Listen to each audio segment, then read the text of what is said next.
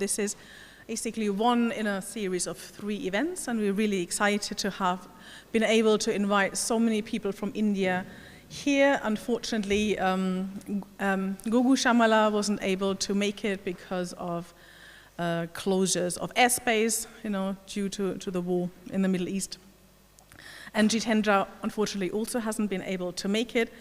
So I will tell you what kind of solutions we found around these kind of obstacles. But first of all, just let me tell you, because this is going to be a recorded event, so I just want to tell you, Cadalfest, as you probably know, stands for Celebrating Adivasi and Dalit Arts and Literature Festival.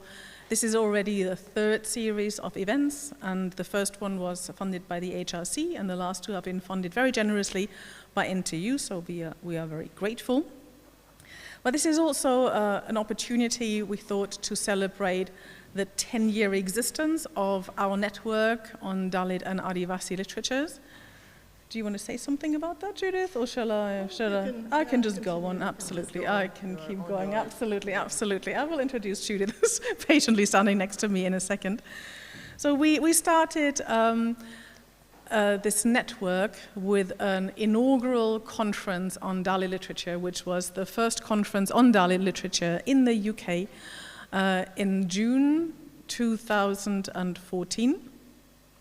And it's been a kind of an interesting ride since then. The network has changed and has become a lot more focused on delivering events that are centered around writers, translators, filmmakers, with sort of researchers having more sort of an equal share in the matter, rather than maybe before it was more a research-led event. So it's quite, I'm pleased the way it has developed, and it has been wonderful.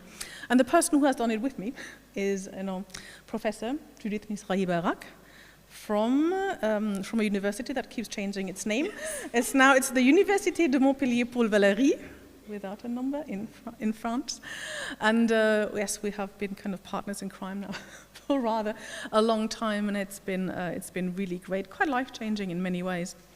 And we are kind of so grateful to Bonington Gallery to kind of have hosted this with us. Thank you so much, Tom and Adam and Alex, who is kind of not here today, for kind of making this happen, creating this lovely space for this sort of 10-year celebration of the network and the culmination of the 3rd Cadalfest series. And I also want to kind of thank our wonderful guests who have traveled so far to come here, and it's a wonderful opportunity because we don't get a lot of funding for these kinds of events anymore, so it's great to have people come from India and from the US, so thank you very much. And thank you, our lovely kind of co-organizers, and our guests. Thank you very much for coming. So I swiftly want to today's schedule remains largely unchanged, apart from the fact that Gopika Jadeja has to kind of make do without Jitendra's presence. But Jitendra has sent a lot of supporting material, and so Gopika will be able to present something to you that she's been working on all night, I understand, because a lot of things had to be reworked. So we are very, very grateful. So I just want to say something briefly about Gopika. Gopika has been with us almost from the very beginning of the network. You were in our first India conferences in Pune, and it's like so exciting to have you here. I mean, we've known Gopika as such an expert, on Dalit and Adivasi literature, but she really has made a name for herself as being one of the best translators in the field, and you can translate from several languages into English, and it's just been.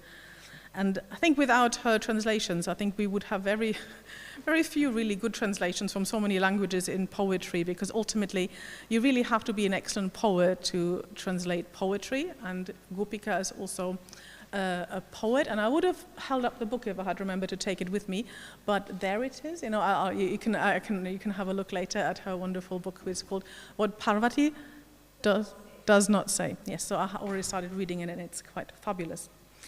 So, I mean, I think without further ado, I will let Gopika take the stand. And Alvin, I also want to kind of do a shout out to Alvin. Ah, there you are, Alvin. Thanks, Alvin Pang, who has been fabulous in supporting Gopika's event and in general. So thank you so much.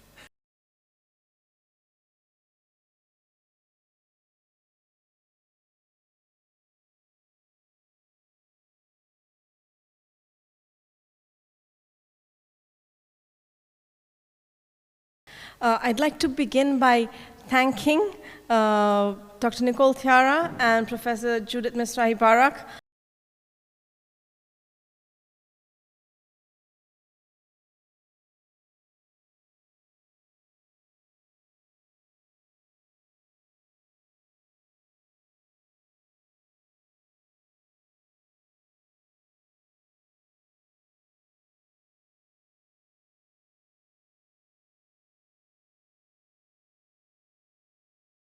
To express my gratitude to both of them and to the institutions that they work with for the support that they have given, both material support and support in spirit, which I think is rarer and becomes more and more rare in today's world.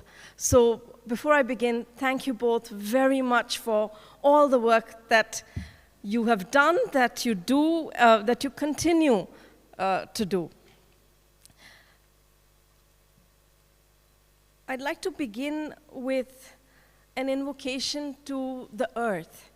I'll read out the translation first, and then we listen to Jitendra Vasava, who was supposed to be here with me, sing this invocation to the earth. I'll speak a little more about the song a little later, but I'd like to give you the words first. Noi bhulji. We will not forget. We will not forget our Mother Earth. We will not forget. There are leaves and fruits on this earth. We pick the leaves and fruits when we like. We will not forget our Mother Earth. There are seeds and water on earth. We harvest the seeds when we like. We drink the water. We will not forget Mother Earth. There are many beings on earth. We live our lives together. We will not forget our Mother Earth. Adam, may I have the first video, please? Good morning, everybody. Nottingham Trent University દ્વારા આયોજિત દલિત અને આદિવાસી art અને literature ફેસ્ટિવલમાં ઉપસ્થિત સૌને ભારતના આદિવાસીઓ તરફથી હું જોહાર વંદન કરું છું. આ કાર્યક્રમની શરૂઆત પ્રથમ સેશન ગોપિકા અને હું જીતેન્દ્ર વસાવા દ્વારા પ્રેઝન્ટેશન કરવાનું હતું, પરંતુ હું નોટિંગહામ યુનિવર્સિટી આવી શક્યો નથી. તે બદલ હું દિલગીરી અનુભવું છું. આપ સૌની માફી માગું છું. અને હું આ કાર્યક્રમની શરૂઆતમાં પશ્ચિમ ભારતના ભીલ આદિવાસીઓ, મુખ્યત્વે 34 જેટલી આદિવાસી ભાષાઓમાં વાત કરનારા લોકોનું હું પ્રતિનિધિ તરીકે આજે હું વાત કરી રહ્યો છું. મારી પોતાની માતૃભાષા દેહવાલી ભીલી છે અને દેહવાલી ભીલીના સૌથી જાણીતા અને પ્રસિદ્ધ એવા કવિ કર્મશીલ સાંગલેભાઈ વળવીની એક રચના છે, નાઈ ભૂલજી ઈ ધરતી હાકીલે નાઈ ભૂલજી. આ રચના, આ ધરતી વંદનાથી આ કાર્યક્રમ સેશનની આપણે શરૂઆત કરીશું. તો ચાલો આપ સૌ મળીને આપણે બધા ધરતી વંદના કરીએ. નહીં ભૂલ જીયામો, નહીં ભૂલ જીયો, ધરતી હાકીલે નહીં ભૂલ જી, નહીં ભૂલ જીયામો, नहीं भूल जियो, धरती हाकिले नहीं भूल जी. यो धरती पे पान न फले, पान न फले, पान न फले. यो धरती पे पान न फले, पान न फले, पान न फले. मन में पड़े ताहा पाने तोड़े जी, फले तोड़े जी, नहीं भूल जी. नहीं भूल जियामु नहीं भूल जियो धरती आखिले नहीं भूल जी इयो धरती पे आन न पाई आन न पाई आन न पाई इयो धरती पे आन न पाई आन न पाई आन न पाई मनु में पड़े ताहा आन काढ़े जी पाई पी जी नहीं भूल जी नहीं भूल जी आमू नहीं भूल जियो धरती आखिले नहीं भूल जी इयो धरती पे जीवे बादा जीवे बादा जीवे बादा इयो धरती पे जीवे बादा जीवे बादा जीवे बादा इली मिली ने दी काढ़े जी जीले जी नहीं भूल जी नहीं भूल जियामु नहीं भूल जियो धरती आखिले नहीं भूल जी धरती आखिले नहीं भूल जी धरती आखिले नहीं भूल जी So this song is in the Diwali Bhili, which is spoken in Western India. It is one of the Bhili languages that are spoken in the region. It's written by Sangalya Valli, who is an Adivasi activist, and this song became very popular and is sung in the Adivasi villages in Western India, both in Gujarat and in Maharashtra. So Jitendra began with Johar, with his greetings, and he has expressed his, he's apologized for not being able to be present here with us all today, and he wishes us all the best for Cadalfest.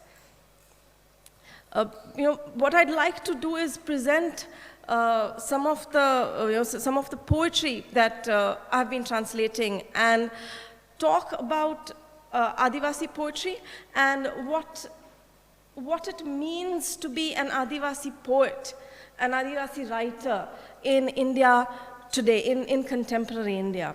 But before we do that, I think it's important to think a little bit more about the term Adivasi itself. Now, the history and politics of the term Adivasi and of the many communities who claim Adivasi identity or indeed reject it for tribal identity are multiple, they are very layered. Besides, the term Adivasi was first used in the 1930s by the Adivasi Mahasabha. And the connotations of and the political lineage of this term is the connotations and political lineages, I would say, of this term are fairly complex. And besides the word Adivasi, there are several other words that continue to be used in academic discourse, in activist discourse, and by intellectuals, both Adivasi and non-Adivasi in India. We have terms like Adivasi, indigenous, scheduled tribe, even Vanvasi, which I would not want to leave out because of the political connotations of the words and of the word and why it has come to be used. So, as a translator then, my aim is to present these voices. Adivasi poets and present the many layers of meaning that are created by Adivasi poets as they negotiate what it means to be Adivasi in India.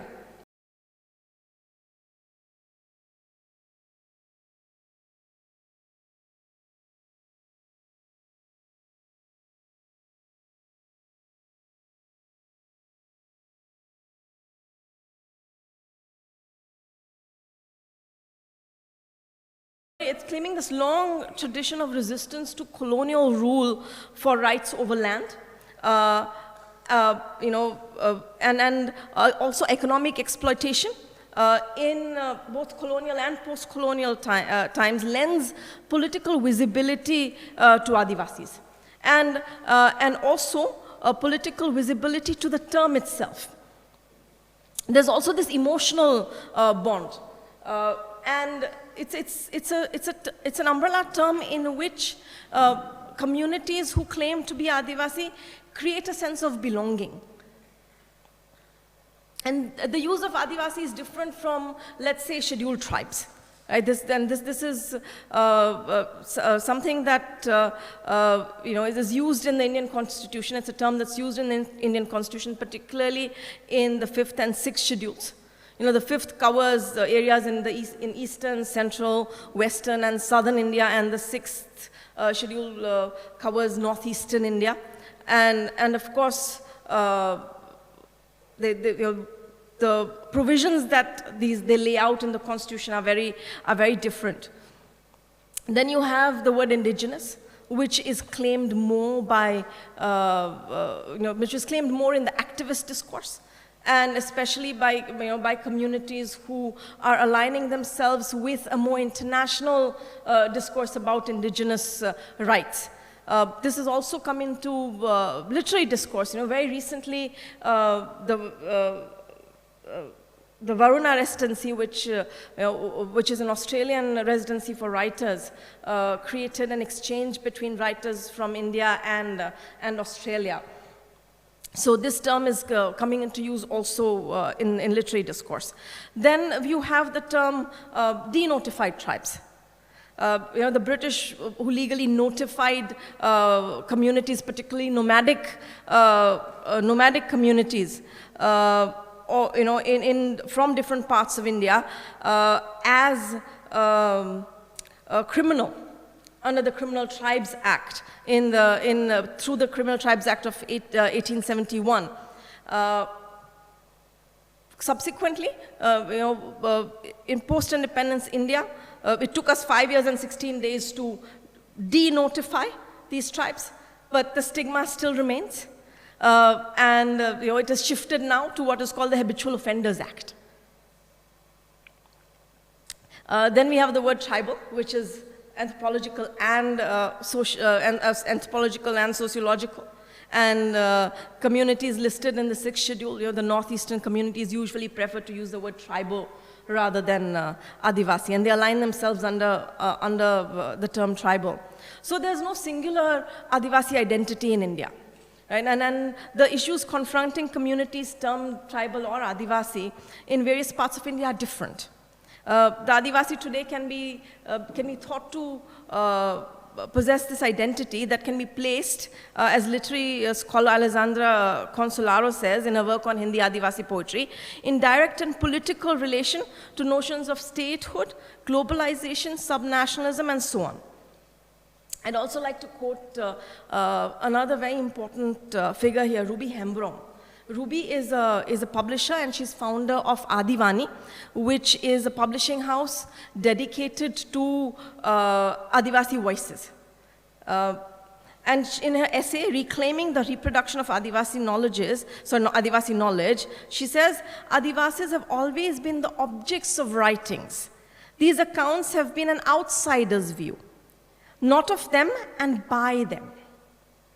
Now, most representations and identity constructions of Adivasis from colonial times to the present have come from non-Adivasis.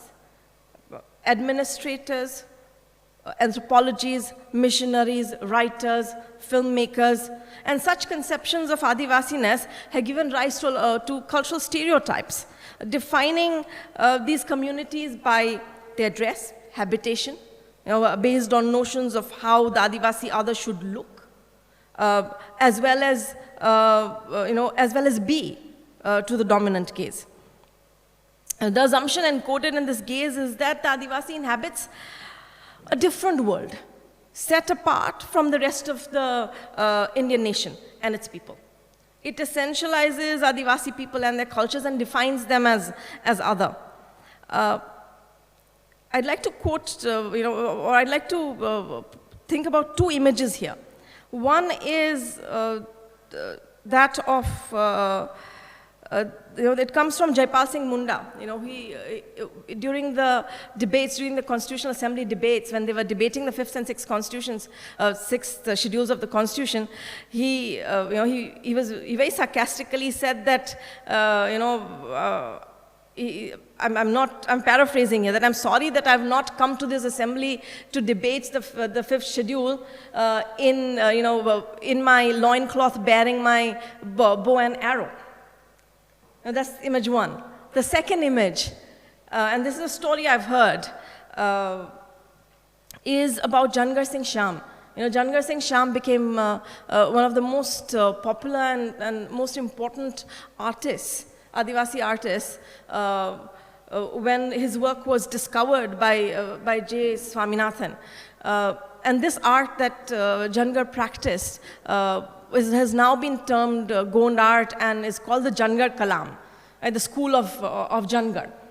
And Jangar Singh Shyam, his work became coveted by the urban elite, and it still is. So there was a show of his in an art gallery in the big city, and as Jangar was present there, the gallery owner told him, he was dressed, nicely dressed there for the opening of the exhibition, and the gallery owner tells him, why don't you go and dress in your traditional costume? Yeah, so I think these are the images and the ideas of these images are what we have to bear in mind when we read Adivasi poetry or any work by Adivasi writers. An important strand in this Adivasi discourse about their own condition is also that of the urban and urban development. I mentioned the big city. So, and this is one thread that is usually ignored in any conversation that we have about Adivasis, because we don't tend to associate Adivasis with the urban. To us, and I'm saying us because I think we are also complicit in this, we are part of this. They are part of the world of the forest. They are hidden somewhere, they are invisible, they are not part of our world in a way. So I think this expression of engagement with the urban and with urban development in Adivasi literature, particularly in poetry, is very important.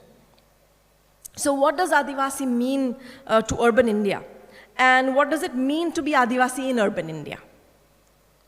Such questions find expression in the work of many poets that I've translated, and that some other translator colleagues have also been translating recently. And I think the other problem that I would like to talk about before I move on to some translations is that of the oral and the literary. In the literary sphere, the oral, which is where we think the Adivasi tradition comes from, right? The singing, the folklore that is passed on through orality.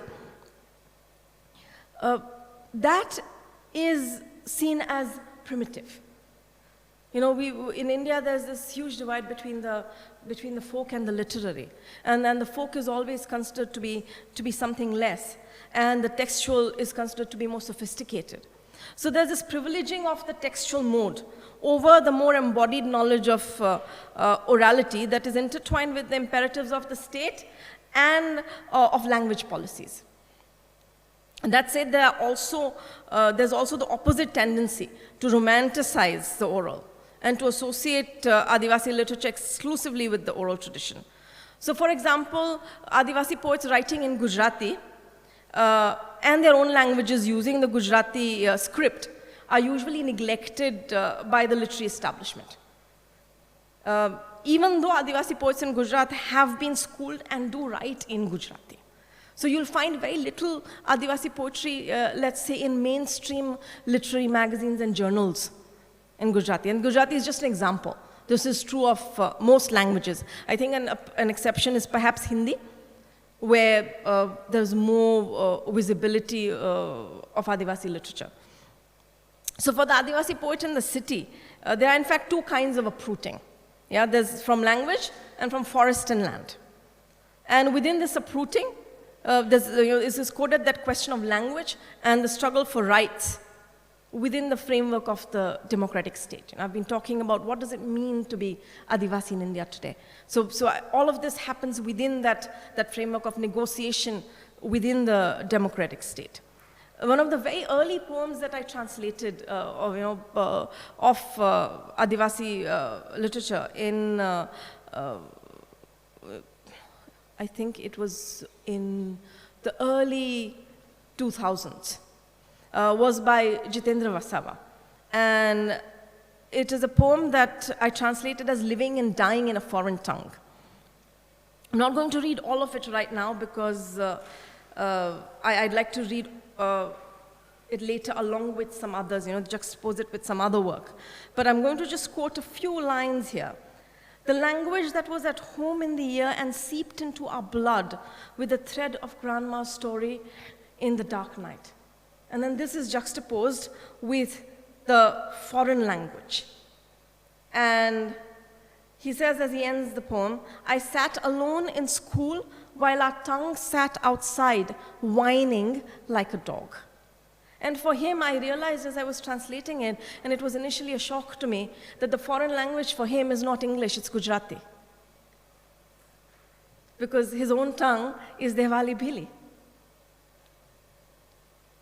So the Adivasi subject then, in Jitendra's poem is it's not the naive, childlike subject of the colonial imagination or the popular imagination in India. There's this recognition that there is a forced uprooting from language and from land. And a recognition that Adivasi knowledge is marginalized. And the Adivasi needs, to use Audre Lorde's term, the master's tools to assert their agency. The Adivasi then exists between the oral and the written, between forest and city. So what happens then to the Adivasi in the city? If we view Adivasi oral culture as embodied knowledge and Adivasi people as embodying cultural knowledge, does the Adivasi carry her stories and her songs to the city? Now, what happens to this voice in the city? Ruby Hembrom, who I quoted earlier, there's another essay in which she says, and how do you sing harvest songs when your forced or circumstantial displacement makes you a road construction worker or a stone quarry miner? How do you sing of open skies, forests and rivers that dot your homelands when you are confined to others' homes as domestic workers or living as economic refugees in cities? Sure, you could sing them, but when you are detached from the context where your stories come from or your songs and dances originate, they become an imagined realm, a world that seems distant, elapsed, stolen, and that's a tragedy. This is very beautifully expressed by, the sentiment is very beautifully expressed by Vijay Singh Pargi in many of his poems. Vijay Singh Pargi passed away recently, and he was one of the finest, not just poets in Gujarati and in his own Bilori language, but also a fabulous copy editor and proofreader, who remained completely unacknowledged by the Gujarati literary establishment. So Vijay Singh Pargi writes this poem with Bilori inflection, that's his language, Bilori language, with Bilori inflection in Gujarati. And he moves the Gujarati away from the standard form. So again, what are the difficulties of a translator when you translate this work? How do you bring in that inflection of the Bilori language that the poet brings into the Gujarati into English? In Bilori, in his Bilori inflected Gujarati, he says, "Parka dehma gandya sherma koi ni hamaru beli. Sherma to rya hamu vahvaya. Hamu ka gadi ni dai sherma. Vagdao murya evi samakma sherna lokue hamari haru reva nahi didi pog melva jeri bhui." And in my translation, in this strange country, in this mad city, we have no savior. In the city, we remain paid laborers. We cannot set our roots in this city. They've left us no land, not even standing room. So there is, there is a kind of necessary flattening of language that is happening here. While a translator may attempt to preserve the multilingual nuances in English, there is a flattening. There is, nevertheless, this becomes an important exercise because it is through this grappling with language, through this flattening,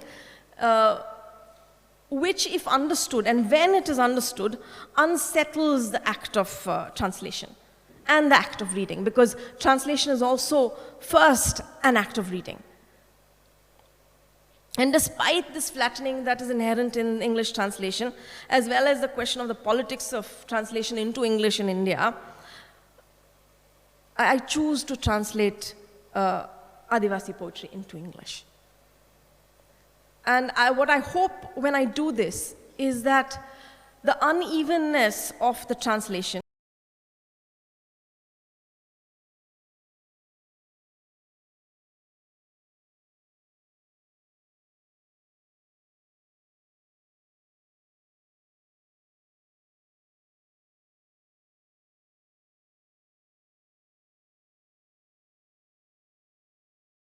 forms. So what I've tried to do here is share a few of my concerns about representation, about politics, about language, translation, orality, urbanity, what are the many problems that the translator of Adivasi literature faces. And also, these are the problems that the reader of Adivasi literature, whether in India or elsewhere, is going to face. I think this is a developing field. We don't have a lot of Adivasi literature in India. One of the very recent efforts that I have made is editing an issue of the literary magazine Muse India, along with Professor Kanji Patel, presenting about 60 to 70 Adivasi poems from different languages around the country, accompanied by a few essays, theorizing the work. I think it's one of the few efforts to bring together Adivasi poetry from around the country together. There have been very scattered efforts at translations, but I think this is one of the first consolidated efforts to bring this work together. And, and I hope to continue to do it. But what does Adivasi expression look like? And I'd like to show that through some of the works themselves. I'd like to read first from the work of Jitendra Vasava, who you met on screen. The first poem that I'm going to read is called I'm the Fetus of the Earth.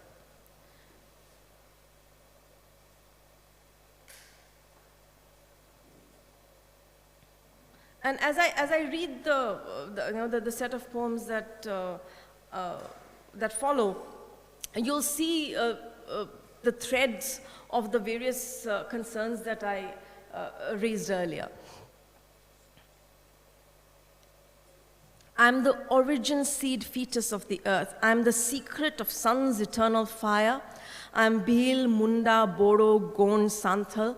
I'm Adi, first of humans. I'm Vasi, the nomad who settled on this land. Live me completely. I'm heaven on earth. I'm the origin seed womb of the earth. I'm the secret of earth's eternal fire. I am Sahyadri, Satpura, Vindhya, Aravali, peak of the Himalayas, the edge of the southern sea. I'm the green of the northeast. Wherever you cut trees, sell mountains, you will find me on sale. When rivers die, I die. You can inhale me with your breath. I'm the essence of your life. I'm the origin seed womb, fetus of the earth. I'm the secret of sun's eternal fire. You are, after all, my air. You are also my blood. Temptation, greed, power leave you blind to the wholeness of this world. You call the earth, earth. You call her mother. You call the river, river. She is our sister. Mountains appear to you as mountains. He calls us brother. The sun is our grandfather. The moon, our mama, our uncle. This bond tells me to draw a line between you and me. Yet, I don't agree that you will thaw on your own. You know, I am ice absorbing heat. I am the origin seed fetus of the earth. I am the secret of sun's eternal fire. I'm going to shift a little bit here and read a couple of songs from the oral tradition that have been collected by Anil Patel. This first song is called Darta Nahi, and it was published in an anthology called Gujaratni Adivasi Kavita. We are not afraid. We don't fear anyone. We are Adivasi, kings of the forest. We are dwellers of the forest. We are Adivasi, kings of the forest. We are not afraid. This is a pre-independence song sung by Adivasis in the movement against the British. We live by the riverbank, we live by the riverbank. We are dwellers of the forest, we are Adivasi, kings of the forest. We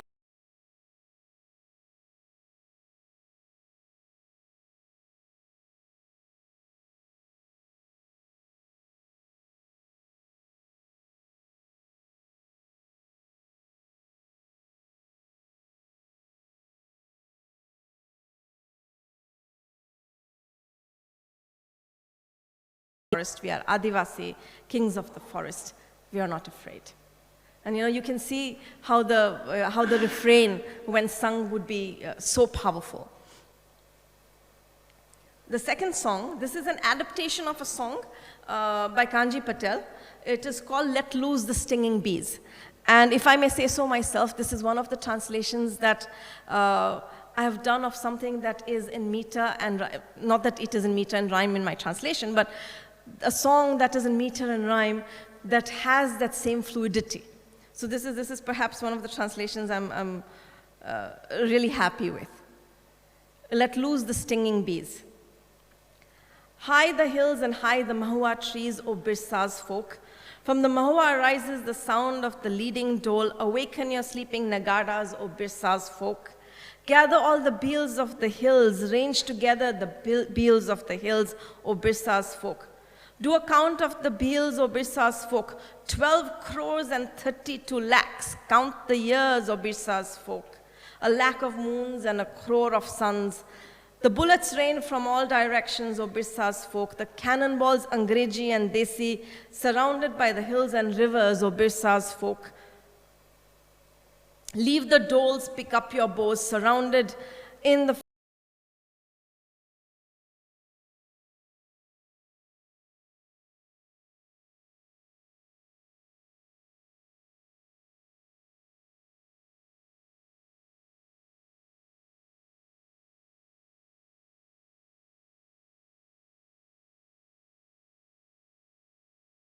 Nagpur region into struggle against the British, and he's become a very important Adivasi icon today.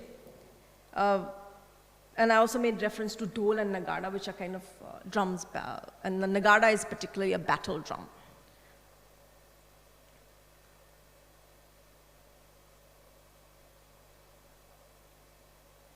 Okay, this next poem is called Living and Dying in a Foreign Tongue. And I think this is a poem that has become, I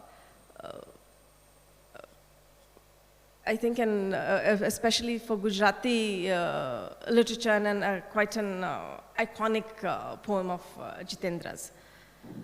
And I think it is because it is so easily available, this is one of the works that people tend to study as well. Living and Dying in a Foreign Tongue. Living and Dying in a Foreign Tongue by Jitendra Vasava.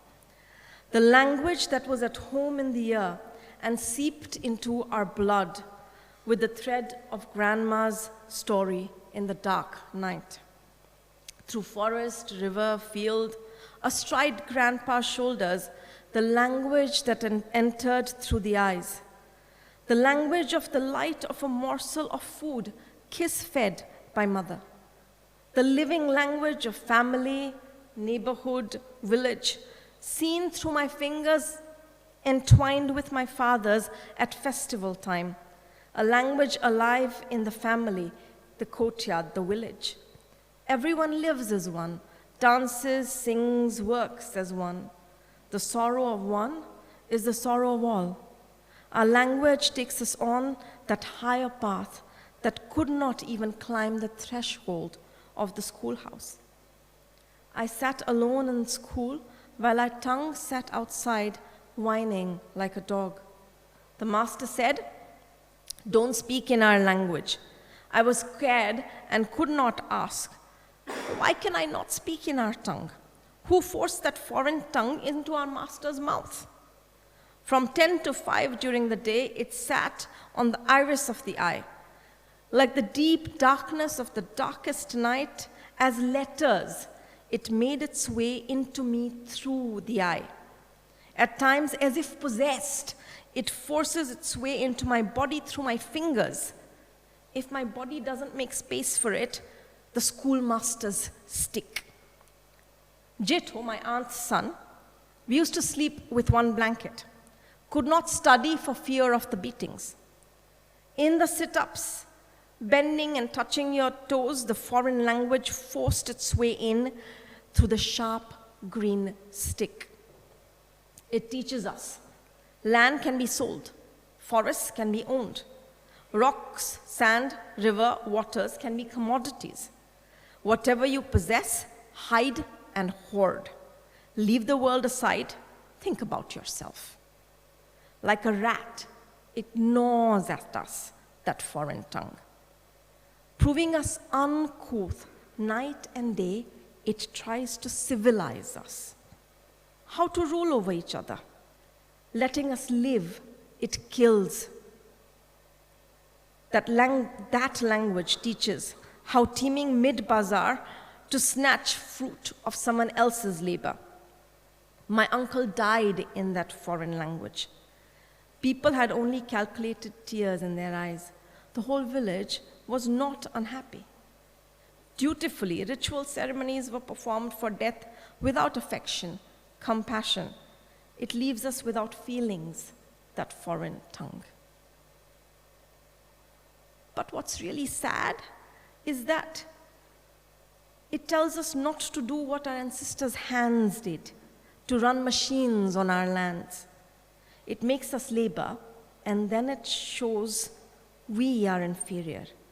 Inferior the ways of our mothers and fathers, our tradition. What can I say? With legs, hands, eyes, it cripples, blinds us, and leaves us in the midst of our language. It leaves us dead, that foreign language.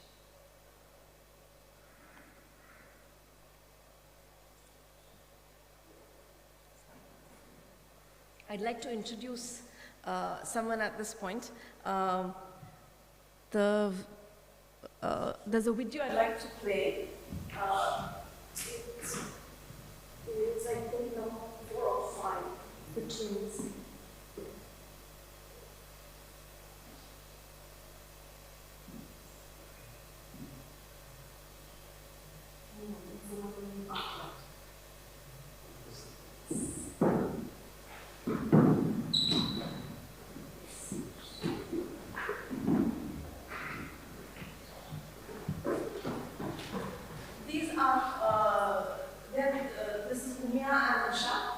They're twins, and they were part of the Adivasi poetry workshop that we did that we conducted at Nottingham at the Aga Khan, the AKRSPI. I'm forgetting exactly what the full form is. At the AKRSPI in Gujarat at this place called Nottingham. This was one of the Cadalfest events in December 2023, and the twins participated in this event.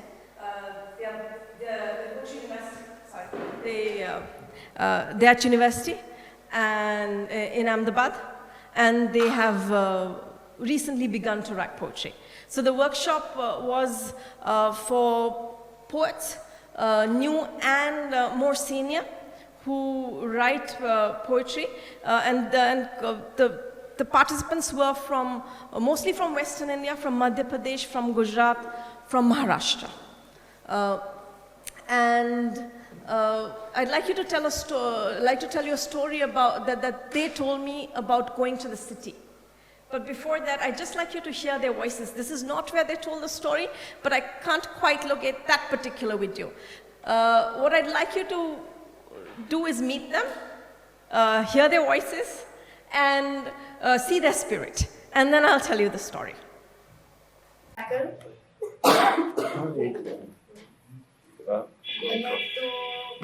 Jitendra sir और madam का धन्यवाद। सबने किया ही है, लेकिन मैं पहले दिन फोन किया था सर ने, तो मैडम है और वही सब आयोजन करने वाले हैं। तो मैंने सोचा था मैडम कैसी होंगी, कैसे कपड़े पहनने होंगे, क्या करेगी, क्या कैसा स्ट्रिक रहेगा, ऐसे बैठो, ऐसे खाओ, ऐसा करे। मुझे सच में मैं बोल रही हूँ, मुझे ऐसा तो पहले तो मुझे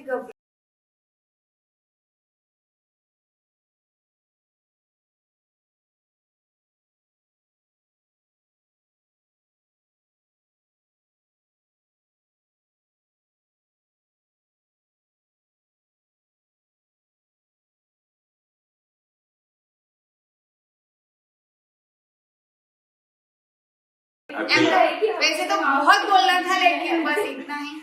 बधाना धन्यवाद। मैंने नव जाना मळ्યું। हिंदी थोड़ी बहुत आ गई, आती है, लेकिन मुझे बोलना अच्छा नहीं लगता।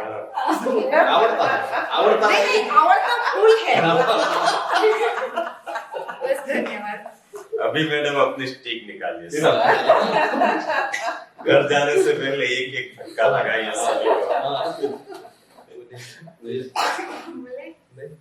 बोल एक कर ली थी। अर्धी लीटी क्या बोलो? अर्धी लीटी। हाँ। हम तो मैंने बोलवाने वाले फालतू ना थी। तो ये तो बोला कि नहीं? हिंदी में बोले। वैसे तो लेकिन हिंदी में मिस्टेक। कोई बात। तो इंग्लिश बोल लिया ना? चलो। वैसे तो मुझे ज्यादा बोलना आता नहीं, मतलब मैं कम बोलती हूँ, इसलिए शब्द वो क्या बोलते हैं, माफ करना मुझे। यहाँ मतलब के 3 दिन का वर्कशॉप था, उसमें कल तो हम बीमार थे, सारा दिन खराब निकल गया उसमें से। कल तो मैंने कुछ भी नहीं सीखा, सिर्फ शाम होने के बाद जो समझा वही। वैसे तो हमारी सिस्टर सिखा देगी। और मैडम और जितेंद्र सर का धन्यवाद कि यहाँ आने के लिए हमें काबिल समझा, वही बड़ी बात है। 10 लाइन बोल दिया आपने। आज एक नवा अनुभव होता है। नमस्ते। 3 दिनों में जो चरण पांचरी साहित्य की आदर्श के लिए बहुत। सॉरी सर, मैं आप पे आया नहीं था अभी तो, sorry. This was the last session. This was the last session of the workshop, and we were basically having each other speaking about what they expected from the workshop and gained from it. And one of the things that Unya expressed is that before she came to the workshop, she was a bit activist, and she didn't know what I would be like. She's coming around to say she didn't know what I would be like. Would I be student? Am I a student? Am I a teacher? Who am I? And what am I going to do with it? And then she goes on. She switches between Gujarati and Hindi. And there's one thing that she says there at the end, which is, I speak a little bit in Hindi, but I don't like speaking in Hindi. And she also, that movement from Gujarati to Hindi, I think is quite significant. Because Hindi is fast becoming this language that a lot of Adivasi poets are using in order to reach a larger audience. Which is also something that Jitendra has been doing, and I asked him that question. I'll play this, his response to that question after this. But there's a story that Umya and Usha told me when we had a tea break during the workshop, and they said when they went to university in the city, they went to Ahmedabad, and they live in a hostel. And many of us sitting here know what hostels are like. Even here, actually, I was in the student halls at SOAS about 2 decades ago, and I remember having to struggle with the window, not being able to open it, and walking out in the dead of the night because I just needed some air. And they reminded me both of my younger self and what it means to live in a city, and particularly also what it means to be Adivasi and to live in the city. So they live in the hostel, and they said, the first day, second day, third day, days go by, and they keep feeling uneasy. They say, we looked out of the window and there was not a tree in sight. The sky was not clear and there was not a tree in sight. And they kept repeating that. Koi jhadwa na dekhai, koi jhadwa na dekhai. I could not see a single tree. And one day they just set out. They started walking and they set out. And they walked for a couple of kilometers till they found a tree. And they said, we went there, we stood there, we stood there with the tree, we stood under the tree, and just spent some time with the tree. And they said, when we were able to stand there, we were finally able to breathe, to let out a breath. So this incident to me is part of what what urban life means. Both, of course, for anyone who lives in a city, but particularly for someone who calls forest home.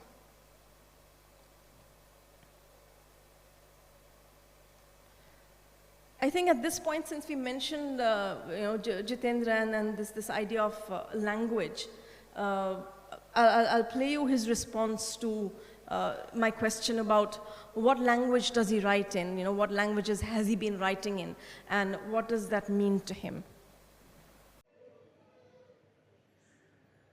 ગોપિકાબેન, તમારો બીજો પ્રશ્ન છે, તમે કઈ ભાષામાં લખતા હતા અને હવે કોઈ ફરક દેખાય છે કે, અને શા માટે?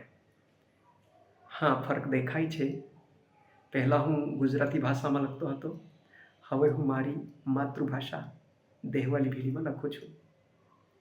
જ્યારથી મને સમજાયું કે ભાષા એ એક સમુદાયનું જીવન દર્શન છે, વર્લ્ડ વ્યૂ છે, ત્યારથી હું મારી માતૃભાષામાં લખવાની શરૂઆત કરી છે. અને માતૃભાષા, દરેક વ્યક્તિને પોતાની માતૃભાષામાં સપનાઓ આવી શકે છે, સપનાઓ જોઈ શકે છે. અને એ માતૃભાષામાં જોયેલા સપનાઓ ખરેખર એ વ્યક્તિ એને ચરિતાર્થ કરવા માટે પ્રયત્ન કરે છે. અને એટલા માટે મારી માતૃભાષામાં આવનારા સપનાઓને, મારી માતૃભાષામાં આવનારા વિચારોને મેં આ મારી માતૃભાષામાં લખવાની શરૂઆત કરી છે.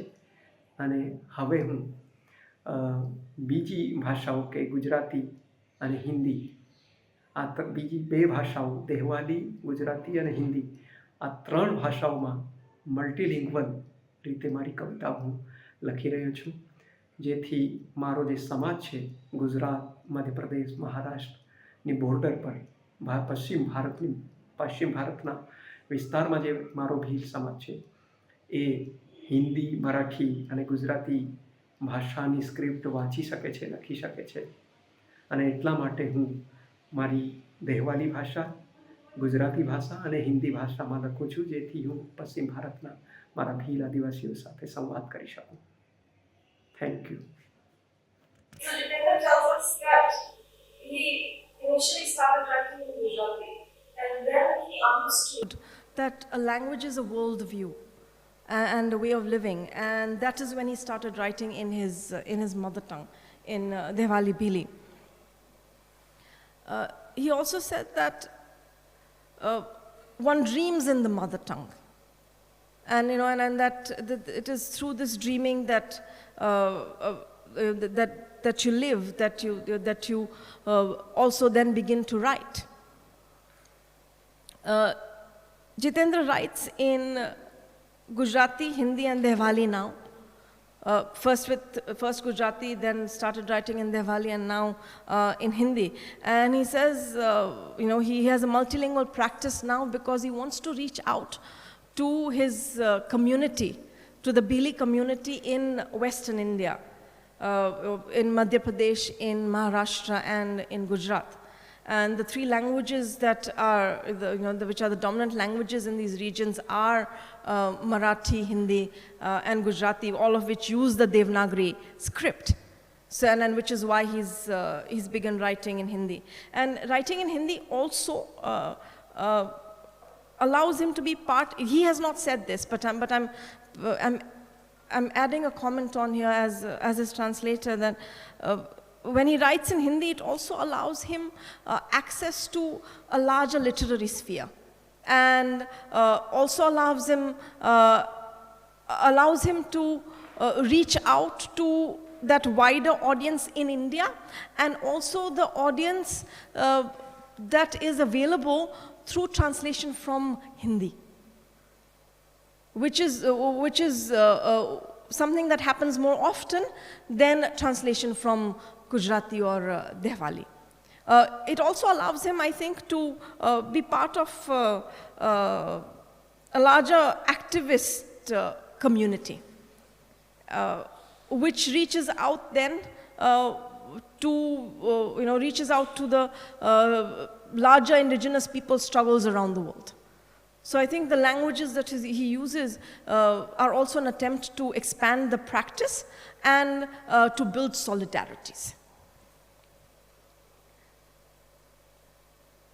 And on the question of language, I'll read you another poem by Jitendra.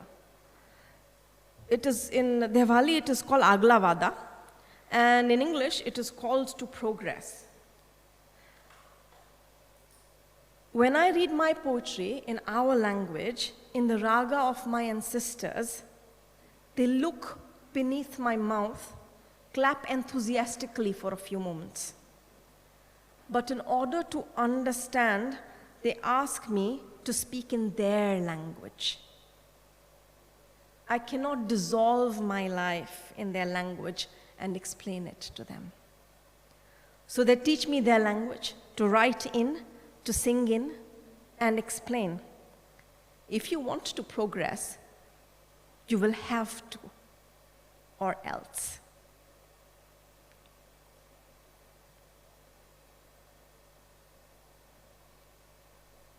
There's another poem that extends this idea. It's called Under Duress, Jav Jovij in Dehwali Bili. We understand we have to write. We did not want to form the letters, but the letters tricked us, our people. Letters landed on us like chains, tied us down in limits, in rules, in laws. Our people could not recognize letters and were seized by words. Now, without forming letters, there is no crossing the darkness of life, no freedom. Under duress, we learnt the letters. We who carry the letters on our tongues, who sing of mountain, of river, of fields, could have lived without paper, without letters. But under duress, to turn the bald mountains green, bring waters to the dry rivers, give life to dying lands, breathe life into crowds, we began to write.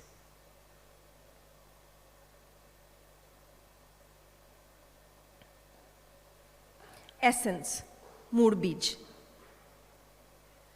You ask about the shape and form of my life? I do not know.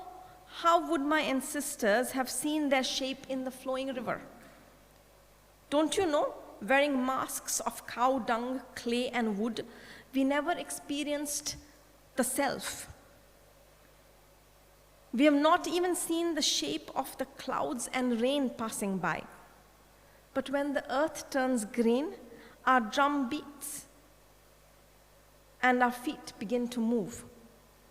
We forget who is man, who is woman. We dance, we sing. Even when we have not seen the self, don't you know, in the reverberating of river, mountain, rock, drums, we become one. There's a truth. Our breath stops when we see fields, when we see trees and forests thirsting for water, as if our roots are thirsty. We make our drums cry then. Don't you know, when someone turns rocks to dust, beheads trees, stops the river flowing, burns swamps to make ash, we feel we have lost ourselves. Then we understand dust from the earth, mountains of rocks, river water, breath of the wind, fields of corn, light of day, darkness of night are the germ of our days. You see, essence does not have a shape.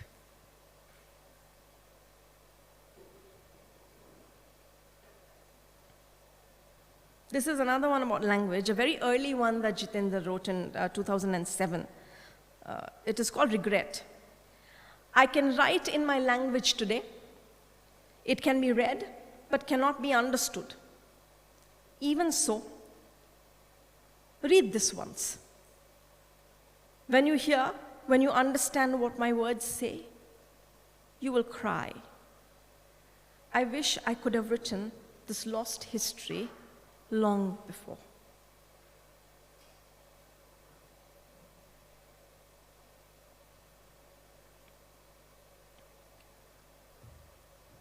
This one is called Adivasi poetry.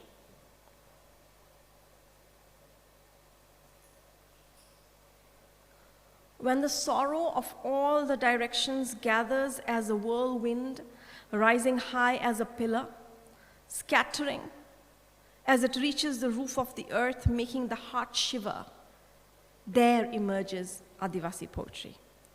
When there's anguish in jungle, in mountain and grasslands, in the bowels of the earth, in the waters of the rivers, when people leave their mud huts like mice escaping a flooded nest, carrying their handal chauta, their goods, the household goods which are carried on the head, in the crooks of their waists in search of land, when what rises in the tears in their eyes is Adivasi poetry. After a few drops of rain, trucks from the sugar factory arrive and stare at the empty huts.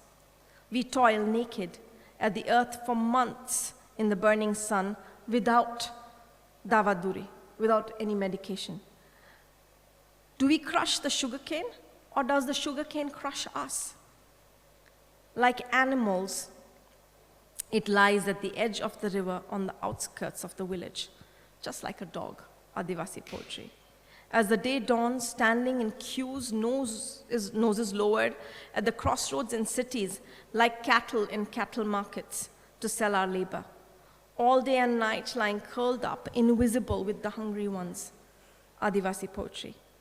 Like one who carries the weight of the house rising with the first cock crowing, going to the jungle with axe on her shoulder, walking to the city through 5 villages with firewood on her head, pregnant, but carrying back 1 kilo of flour, rice, oil worth 2 rupees, salt, chili powder.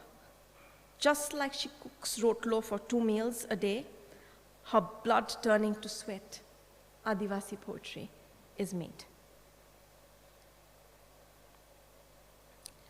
I think at this point, let's listen to Jitendra once again. નમસ્તે ગોપિકાબેન, તમારો પ્રશ્ન છે, તમે મૌખિક પરંપરામાંથી લખવાનું શા માટે પસંદ કર્યું? એનો જવાબ છે, મૌખિક પરંપરા એ અમારા જીવનના આનંદ ઉલ્લાસને વ્યક્ત કરવા માટેની પરંપરા છે, જેમાં જન્મથી માંડીને મૃત્યુ સુધીના તમામ રીત રિવાજોને ગાવાની પરંપરા છે. અનેક વાર તહેવારોમાં વાજિંત્રો, ગીતો, નૃત્યો સાથે જીવનના આનંદને ઉલ્લાસને પ્રકટ કરવા માટેની આ એક પરંપરા પ્રથા છે. મૌખિક પરંપરામાં અમે અમારા જીવનની પ્રકૃતિ સાથેના સંબંધોને રજૂ કરનારી અનેક કથા, કહાની, ગીતો અને વાજિંત્રો, નૃત્યો થકી અમે આ પરંપરાને જીવતી રાખીએ છીએ. પરંતુ છેલ્લા કેટલાક વર્ષોમાં અમારા જીવનમાં અનેક પ્રકારના ફેરફારો જોવા મળે છે. બાહ્ય સાંસ્કૃતિક દબાવો, બીજા અન્ય લોકોના અમારા ઉપર પડેલા પ્રભાવો, શિક્ષણ અને આર્થિક વ્યવસ્થાઓ, આ બધાની સાથે અમારા જીવનને ગોઠવતા હાલના આદિવાસીઓ અનેક સમસ્યાઓથી ઘેરાયેલા જોવા મળે છે. અને એ સમસ્યાઓને મૌખિક સાહિત્ય રજૂ કરી શકતું નથી. એટલા માટે નવી પેઢીના, અમારા જેવા જે લખનારા, વાંચનારા લોકો છે, નવી પેઢીના લોકોએ એ મૌખિક પરંપરાની સાથે સાથે સમાંતર લેખિત પરંપરાને અપનાવી છે. અને લેખિત પરંપરા દુનિયામાં જે લિખિત પરંપરાઓ ચાલે છે, કવિતાઓ, ગીતો, નાટકો, નવલકથાઓ, આ બધામાં આદિવાસીઓ પોતાના આ નવા જીવનના પ્રસંગો, નવા જીવનના અનુભવો, નવા જીવનની સમસ્યાઓ અને પ્રકૃતિ સાથેના એમના સંઘર્ષો, વ્યવસ્થાઓ સાથેના એમના સંઘર્ષો, પ્રકૃતિ સાથેનો એમનો પ્રેમ, આ બધું જ આ નવી પેઢીના લોકો આ લેખિત સ્વરૂપમાં આવ્યા પછી દુનિયા સામે મૂકવાની શરૂઆત કરી છે. અને એટલા માટે આ નવા સ્વરૂપથી દુનિયા સુધી પહોંચવા માટે દુનિયાને અમારા જીવનના અનેક પ્રશ્નો અને આ નવા જીવનના અનુભવો સંભળાવવા અને એમની સામે, દુનિયા સામે લાવવા માટે આ અમે લેખિત પરંપરાનો સહારો લીધો છે. એટલા માટે હું મૌખિક પરંપરા તો સાથે છે જ, અમારી મૌખિક પરંપરામાં અમે જીવીએ છીએ, પરંતુ દેશ દુનિયા સામે અમે અમારા જીવનના અનુભવોને પહોંચાડવા માટે આ લેખિત માધ્યમને પણ અમે અપનાવ્યું છે. અને એટલા માટે જ હું લેખિત સ્વરૂપમાં લખવા માટેની રીત તરફ આગળ વધી રહ્યો છું. So I asked Jitendra a question about why he chooses to write. Now, when there is this very rich oral tradition, why does he choose to write? Jitendra has done his doctoral research on the folklore and the oral literary tradition of the Diwali Peels. So he says that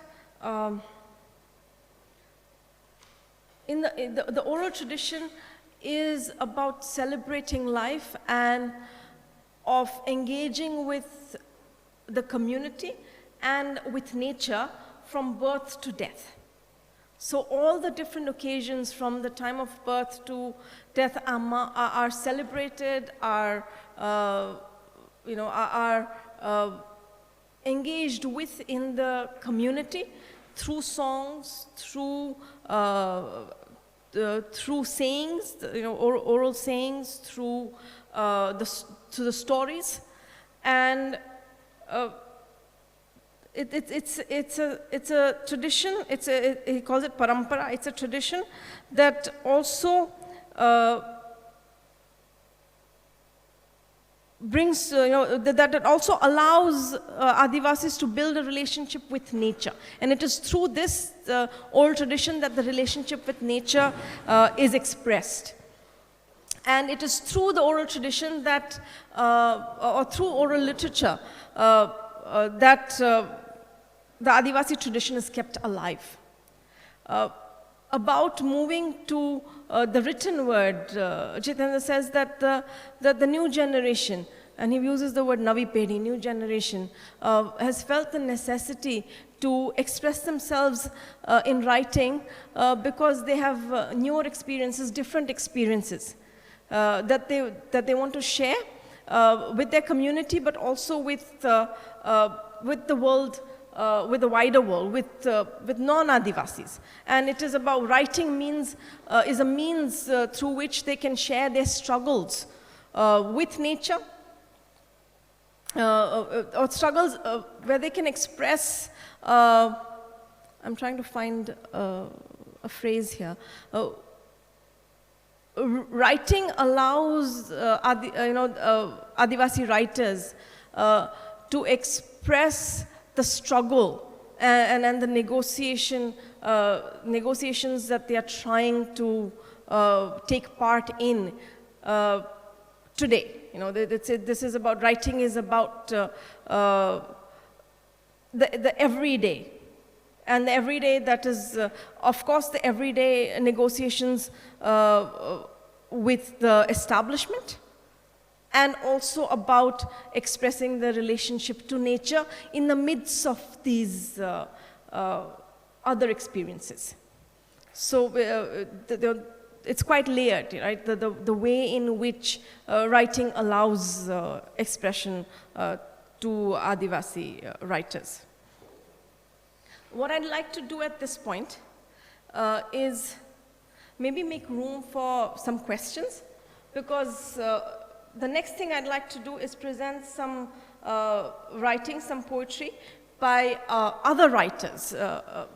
I'd like to present two writers who write in Hindi, Poonam Vasam and Anuj Lugun. But before we do that, does anyone have any questions? Would we like to take a pause and reflect or think a little more before we move on?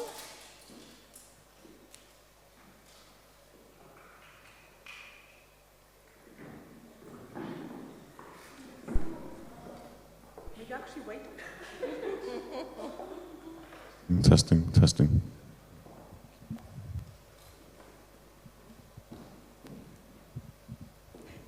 So I would first like to thank you for translating Living and Dying in foreign tongue, because I have studied that poem, and it feels like I couldn't have read it because it was in Diwali Bhili language, so it got accessible because you translated it.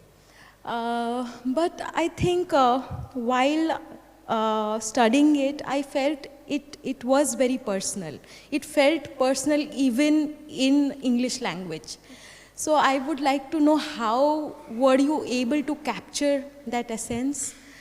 And as a translator, I would also like to know, and as someone who knows the language, so I would like to know if you think Diwali Bhili language, it requires a script, because like many of the Adivasi languages are formulating their own script that is representative of their language. So I wanted to know your opinion in both the things.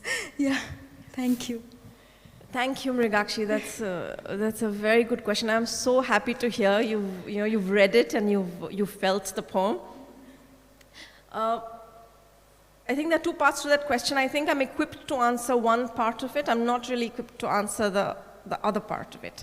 My understanding of Diwali Bhili comes from my understanding of Gujarati and of Hindi, and an understanding of the northern Indian languages, because there's a bit of Marathi as well.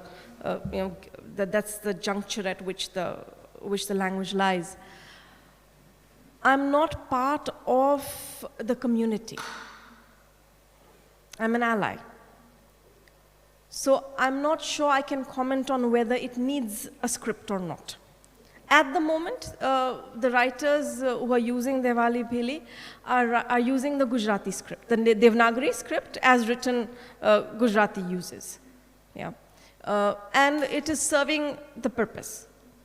You know, I understand that there are other languages which are looking for script. I mean, Kutchi is not an Adivasi language, but Kutchi is a separate language from Gujarati, you know, Gujarati being the dominant tongue in Gujarat. And Kutchi is also looking to create a script. I think this is a question that is a broader question also, not just for the Adivasi languages, but there are many languages in India which do not have a written script.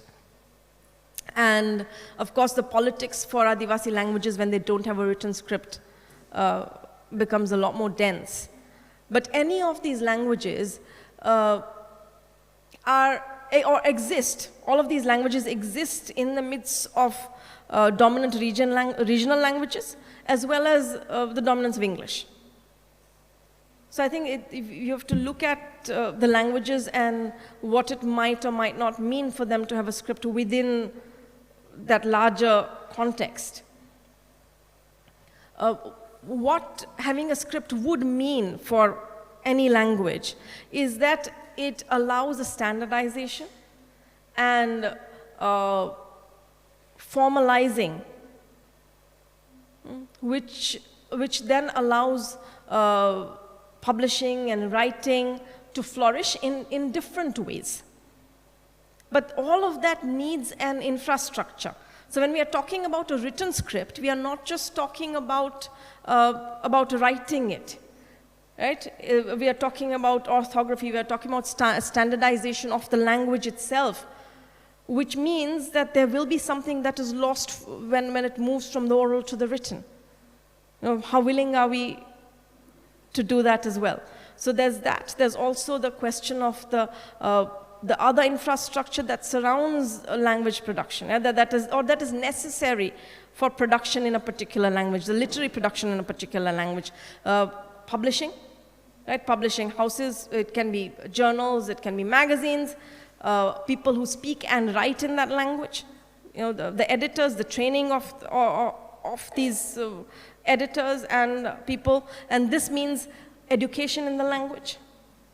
Right? So you're talking also about the involvement of the state in making provisions for the language and education in the language. So it's a very complex issue. And you know, we can only begin to scratch at a response. But what I'll leave open are questions for you to think about. What does it mean to develop a script? And what is necessary once a script is developed to keep it alive? The second question about translation and how I translated it so that it can be felt. That's a very difficult question, because as a poet, you're thinking about creating a poem. You are also thinking about taking somebody else's words and conveying the connotations of those words with sincerity. I'm going to use the word sincerity there, right? I don't want to talk about the original and the translation. What is it that you're able to capture and then bring to the reader when they read? If you talk in terms of language, I tried to capture the rhythm, right? I think poetry, what's very important with poetry is sound. Right? So when you cannot get rhyme or meter, it is important to work with sound. And because the languages are so different, you have to find words that will create sounds that convey the emotion in English. So I think I worked a lot with sound. I worked a lot with connotation, with image.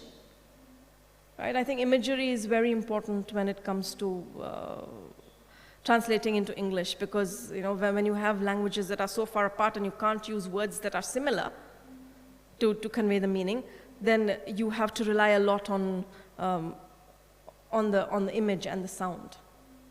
And I think imagery and sound become very important then. Yeah. Thank you.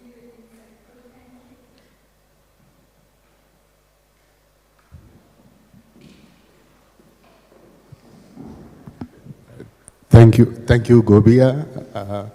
Without this translation, I'm from Kerala, from India, and I don't speak none of the Indian languages other than Malayalam.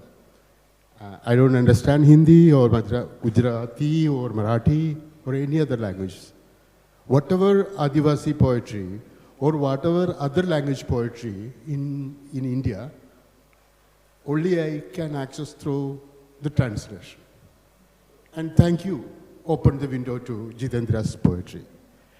And my question to you that when you talk about Adivasi literature in India, how do you pick a poem or a poet to translate? And are you aware of the South Indian Adivasi literature? As I'm coming from Kerala, it's a small place and small group of people. Right now, in Malayalam poetry, there is prominent 4 or 5 prominent Adivasi poets, including Ashokan Marayur. Ashokan Marayur. He is writing in Irula language. And Sukumaran Chaligada, he is writing in Rivula language using Malayalam script.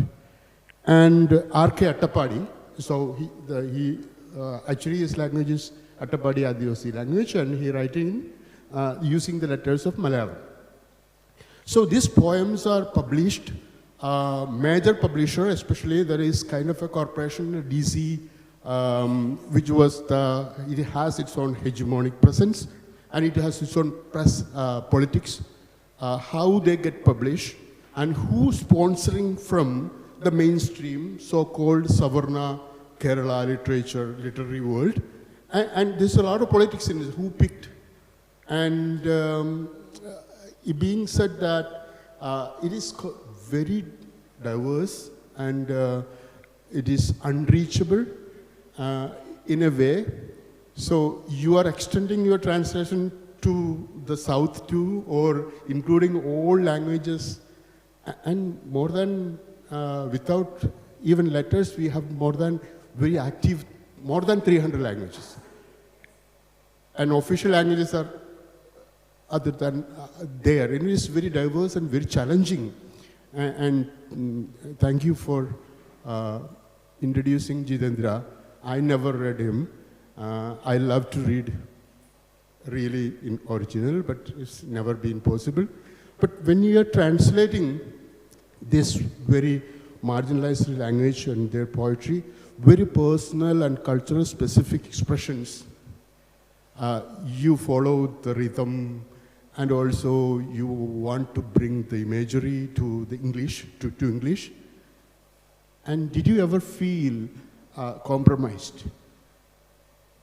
And can you explain that experience when you're rewriting poem in other language? Once you translate that poem, it is not Jitendra's, that's your poem.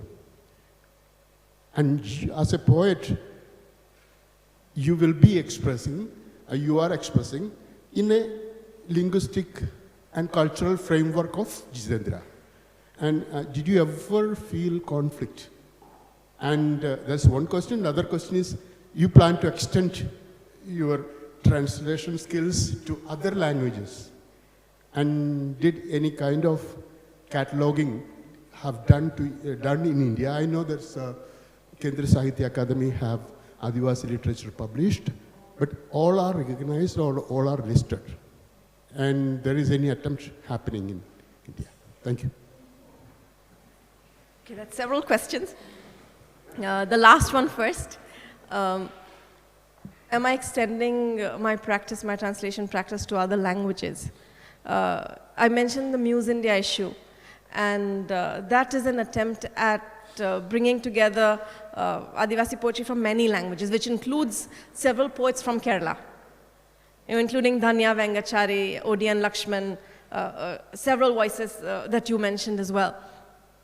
So, and there is an article by Dr. Lakshmi Priya, which does a survey of the recent collections of poetry from Adivasi languages in Kerala.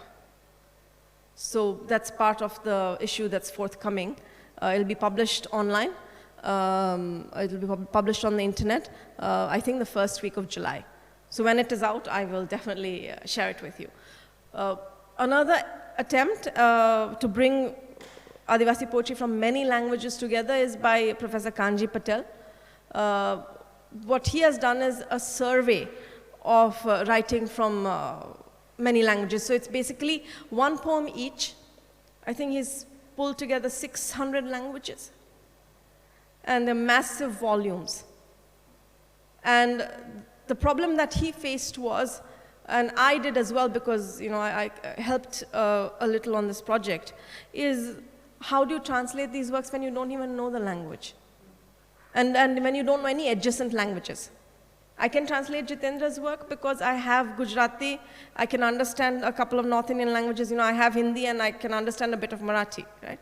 So that helps in translating the Devali Bhili, particularly when he gives me the Gujarati translation and I have the Devali Bhili also. That's how I translate, with both languages. How do you do that when I don't even have the script? Let's say the writer's from Kerala, I can't read Malayalam, right? So how do you do that? So one of the ways Kanji Patel did this was through Hindi. For a lot of the poems, and he asked the poets if they can give him Hindi translations. And through that, many people, many translators, through the Hindi translated into English. Hugely problematic. But it is one mechanism that we can use. And of course, then, this is such a huge project that it is not possible to bring the poet and the translator together. Ideally, what we would like to do is put the poet and the translator in the same room. Ideally, a translator who understands that language or an adjacent language. If not, someone, they have at least one common language that allows you to build the translation together. But that's not possible when you have such a huge project. So even with its problems, I think Kanji Patel's project is an important project, and it will bring to light a lot of these poets and allow people who don't have any of these languages to read them. It will build, I think it will build a stream in Indian literature. It will help build that Adivasi literary discourse also, make it stronger, I think.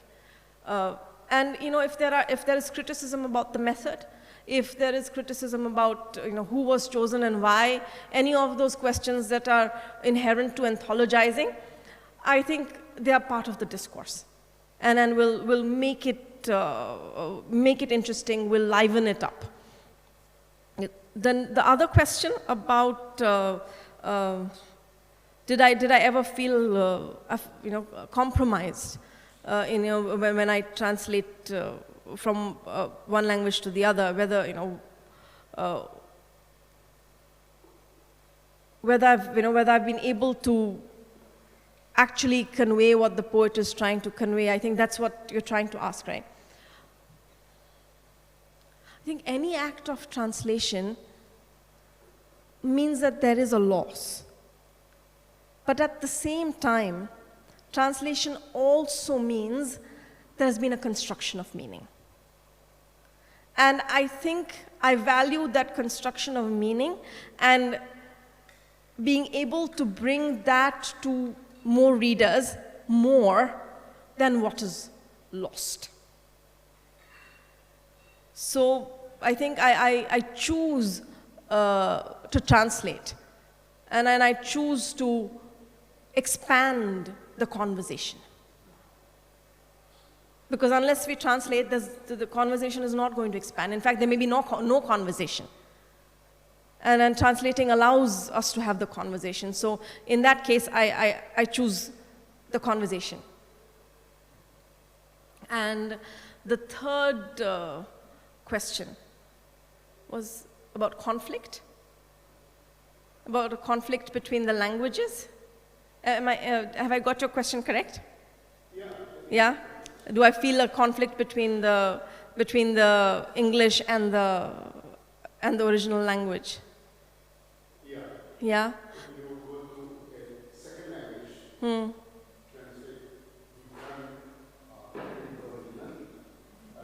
then the translation of the translation.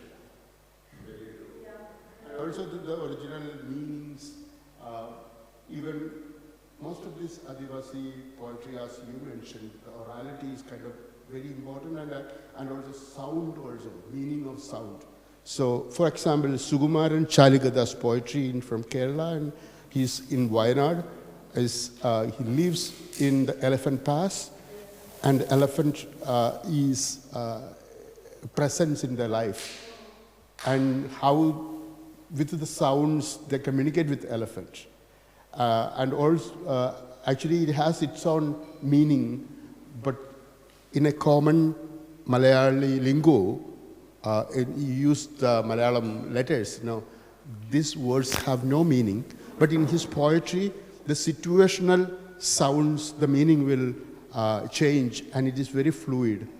It is like a slip through the words to words and expression to expression. And in that situation, when you're bringing the sound to the other language, that conflict I was talking about, Yes, and I think in cases like this, and I think just to translate Adivasi poetry or even the Dalit poetry which I've been translating, you have to be part of that context in some way or the other. You have to put yourself there. Like you spoke about the elephant passage, right? And then how elephants are part of the everyday life. I have to understand, as a translator, I have to understand that. So unless I have that knowledge and understanding of the context and the everyday lives of the poets who are creating this work, I cannot translate it. I have to immerse myself in that. And I think as a translator, that is what I bring, which is that I think is different from what other translators sometimes do. I'm not translating just the text.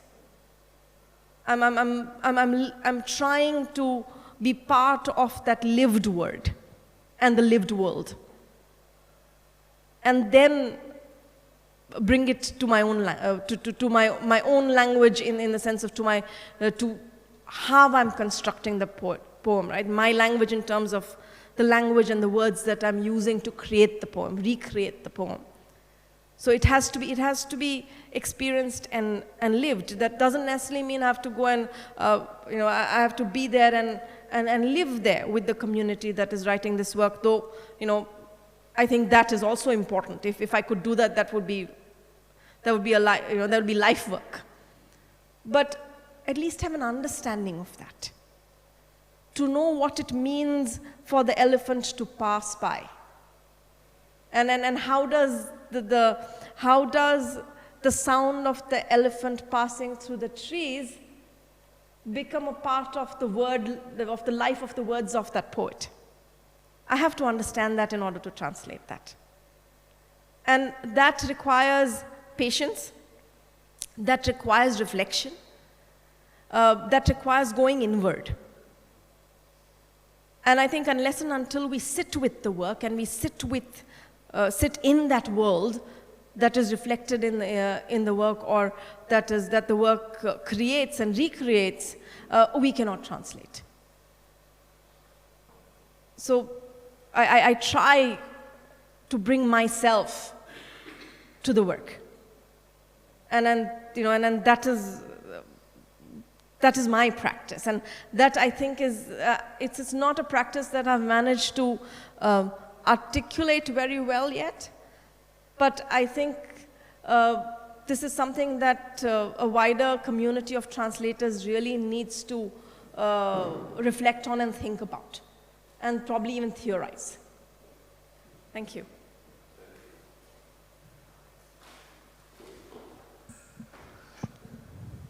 Hello, thank you Gopika for coming all the way from India and to presenting and introducing the work of Jitendra with us. So my question is to you is like, how do you see the changing discourse in the context of Adivasi history, particularly like we see that from naming to subsuming them under the broader Hindutva political ideology, like the terms like Vanvasi and the imposing Hindi as a monolithic language. So how do you see this, and what are kind of challenges you see as a translator in this context? Yeah, thank you.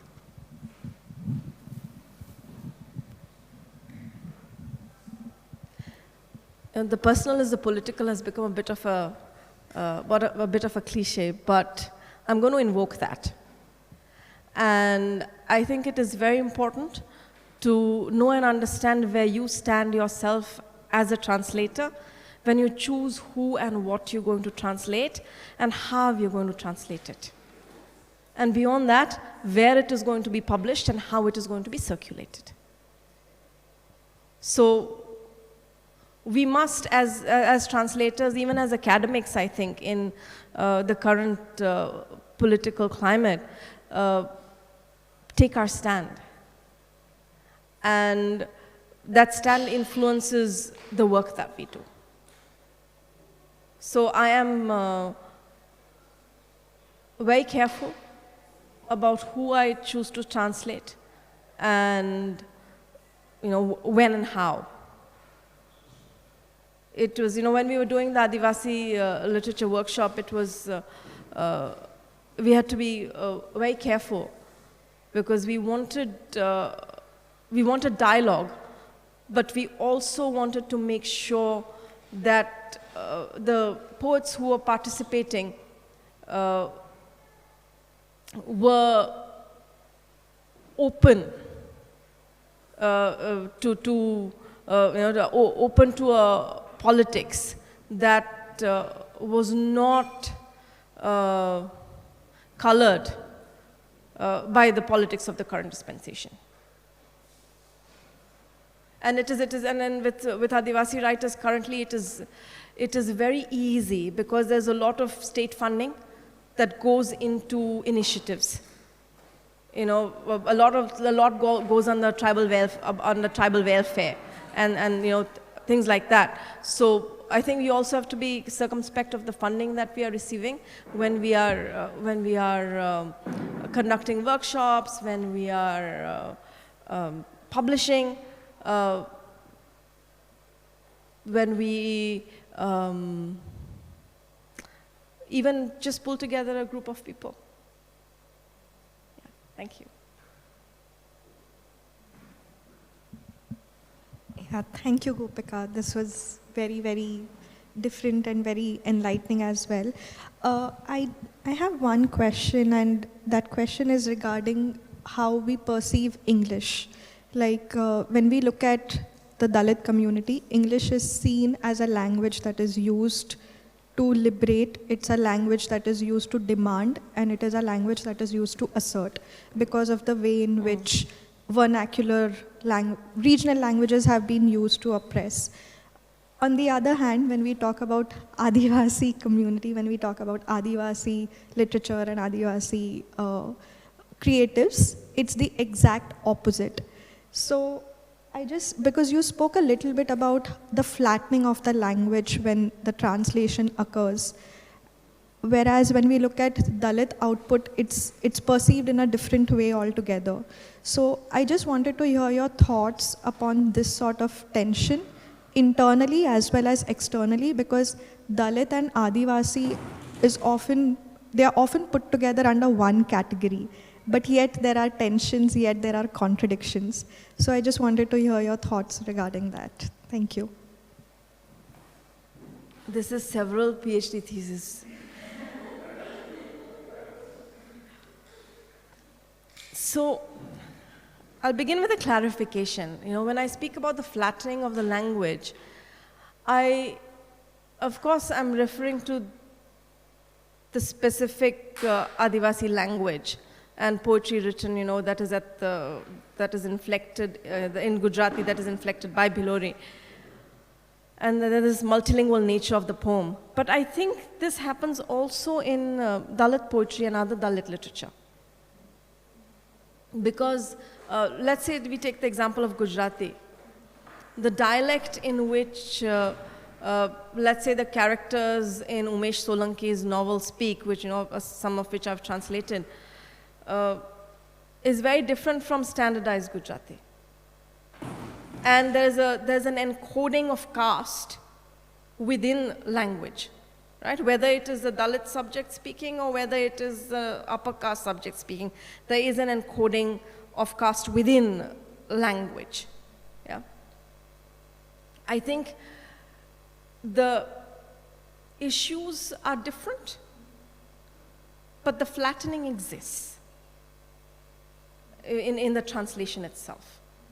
It's a question of being aware of what kind of flattening it is and what is it that we are being forced to leave out or are leaving out, perhaps intentionally.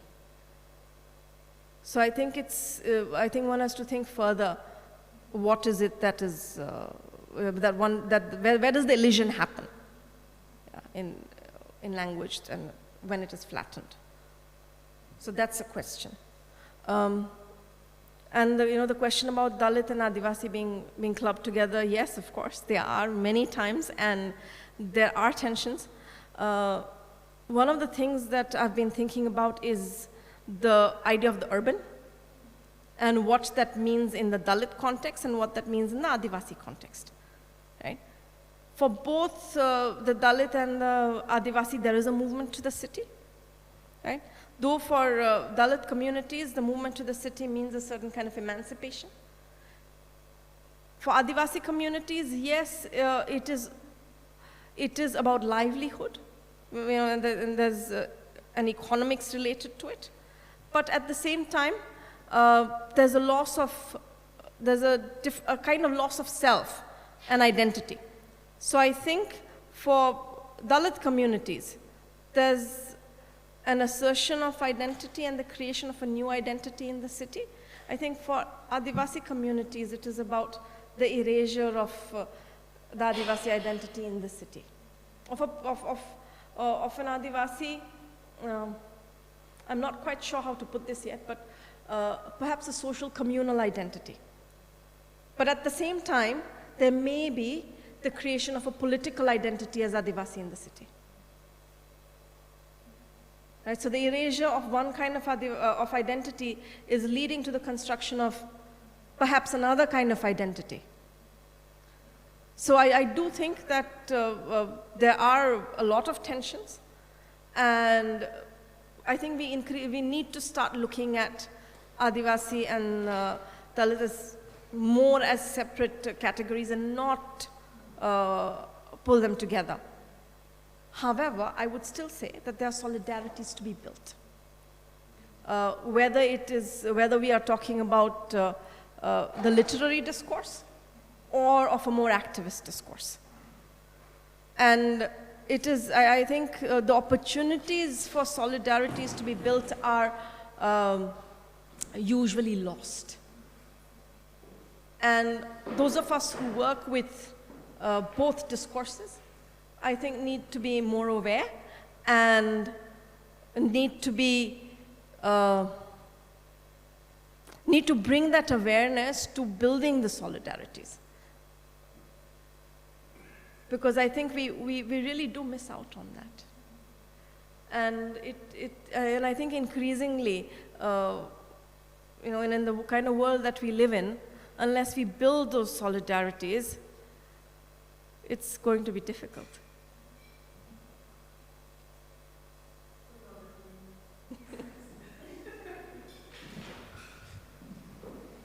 So we'll have time for the poets. Right? Yeah. These are the last two, and then we'll... Yes, last one, and then we'll have a couple of poems and a couple of videos, and we'll be done. Yes. Yes, last two. I'll try to be short. Yeah. Thank you and my asking two questions will not be helpful in that, I'm sorry. But thank you for the amazing presentation and the translations that you're doing. I have two questions. One question was for Jitendra Vasava, but since you're very closely working with him, I'll ask you.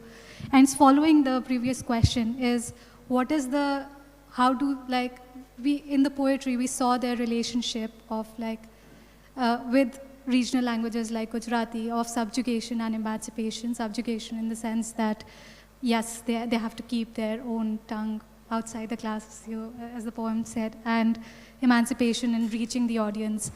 What is their relationship with English in this term specifically? Because I didn't hear a lot about like their relationship with English and how they feel.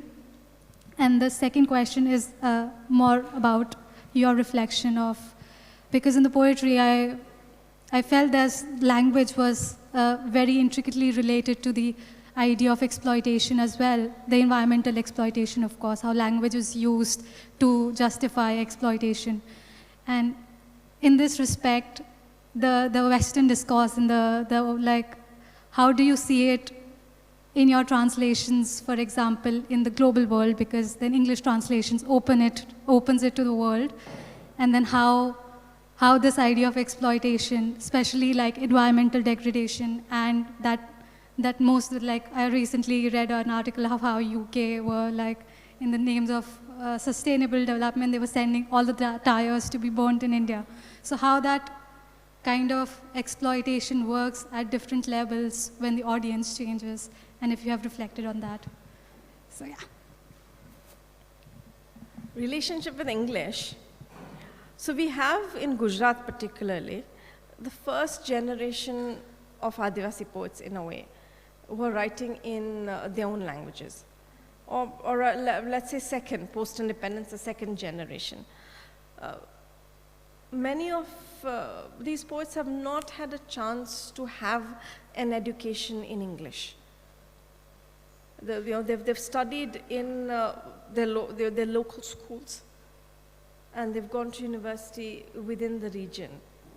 And they've not had a chance to gain English as a language. Even the Dalit writers that I've been translating, there's only one, Nirav Patel, who had a PhD in English and who wrote in English himself.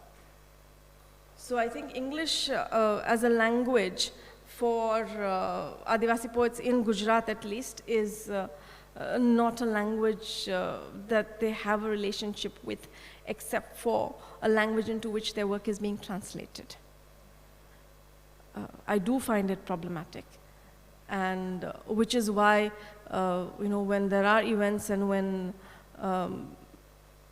there's a question of representation, I usually like to have the poet with me, because I think it's important that he speaks, that supposing it's Jitendra, that Jitendra speaks and represents himself, and that I'm there to, as an ally to assist in conveying that message that he wants to convey. I think the politics of English is the same here as that of many of our literatures that are translated into English in India, with a layer, with a further layer of this idea of subjugation and dominance. And of course, for Dalit literature, that's slightly different, right? Because Nirav Patel wrote this fabulous essay called Gujarati by Mother Tongue, English my foster mother. And in the essay, he talks about his relationship with English and how it allows him to grow and to leave behind the kind of identity that is encoded within the Gujarati for him.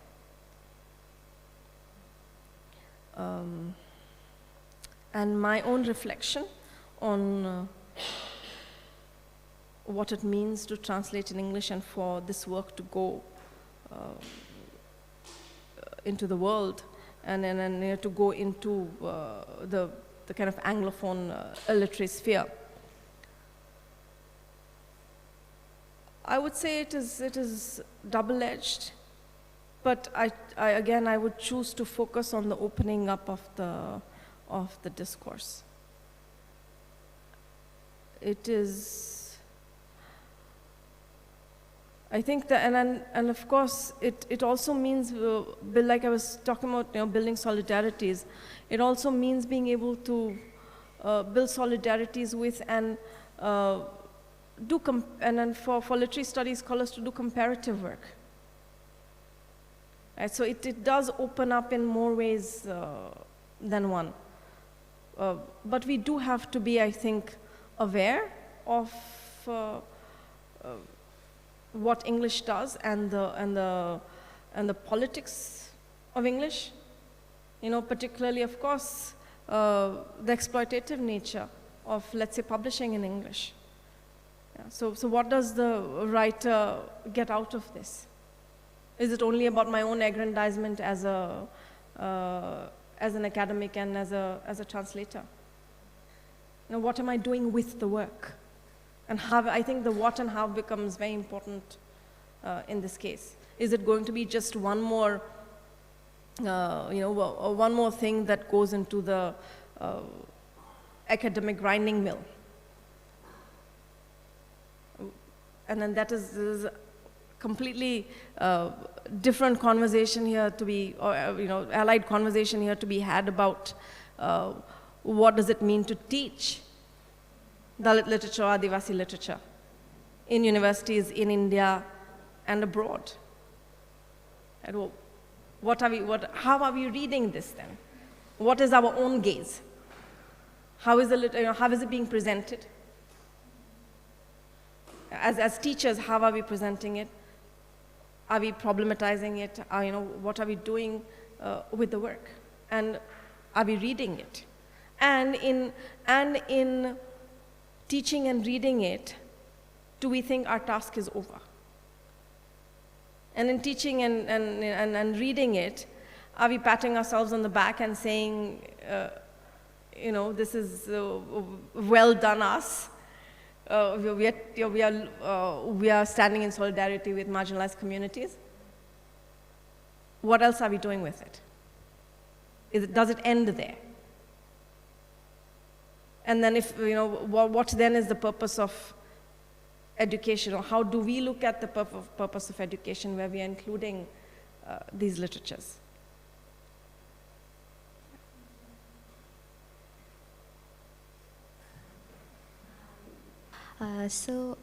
My question is about your process of translation again. So I'm also in the process of translating some works. It's my dad's work that I am trying to translate. So I was really intrigued by the idea of unevenness that you were talking about, the idea about how unevenness actually unsettles the readers and also the reading of the writing that is there. I was just wondering, how do you bring about that sense of unevenness into your translation? Because the writings that I am translating, they have, although they don't intend to be unsettling as text, but they do tell the readers to question what they are reading and not just believe the narratives blindly. So how do you bring about that? So that's my question. Again, I would emphasize reflection and sitting with the text. Right, so you need to feel the text, you need to understand the context around the text before you begin to even translate the first word. That means you are not doing a smooth translation into English. Yes, it must read like a poem, if it is poetry you're translating. Yes, to an English reader, there should be some element of the familiar, but at the same time, it is not an English poem. It must not read like an English poem. So you then need to think about the syntax. How are you constructing your sentences and your lines? You want to think about your line breaks. And how does that line break, where you include it or you don't include it, reflect the meaning? And does that then make the English uneven. Right? So the syntax, the line breaks, the use of images and how you translate those images. Right? So how do you achieve that balance of the familiar and unfamiliar? How do you unsettle the English language and the flow of the English language so that that unevenness is there and it makes the reader trip over the words? Sometimes I trip over my own words. But that's intentional. That tripping over the words is intentional. And that's how I try to bring in the unevenness. I hope that helps. Creating short narratives, but a lot of the narratives are also very poetic. I understand, so it was really helpful. So thank you. You're welcome. And you know, it's about language. So I think syntax matters, whether it's poetry or it's prose. Right? You need to think about the syntax of the language. Yes. Yeah, and that displacing of a word here or there is what will create the unevenness. Yes. Thank you so much. You're welcome. All right. I think we need to move on to the last bit. I would like to present one more voice, which is that of Poonam Vasam. And I'd like to read a little bit of the, it's a long poem. Okay, I'm going to ask, I'm going to pose this question to Nicole and to Judith here. It's a longish poem, and I'd like to present both the Hindi and the English. And then I have just a couple of short video clips, and then we can end there. Is that, yeah? Okay. I'm going to invite Alvin to come and help me with the English here.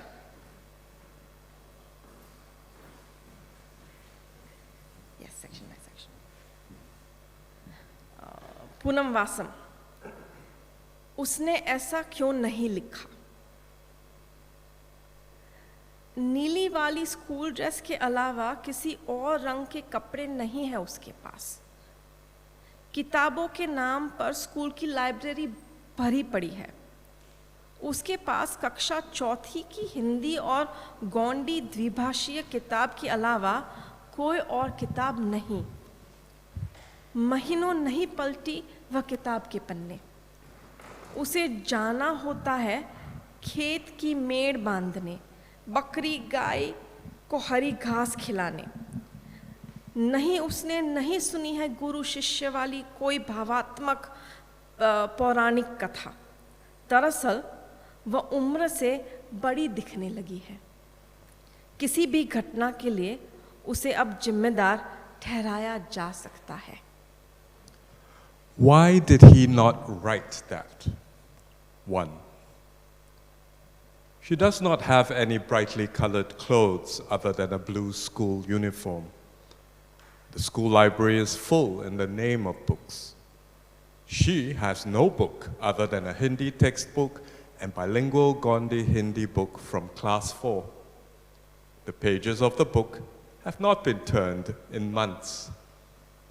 She has to go and bank beds in the fields, feed green grass to goat and cow.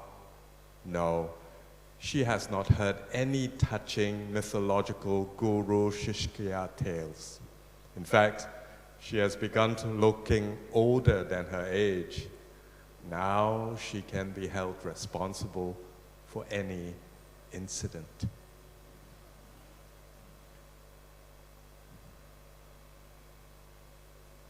Part 2. Tendu पत्ता की season त्योहारों की season है। लुंगी की गांठ लगाते हुए उसने पूछा था, तुम्हारे घर पर कौन कौन है?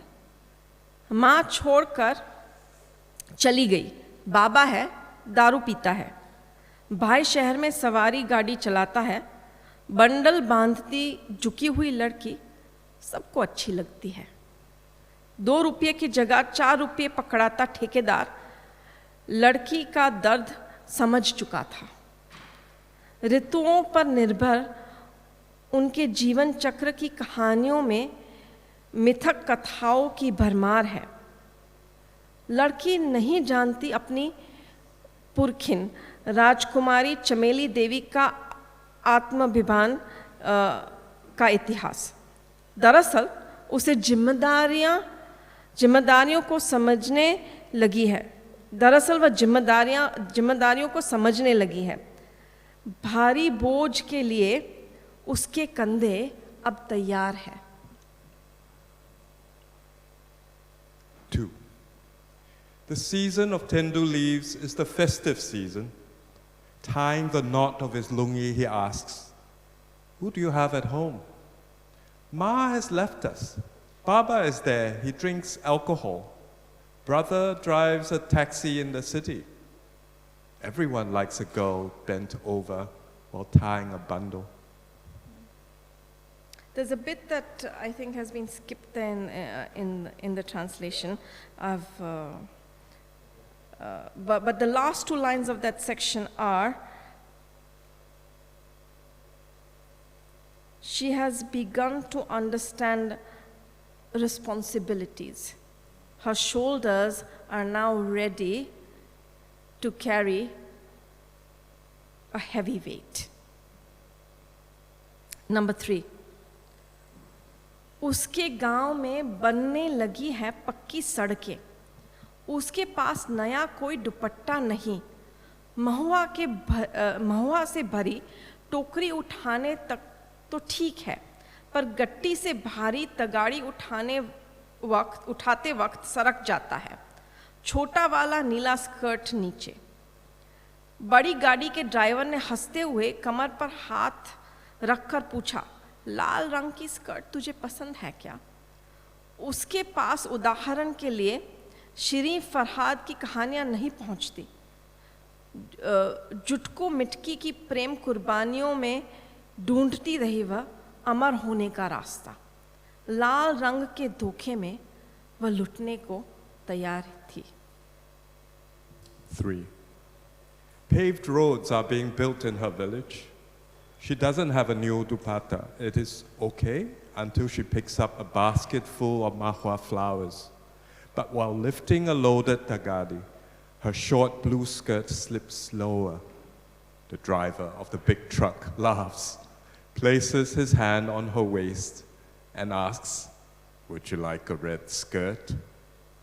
The stories of Shirin Farhad have not reached her as examples. She keeps searching for a path to immortality and the love and sacrifice of Jutu Mitki. She was prepared to be lured by the roots to red. Number 4. Camp के अलावा और क्या बन सकता है तुम्हारे गांव में? जंगल से बास्ता तोड़कर लौटती फूलों से वर्दी वाले ने पूछा। वह सबका गई। पसीने से भीग चुकी उसकी देह कांपने लगी। उसने अपना थैला वापस लेना चाहा। हाथ कसते हुए मुस्कुराया। हमने बास्ता की सब्जी नहीं चखी है कभी। चूल्हे पर पकी हुई सब्जी का स्वाद अलग होता है। उसने नहीं देखा किसी वर्दीदारी को बंदूक चलाते। शहर की ओर उसके घर की कच्ची दीवारें मूंगू से नहीं, बैनर, पोस्टर, नारों से सजी हुई है। 5 रुपये की लाई, 2 रुपये का चना, 10 रुपये का सोयाबीन बड़ी। बहुत हुआ तो 2-4 रुपये का नमक, आलू, प्याज, तेल, बस इतना सा है उसका जीवन। सांस के बदले देह का सौदा बुरा नहीं। 4. What else can be built in your village but a camp? A uniformed man asks Fulo, returning from the jungle with basta leaves. She's startled. Her sweat-drenched body begins to tremble. She wants to take her bag back. Tightening his grip, he smiles. I have never tasted curry made with basta. The taste of food cooked on the chula is different. She has not seen a uniformed man fire a gun towards the city. The kacha walls of her house are not decorated with Mughal, but with banners, posters, and slogans. 5 rupees worth of glue, 2 rupees of chana, then rupees of soya chunks. If that is too much, 4 rupees worth of salt, potatoes, onions, oil. That's it. That is the extent of her life. Her body for breath. It's not a bad deal at all. Number 5. वह किसी बड़े शहर के किसी बड़े प्रकाशक का कोई बड़ा लेखक था. आदिवासी औरतों की सामाजिक स्थिति पर कोई लेख लिखने जंगल आया था. इससे ज़्यादा क्या हो सकती है एक जंगली औरत की खुशियाँ. कविताएं लिखी थी उसने उनकी सुंदरता, उनकी उन्मुखता पर, उनके नृत्य, उनके लयात्मक गीतों पर. एक दफ़ा कोशिश की थी उसने अंदर की दुनिया पहचानने की. देह के कपड़े उतार नंगी खड़ी हो गई सारी औरतें. दहाड़ ऐसी कि घबरा कर कलम छूट गए हाथों से. पुरुषों से ज़्यादा खूंखार होती है जंगली औरतें, उसने लिखा. ऐसा क्यों उसने नहीं लिखा. 5. He was a big author with a big publisher in the big city. He had come to the jungle to write an article on the social life of Adivasi women. What other pleasures can jungle women have? He had written poems about their beauty, their liveliness, their dance, and their lyrical songs. He had tried once to understand their inner world. All the women stripped naked and standing, their roar so loud the pen slipped from his hands. Jungly women are more dangerous than their men. Did he write that? Why did he not write that? This translation is by Kanji Patel and by me. Thank you. Okay. Before we end, I'd just like to play one last clip, which is how we ended our workshop in Netrang in December 2023. The last clip. जोरदार तालियां हमें गोपिका बहन के लिए, Jitendra sir के लिए, और हमारे लोगों के सर के लिए, शहर के लिए और हम सब के लिए, जो सबके लिए। एक बार और जोर से अमू आका 1-6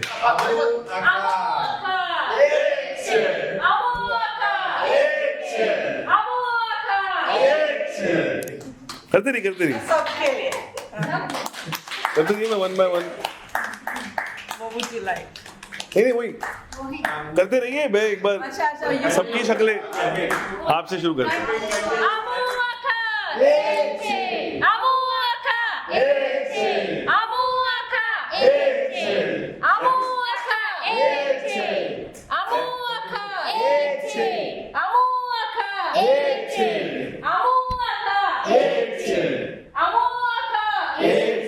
जोर से Vaishali.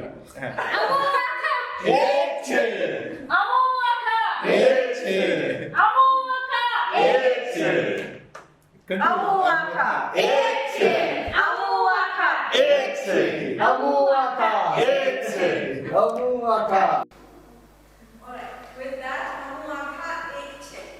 we are all one. Thank you very much.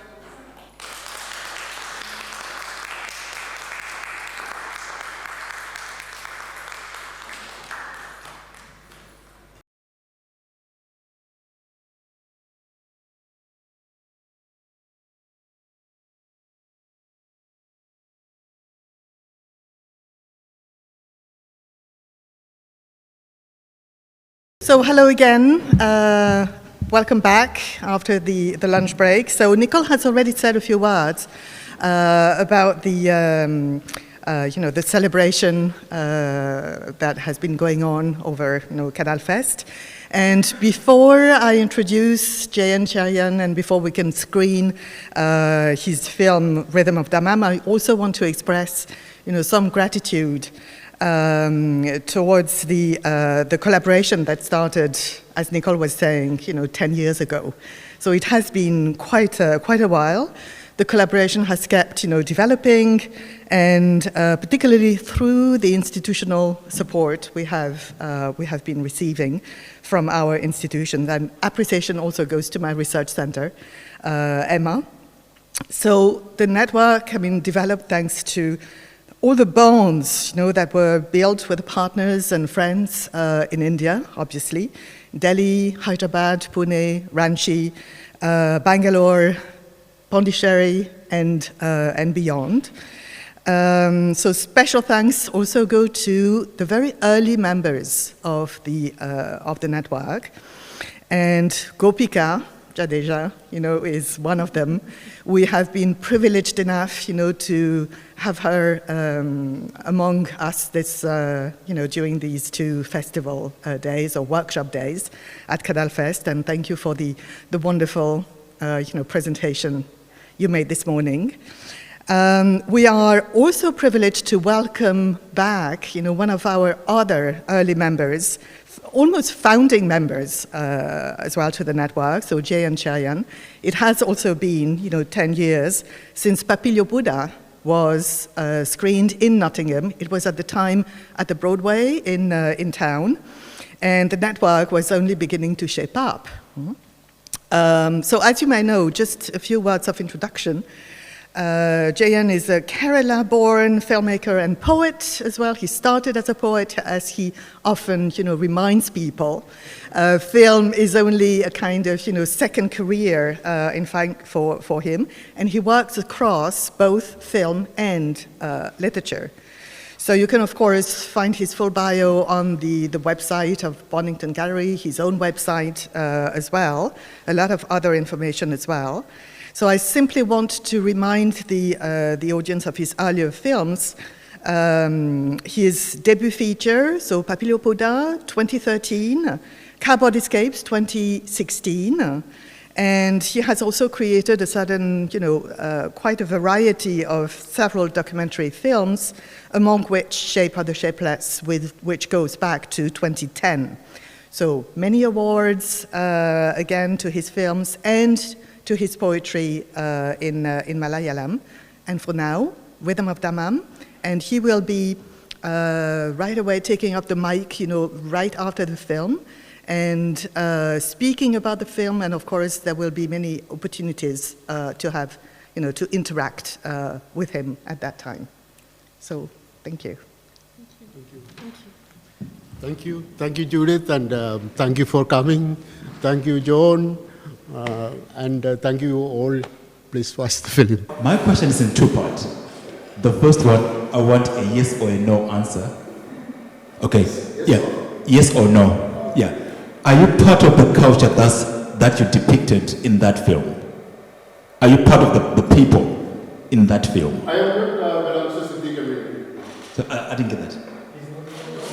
Oh, you're not from the Siddhi community. Okay, yeah. Why I asked is, there's so much of the African culture and traditions in there that happens in Zimbabwe that I can relate to. However, the problem is there's so much demonization of those cultures. And I wanted just to find out, from your perspective, what do you see, the problem with that kind of culture in today's world? You see, I understand your question right. You say in African culture is generally demonized in Zimbabwe? Part of the practices that you showed in that film, they are now being demonized in Zimbabwe, and I'm sure in other African countries as well. Okay. Yeah.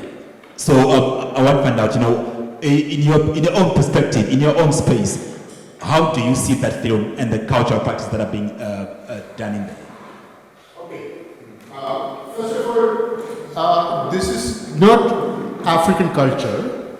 This is not actually the African diaspora life in India. There's one statement. African diaspora in South Asia, generally in India, is very diverse. And this particular region is in the northern Kannada district, Karwar area, exactly Uttara Kannada district,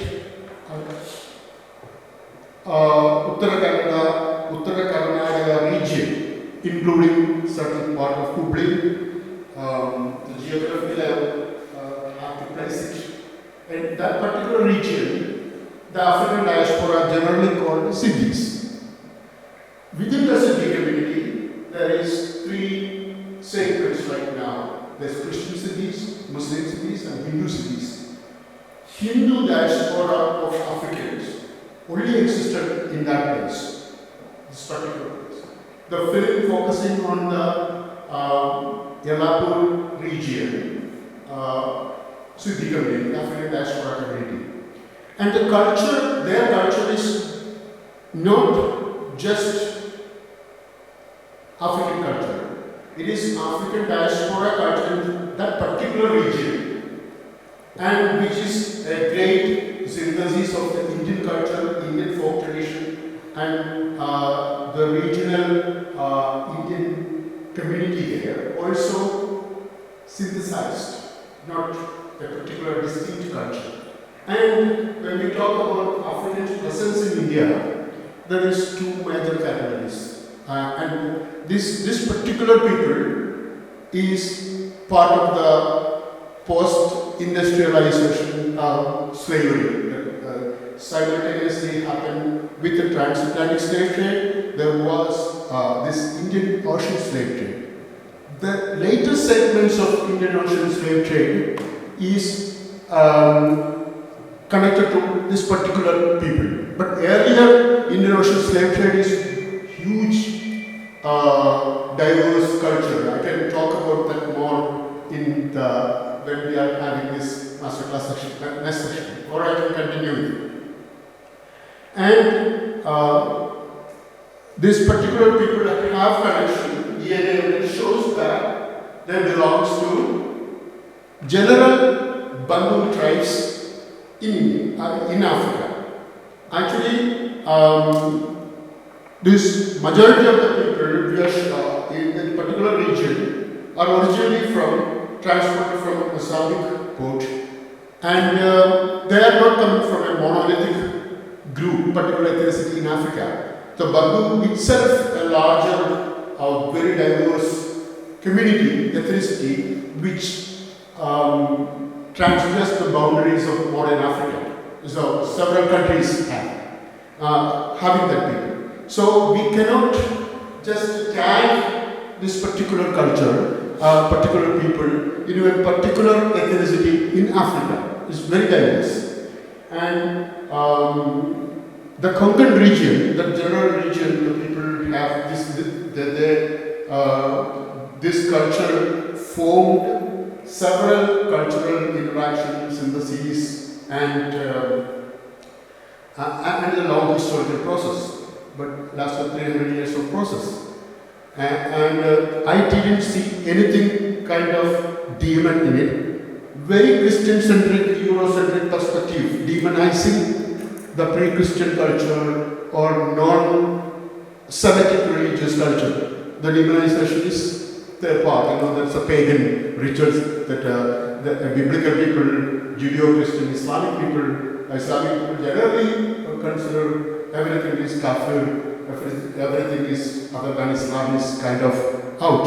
The kafir itself is synonym for African people. In that context, they are used throughout the history. Even Gandhi used kafir word and still used. And also in Christianity, there is out of Christian binary, the all pagan, all demonized. So I didn't. I don't endorse that particular view, which is demonizing any kind of culture. For the Christian perspective, we are all pagans, Indians, no matter what religion you are. So it is kind of any South Asian ancient traditions are pagans. That is what we demonized. That's a problem of Eurocentric perspective.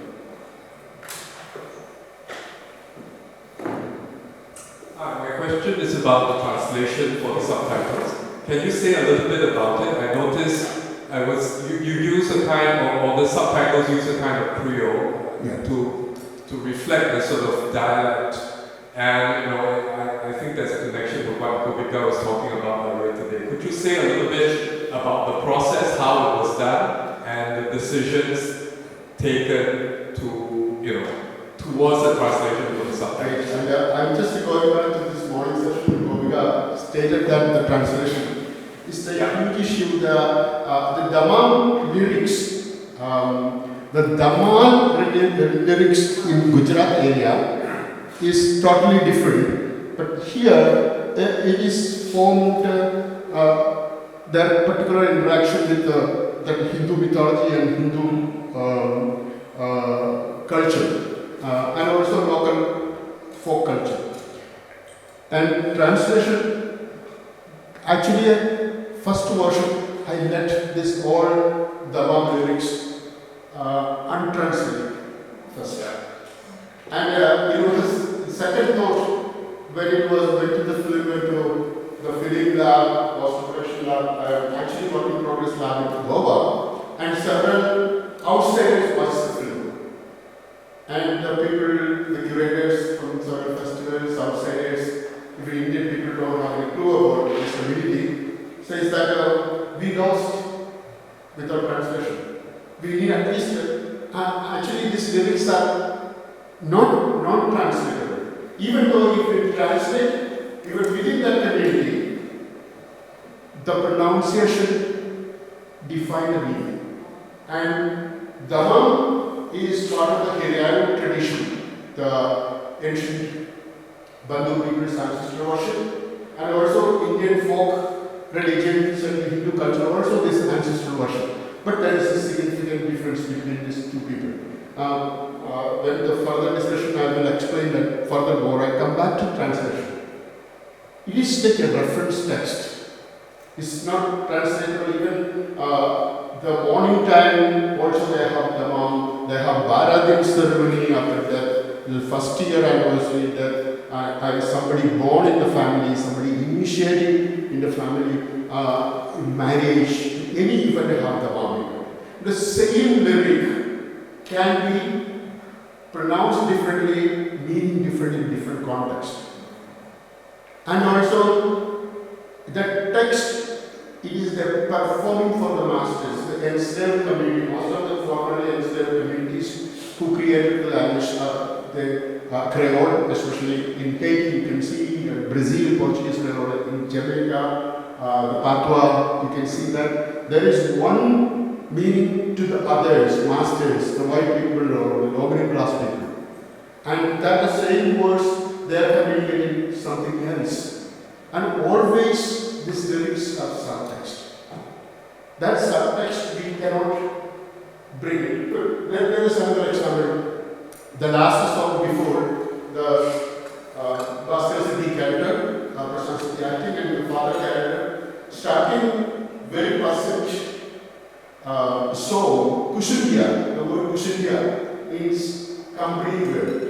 In India, there's one kind of verb which look like a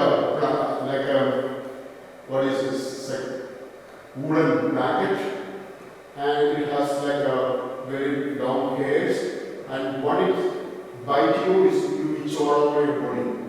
And also, its hair will be curly and pinky. And Kushindia, I translated as lazy girl.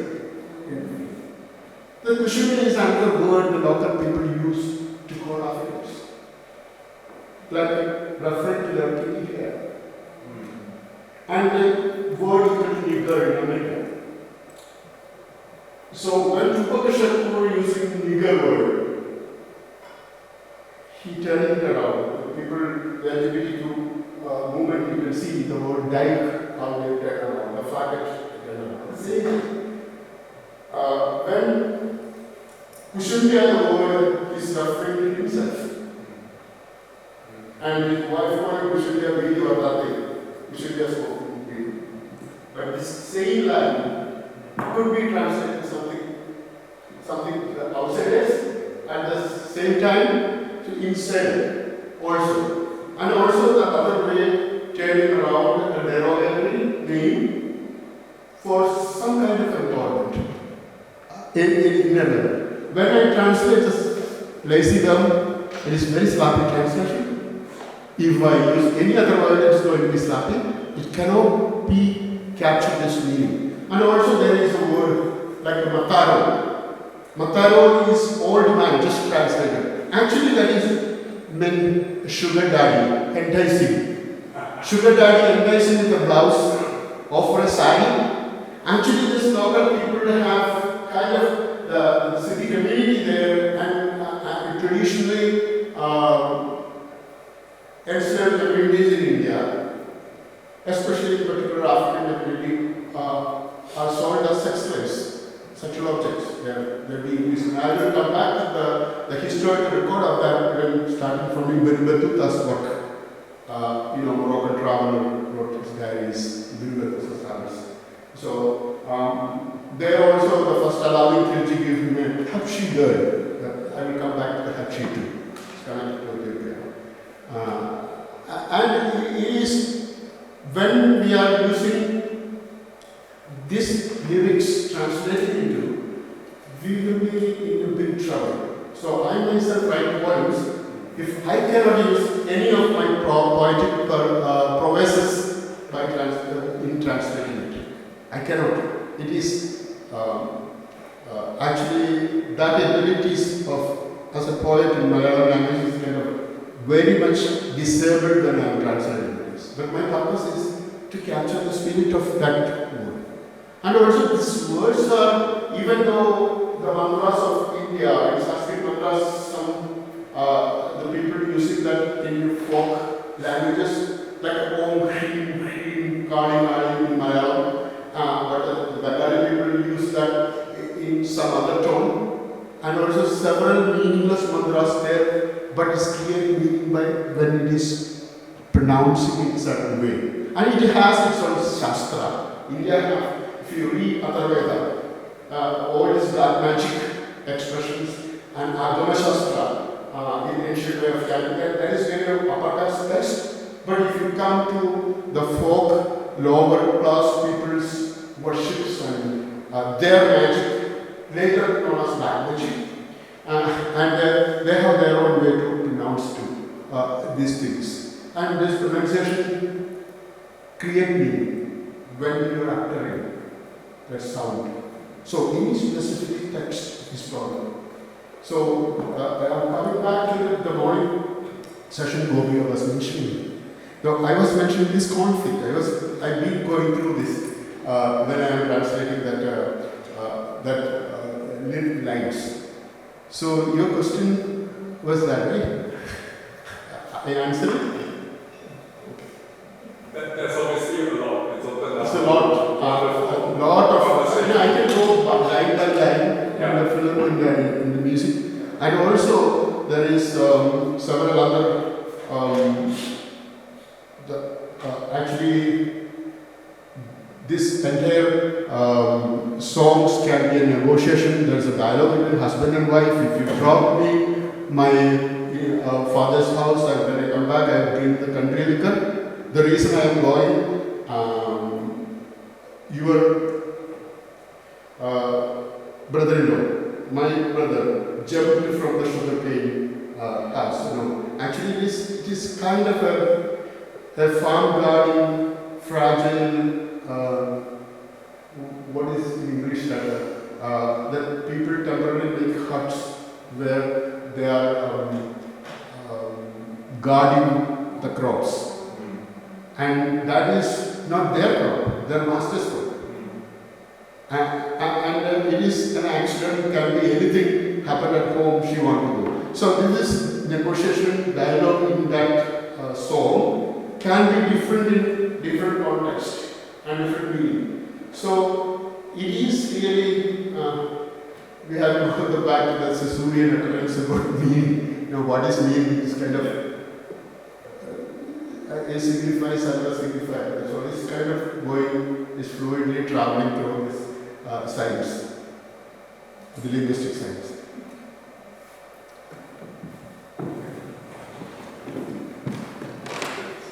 Thank you. And also speaking of translation, one can also mention, I mean, the problems that are there as far as the translation into, English or French. I'm thinking of the caste slurs as well that have been made totally visible. In fact, in English and in French, because in fact and I would like to say something about that, and maybe you can speak also about the reception of the film, because the film is going to be also shown, I mean, it has been shown in France already. It was screened at Toulouse, in April. French subtitles were made, and the film is also going to be shown again in Montpellier in November. So, just to have that in mind. But now I have seen the film several times. I never get tired of it. So it's always extremely, powerful, and especially in terms of when you think of the impact of denial, self-denial, but also denying, someone access to the knowledge of their own history. And I think now, I mean, probably I was not as sensitive to it the first time I saw it, but now one of the most powerful images and passages or moments, in the film is the moment when Jayan is actually lying, beside the sand tomb, the sand grave, neither belonging to the world of the living, nor belonging to the world of the dead.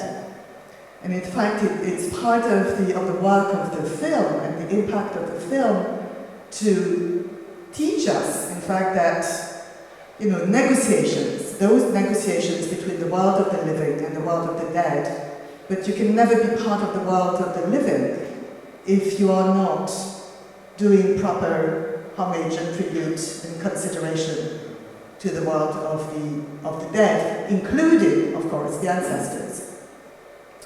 So maybe you could say something about the reception of the film, because the film was screened several times. It is still doing the festival circuit in India. And also it was part of the Chicago African Diaspora Film Festival. So you must already have, this kind of, vision or perception of the different ways it has been, having this impact on different audiences and in different countries and in different communities. Because of course, different audiences are going to have extremely different perceptions and understandings of the film. And what is going to be lost to those audiences is also going to be extremely different. Yeah, thank you. I just want to add something to that question.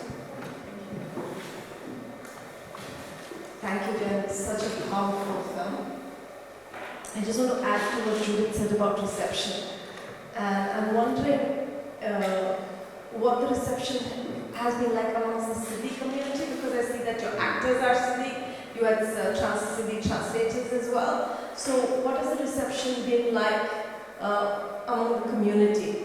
And whether they've seen the film, how big those audiences have been, and what do they think about it? The Siddhi community, they all come in Goa, and for 5 film festival, they select the film, not as an Indian film, because I have a history with IFI and Jayan industry for a long time. I litigated with them. So I'm kind of a blacklisted filmmaker. Goa never showed my film, never shown, they rejected. I submitted in Campus Cave they did it because it was banned at that time. And this film, they first, I submitted that I cannot submit because they have to Indian panorama, go through a lot of citizenship. I have to submit passport. I don't have an Indian passport. So I am not qualified to submit there. And later I reached out to the programming head I just want to show the film in Goa only because from Konkan I can bring all city people there. So that film shown in the world cinema section in Goa. We bring majority of cast and crew early morning from Konkan. They come and watch the film. I watched the first screening there. So one reason also is they have to select this. It's part of the NFDC work in progress lab. In that work in progress section, and the film got an award from the color correction post production award. So they're familiar with the film. So they shown it there, and I bought my majority of the cast and crew there, and they come and I watched with them. I have in the session I have photographs of the people everybody is watching. And before I make the final cut, Mohan Siddhi is my friend, Ganapati Siddhi, Jayan Siddhi, and several of my friends. They've been in every stages of the film, in post-production, editing, and everywhere. They are with me, and also Mohan is helped me a lot, exact translation to find out which words. And also I wrote the script in that community. When, since almost 8 years I was intensively working. Since in 2018, I rented a property there, I lived there, and Mohan and other Shyamala, several major community leaders were daily visiting me. Otherwise, I am visiting there, I am sleeping in their homes and in consultation. And Jayan Siddhi is a real nephew. The film, this boy, Chinmaya Siddhi, is real nephew of Mohan Siddhi, and he grew up in front of me. I can show his earlier picture. He was like a 6-year-old when I was staying in his home, and actually, while I was writing, and the film was growing, my script was growing up with him. And when I first met him, he was 6-year-old. I started to shoot when he was 12, and now he's starting to turn 14 this year. And this process, and every other character is also only trained actors, their Prashant Siddhi and Girija, the mother character. They are professional actors, and Parshuram Siddhi, their father, is also acting in, and her brother Girish also acting in the film, and their family is in the film. And several people are the part of the community, and they are part of the process. And it's a long time as they are my friends too. They were like my family members became later. I mean, that close we are.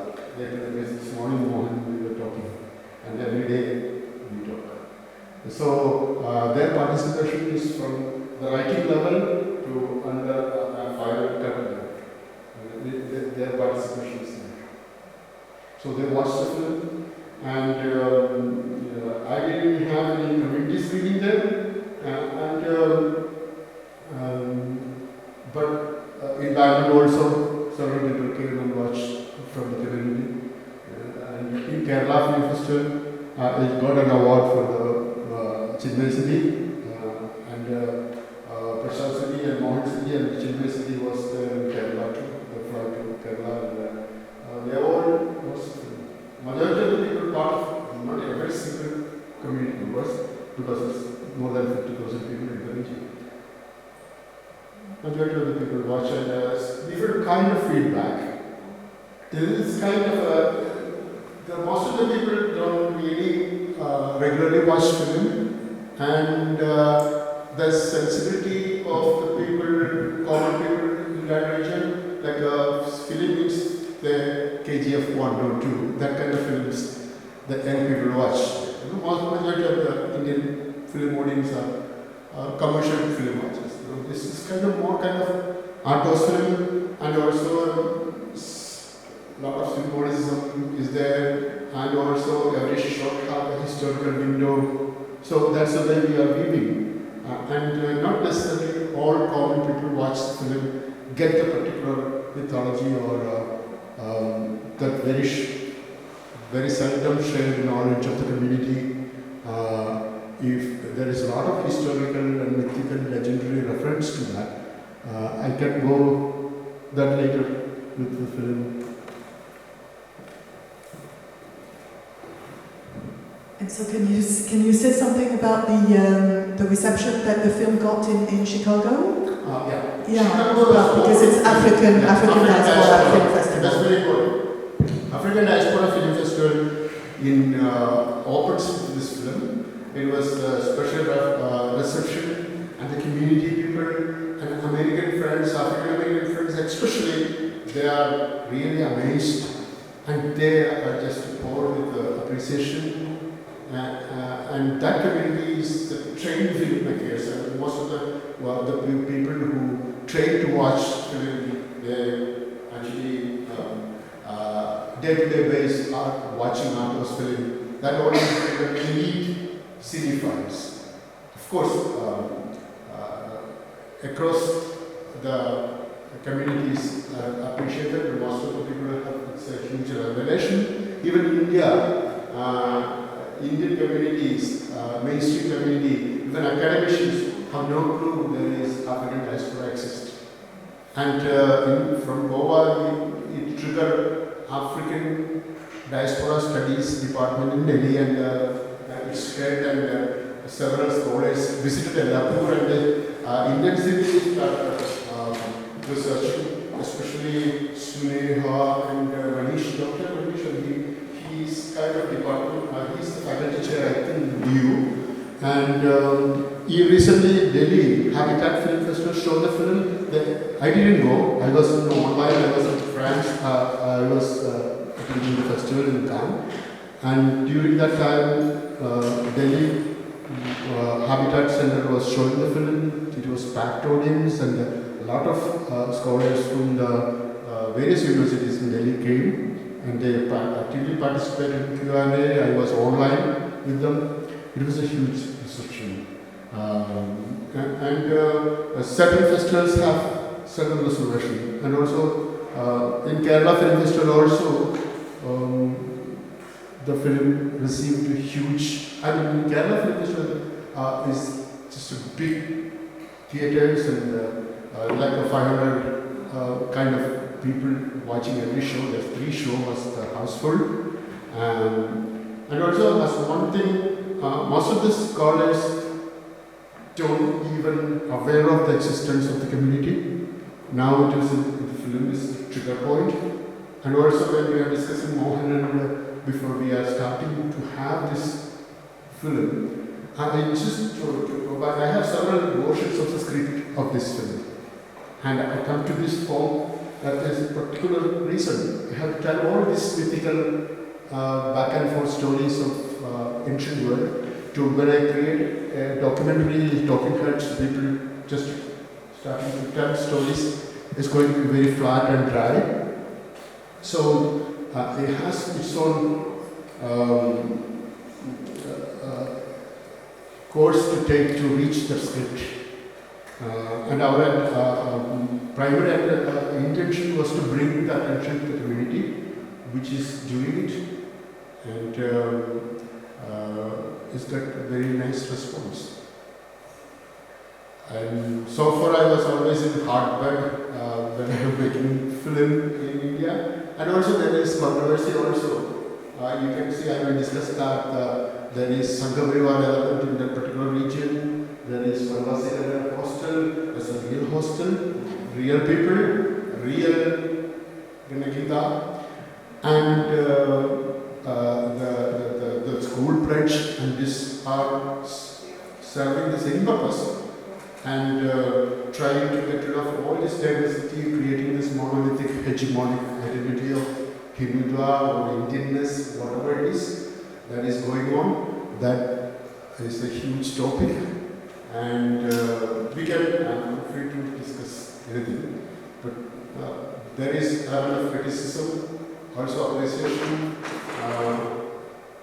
and various workers of intellectuals see things differently. And once we finish the film, I have we as filmmakers, we don't have any control over it. The narratives being spun and keep on coming.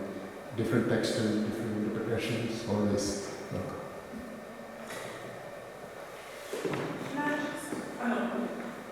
We will go on, but how about we pause this now? Yeah. Everyone can get a coffee break and a coffee, and then we'll basically continue this conversation with the masterclass, won't we? And also there is one thing, in the next session, when we come back, I would love to go how we get into this community and how this narrative and various versions of mythology, how that is occurring in any filmmaker, how to create a screenplay or a story and without falling into the pitfall of ethnography or the representation issue, exoticizing or stereotyping, all this kind of politics and representation, all we are going to discuss next session. And I have a PowerPoint presentation and I will show and walk through the transition of the people, that area. At the same time, I'm just a filmmaker, as a visual storyteller. What was the issue we faced? And it is a trial of myself. I was myself in the trial. It was a journey for me too. And my convictions, my ideas. So we will discuss that together. And I share my experience. There is no conclusion, no solutions or anything, but I will share, happy to share my experience. If Nicole called it masterclass filmmaking, if anybody have interest of technicality of filmmaking, you can shoot the questions. I try to answer within my capacity as a filmmaker. By training, I'm a filmmaker, so I can just shed some lights on that area also, according to your desire and your wish. Okay, thank you. Thank you so much. Can you give me a round of applause?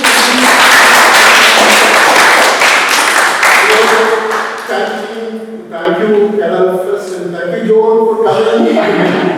And I've been, as now 10 years, 10 years before, I've been here with my fellow Gopika. And thank you, Nicole, thank you, Judith, and I've been here and showing my film. And that interest in this kind of filmmaking is life, and I much appreciate it. It's always a honor and privilege.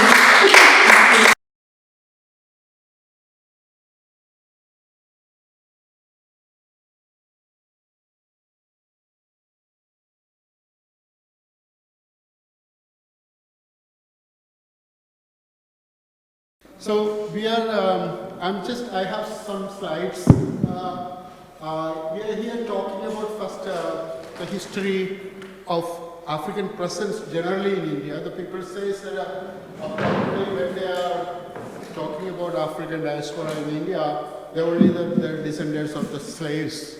That is not true. In India, African diaspora is very diverse. Since the 1st century, we have like a 6th century CE real documentation about African presence in India. And back earlier, the Indian civilization we called the Indus Valley civilization time also, there is huge African presence noted by several evidence people. We previously mentioned that the pearl millet tamed in the Horn of Africa, and it was kind of major farming, major crop in early India. And there is a real connection, and several archaeological sites at Kiradi and Pattanam is ancient Nusiras, all these regions. So here,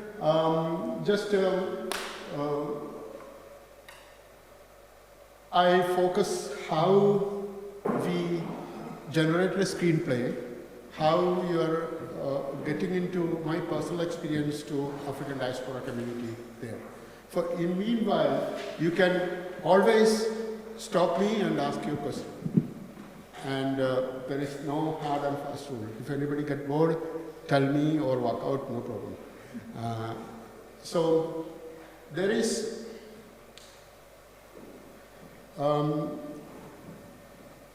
two threads of African presence in India. One is the old world. That's the majority of the people then came to India as mercenaries and as soldiers, businessmen, poets, and musicians, and various facets of life. The African presence was there. And one of the earlier time, we get the documentation from the travels of Ibn Battuta, the Moroccan traveler, and his books mention several Habshi slaves and Habshi noblemen he met around India. The Khilji Delhi Sultanate, when he was visiting India the first time, when Alauddin Khilji was there, and he was bragging and he is talking, raving about Habshi girls he got donated from the Sultan. And also this, the royalties, the first African royalty that in the Indian history, you can see the mercenaries turn into big commanders. Jalaluddin Yaqut was the Razia Sultana's commander, and people say Jalaluddin Yaqut was the secret lover of Razia Sultana. Later he got killed, and we know that he's the prominent figure in the history. Then you can see a Habshi Sultanate in Bengal. That was short-lived Ethiopian Sultan. That is also we are discussing through. And one of the major vibrant figure in history, that is the commander-in-chief of Ahmednagar, is Malik Ambar. Malik Ambar was a huge player in the history, and we go through his too. And can you go to the next slide? I think you need to use the keyboard there. The keyboard behind there. That one. Oh, there is. Oh. Next. Okay, I can do that. Oh, then I don't need this then.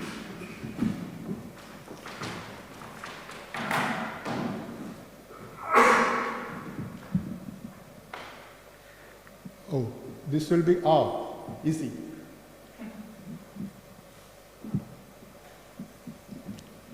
That is, we just talk about that. It's over a millennium shaped by trade, slavery, and military services. And the Siddhis of India, their origins early, this nobility and commanding chiefs and Siddhi army chiefs, all the soldiers are called Habshis, olden days, and they are from Ethiopia. And origins of the word we will go. And the next group is Bandhu people. Bandhu people are enslaved, trafficked people. Majority of them came through this post-industrial revolution, trans-Indian Ocean slave trade. But from the 6th and 9th century, there was Indian slave traders, the Arabic slave traders, majority of the Yemeni slave traders they brought, Yemen was playing a big role and directly connecting with the ancient ports in India, Musiras to Sopara. Sopara is the port. Where is that port? It's a very famous port in all time. It was a Mumbai. Right now, you all probably familiar with Nellashapara in the Veera Road. That place is the original Bombay port, a very historical port. It's called Sopara in all dark records. And Baruch is right now Baruch or Baruch, or it is Narmada Valley confluence with the ocean there. It is now in Gujarat, right? And in the Sindh, that is Makre. Makri is one of the ports. And all these ports are imported slaves and ancient world. And the modern time, the major in Goa, that's different players there. And the prominent several African races, the positions. The major one is the Malik Kafur. You probably heard about Malik Kafur. Malik Kafur became later, there is one slide for Malik Kafur. I will explain to his life and his roles in Delhi Sultanate during Alauddin Khilji. And there is several, Jamaluddin Yaqut is the very famous commander of Russia Sultana. There are Bollywood films even about him. You know who played Jalaluddin Yaqut in that film with Russia Sultana? Dharmendra. It's a half-shiro. And you can see that that film was in 90s, right? Russia Sultana, there is old Bollywood film. I don't remember the exact year of that film. And the Ethiopian Empire, historically known, old Abyssinia. Al-Habash is the Arabic term of it. The Habshi term is coming out of it. And you can see between 1st century and 20th century, there is Ottoman traders, Portuguese, Dutch, French. There is a rough estimate of 4 million people being transported across the ocean. And this is a rough calculation, and this is kind of, there is no real, there's estimated numbers. And Ethiopians, briefly, I mentioned that ruled in Bengal Sultanate for 3 years, leaving notable imprint. Additionally, 2 princely states, Janjira and Sachin. It is still there, that we will talk about later when we talk about Malik Ambar. And there are several dynasties. Actually, Maharashtra, Gujarat, that entire coast was controlled by Siddhis. The word Siddhi later come popular. Earlier, they're called Habshis. There is one theory about the Siddhi name come out. And some people say that it is there is a word for Sahib and Sahibi. That is kind of very respectful word, and that term is coming out of the Sahib and Sahib. Later, there is very well popular theory is that Siddhis is coming from the Sayyid, the Siddhi.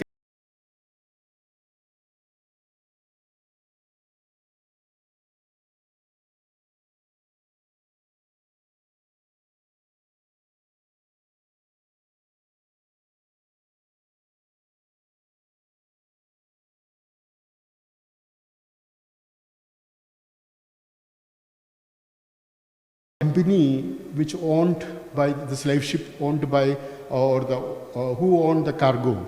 That is the African American poet Felix Wheatley. Wheatley is the name of a tailor who bought this little 6-year-old slave girl from Boston Market, and she born somewhere in Africa, and there's several people say most of this cargo coming from Mozambique. People attach their native place to Mozambique. Really, it is a port. They collected the slaves from all around Africa, different ethnicity, nationalities. They're all brought to this big port. And Spaniards and the big players, the Portuguese people and the big players of slave trade, imported people from there. And like Phyllis Wheatley got her last name from the tailor who bought her a home to stitch the buttons of the clothes. And later she became a poet, the first African-American poet recorded, the same as later, in the 60s, Malcolm X refused to have this white man's last name, so I'm not property of anybody. He used the X, that all history we know. The same as the cargo of the ship is named after the captain, Said. So that was the popular kind of theory about where the Siddhi word came from. And the alternative word is Habshi. Habshi means only Ethiopia, Ethiopian. And also you can see that Sanji is another word used in Arabic. Later, there are African diaspora in China, I forget to tell that. They're also called Shinji and Jinchi and still there. And the Siddhi population is right now, this is Uday Dockra's estimate. I don't buy that estimation, but according to his African Diaspora Chronicle, the book he wrote, and with Lawrence Buffet, or how do you pronounce her name? I'm not sure. But 850,000 individuals, including right now Pakistan, Bangladesh, in Sri Lanka. There is a small population of African diaspora in Sri Lanka, and Hyderabad, Karnataka, Gujarat, and all these people almost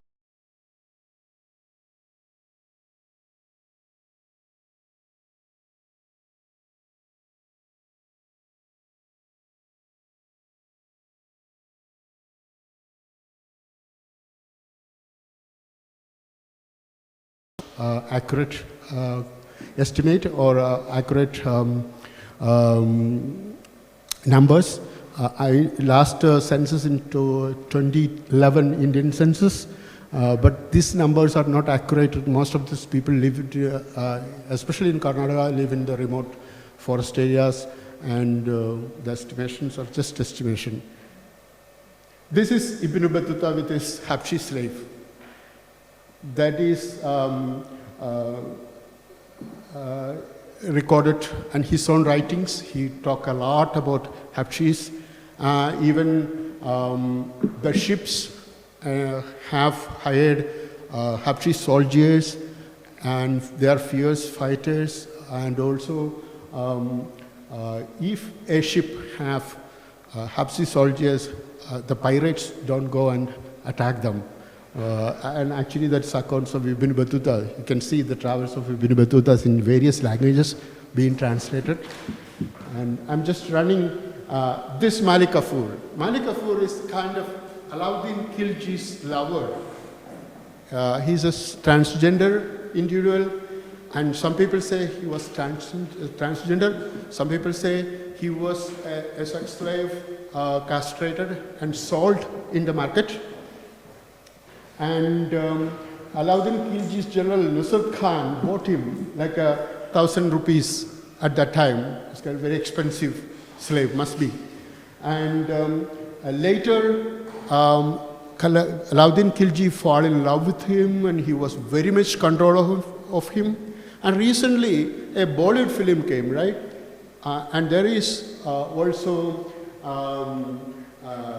Malik Kafur is represented, and one of the Indian actor, they represent him as a transgender, if people who watch that film, but it's acted by an Indian actor. But this Malik Kafur was a genius, a military genius, planner, a poet, a soldier. And he was totally controlling Khilji. And after his death, he became this Nawab Hassar Dinari. He's one of the prominent figure in Delhi Sultanate. And he was a Habshi. When talking about African diaspora is not slaves only. And you can read it.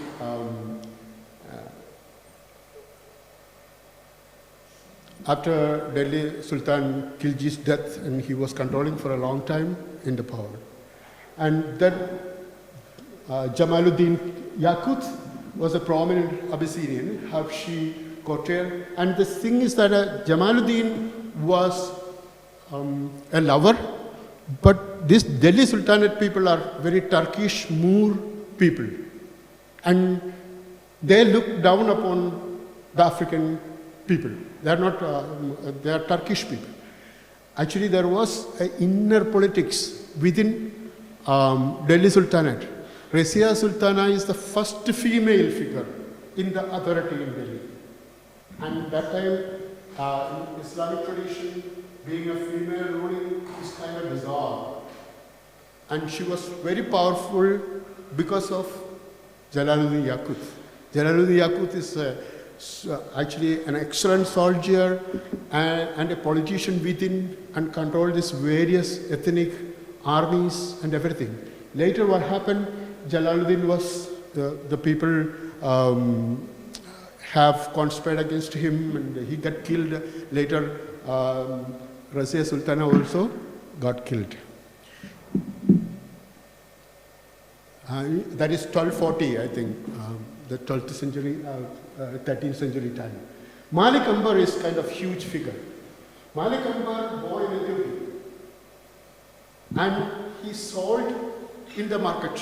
Some people say there is different theories about that. Some people say he born in a particular warrior clan in Ethiopia, and his parents sold him to slavery. Some people say that the local tribal war, and he, as a baby, he was being captured and sold in Yemen. And from Yemen, he was sold in Baghdad market. And where he was found his first Arab master.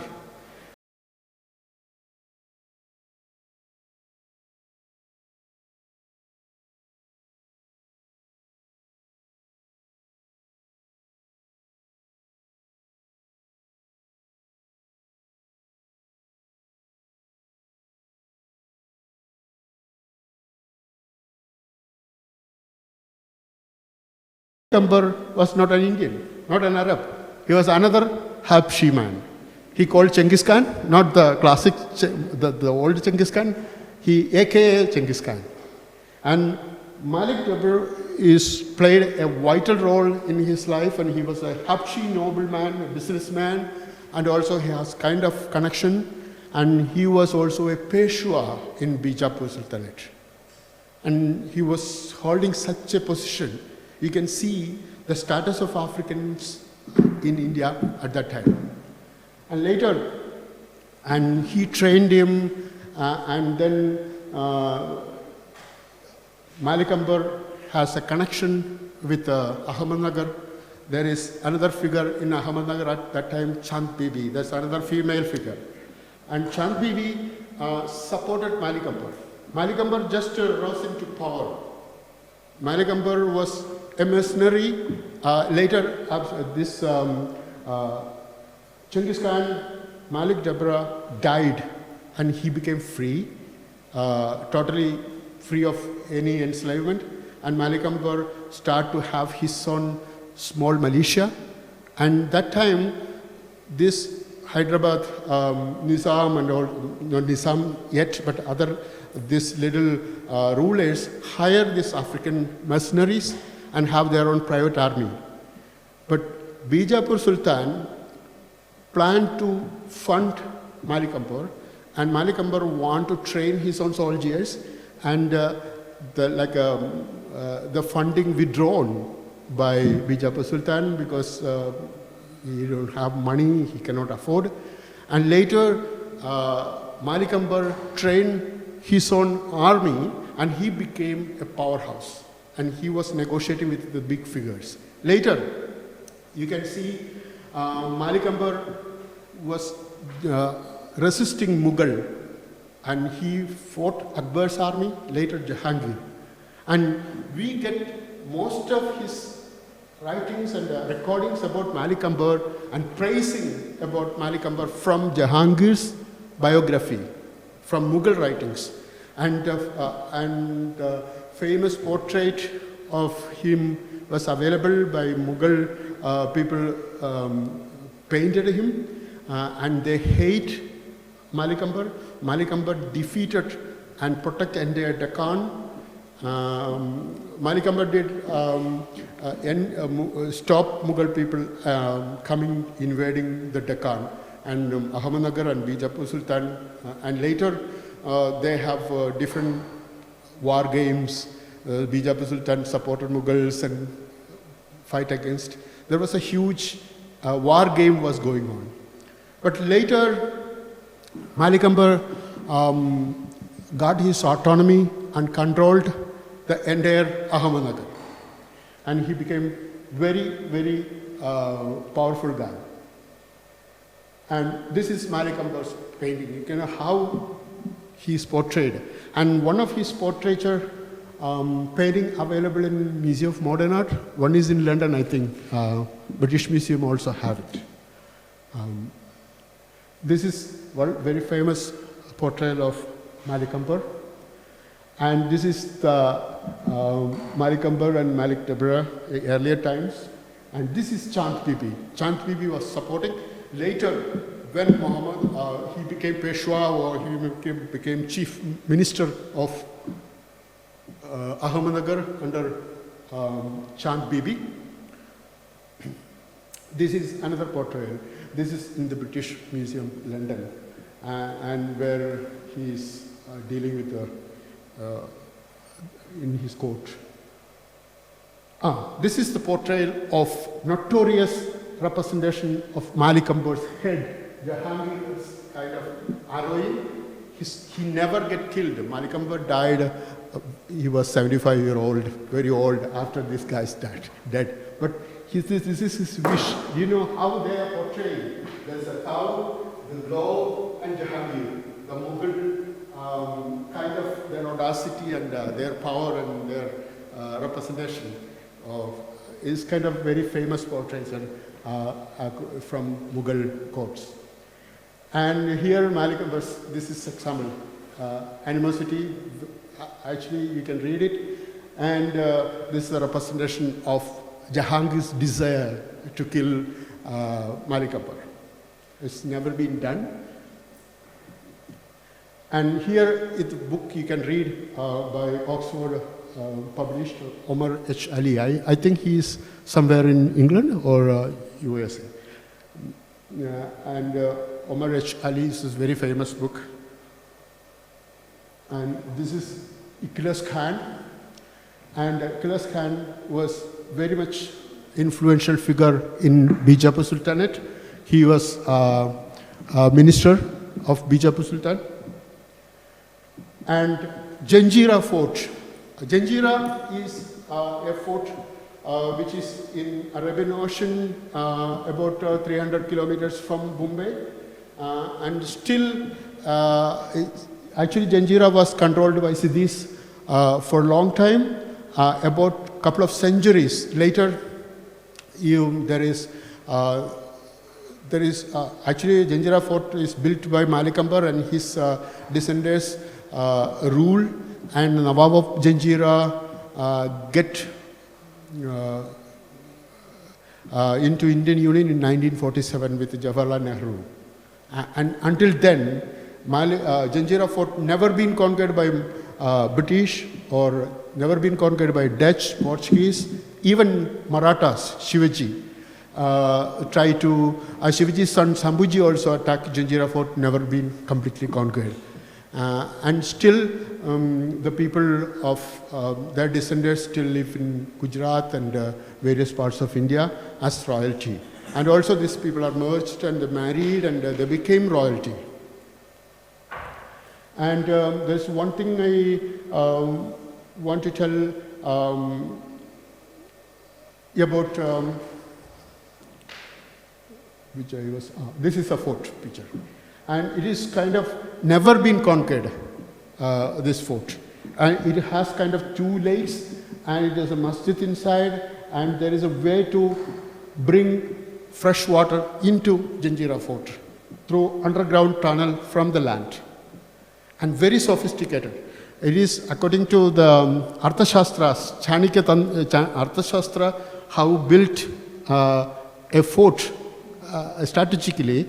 It is called Jala Durga, and they have different Durga means the fort in Sanskrit, and Vana Durga, Agni Durga. There's various kind of fortress they make, and this is kind of an exemplary one. Still, it is under the Archaeology Department of India. If anybody who visiting the region, it is worth visiting. And also he Malik Ambar built a beautiful city in Maharashtra right now. That was Kasrabad, right? That Kasrabad is renamed once Aurangzeb captured that place.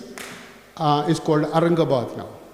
That Aurangabad is built by Malik Ambar. And he has kind of a lot of reforms.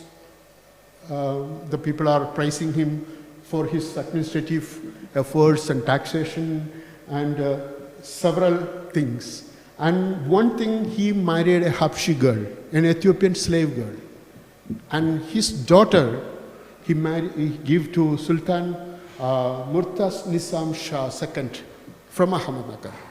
And also there was a famous, several stories about Siddhi people in history.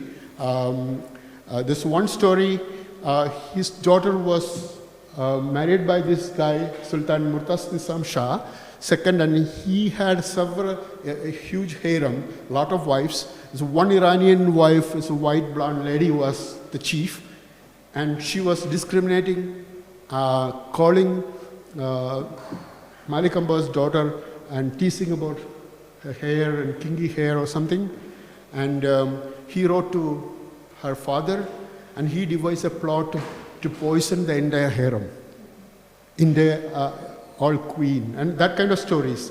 And there is several other kind of stories written and about the loyalties of the Habshis and Siddhis, how the Siddhis getting into this much power in India and in the hierarchies, especially very hierarchical casteist India, because of their sheer loyalty and courage. There's a story about a guard Habshi in Ahmednagar guarding the fort, and the Lord, the goddess of Lakshmi, the prosperity and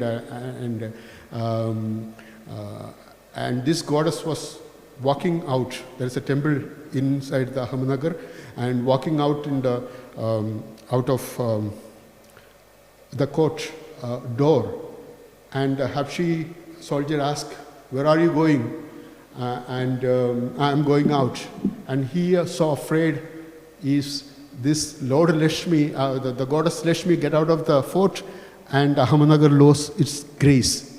So he asked her, "Please wait for me. I will go and ask Sultan, ask the king permission, I come back." And he went to knock the door in the middle of the night. The king come out, and the king asked, "What is the reason?" And "This is Lord Lakshmi is getting out. What do you do?" "Just kill me, so I cannot return there. And Lakshmi will stay, wait for me." So that kind of stories. By sacrificing his own life, he, this God, guard the prosperity of the country. That kind of several stories you can read. This is Malik Ambar's tomb in Kuldabad. Kuldabad is now called Aurangabad. And this is the Nawab of Siachen. Siachen is another branch of Siachen Nawab, is another Siddhi country, and they are also royalty. They have also dissolved in Indian Union. and they're getting pension from India government. It's like any other, like Nawab of Hyderabad or Travancore or any other state, princely states. And this is the small dynasty I was talking about in 1487 in Bengal. There is a Bengal Sultanate of Habshis. So that is very easily the Babak Shahzada. Very short-lived, and the Habshi soldiers revolted, and the palace coup, they captured only for 3 years, they only rule India, and the Bengal Sultanate. And then the Portuguese arrived. The Portuguese arrived in the western coast of India 1498. Vasco da Gama landed my place in Kerala, Calicut. As you all know, bring Christianity, not Christianity, Catholicism. And he initiated that, the Inquisition later in Goa, not Vasco da Gama, later Portuguese rule. And during the enslaved Africans, during this time, were brought to Portuguese traders East Africa. That is the main Mozambique people. Bring to Goa, Portuguese Goa. There were our people, Siddhi community, coming from that post-industrial revolution, trans-Indian Ocean slave trade, not the old. The old people are most of the military people, merchants and musicians, and they are not part of the chattel slavery. There are also documents in 8th century, 9th century, small urus. Urus is small ships. Go to Africa and bring, filled with the cotton from India, to go to the small countries of Africa or the Mozambique port, return with the slaves, 30, 40 slaves. And they've been sold in several kingdoms, royalties, farmers, earlier period. If slavery is not only the part of the Western traders, the Indian traders, and the Yemenis are played a big thing. Yemenis are mercenaries and slave traders at the same time. Yemenis played a big role during the Portuguese time in Kerala coast. The Yemeni family called Marakar family. It's a Kunyali Marakar, there's a movies about him. And he's not Malayali, the Marakar, Kunyali Marakar first, Kunyali Marakar second, captain of the commander of the Saburin in Calicut. And they are Yemeni's origins. Their job is mainly slave trade and attacking other slave ships, especially Portuguese ships. And they have a huge animosity who control the Indian Ocean slave trade. And as we all know, later the Portuguese people and Western forces dominate and the Arabs are defeated. Then the new colonial era started. And this is the beginning. Portuguese Inquisition, then in Goa, when Vasco da Gama's, later Vasco da Gama's descendants established Portuguese rule in Goa, their headquarters became Goa, they declare all people in India are Christians. That Christians are under Catholicism. And that's why we start to convert people, the early Christians, Syrian Christians in Kerala, convert to Catholicism. The first resistance I started the time of Meneses, the bishop, the Portuguese bishop. He imposed, accusing the local people practicing paganism and accusing they are Satan worshippers, even they are Christians. So he declared them as Catholics, and the local Christians revolt. And in order to resolve that, he started a synod in Udayamperur synagogue, Synod of Udayamperur. Udayamperur is in 1625. And in that, he declared all Christians are Catholics, and there is Kerala Syrian Christian revolted against them, and that led to Crooked Cruise Oath of 1625. So that is happening in Kerala, but the bishop are kicked out from there, and still they have their grip on the community through the church. But Goa was their head office, and the Goan, the Portuguese missionaries find out that the Goan Brahmins the Gauda Saraswata Brahmins. They are the dominant class in Goa. They are powerful people, and these people start to persecute them. They flee to the south. Most of them end up in Mangalore. Some end up in Cochin. Gauda Saraswata Brahmins there. But certain people stay in Goa, convert to Christianity. Even though they strategically convert, they are the merchant class. They have become the Belgaum area, Halyal area, right now the northern Karnataka area. They own this all sugarcane farms, and they own a lot of slaves.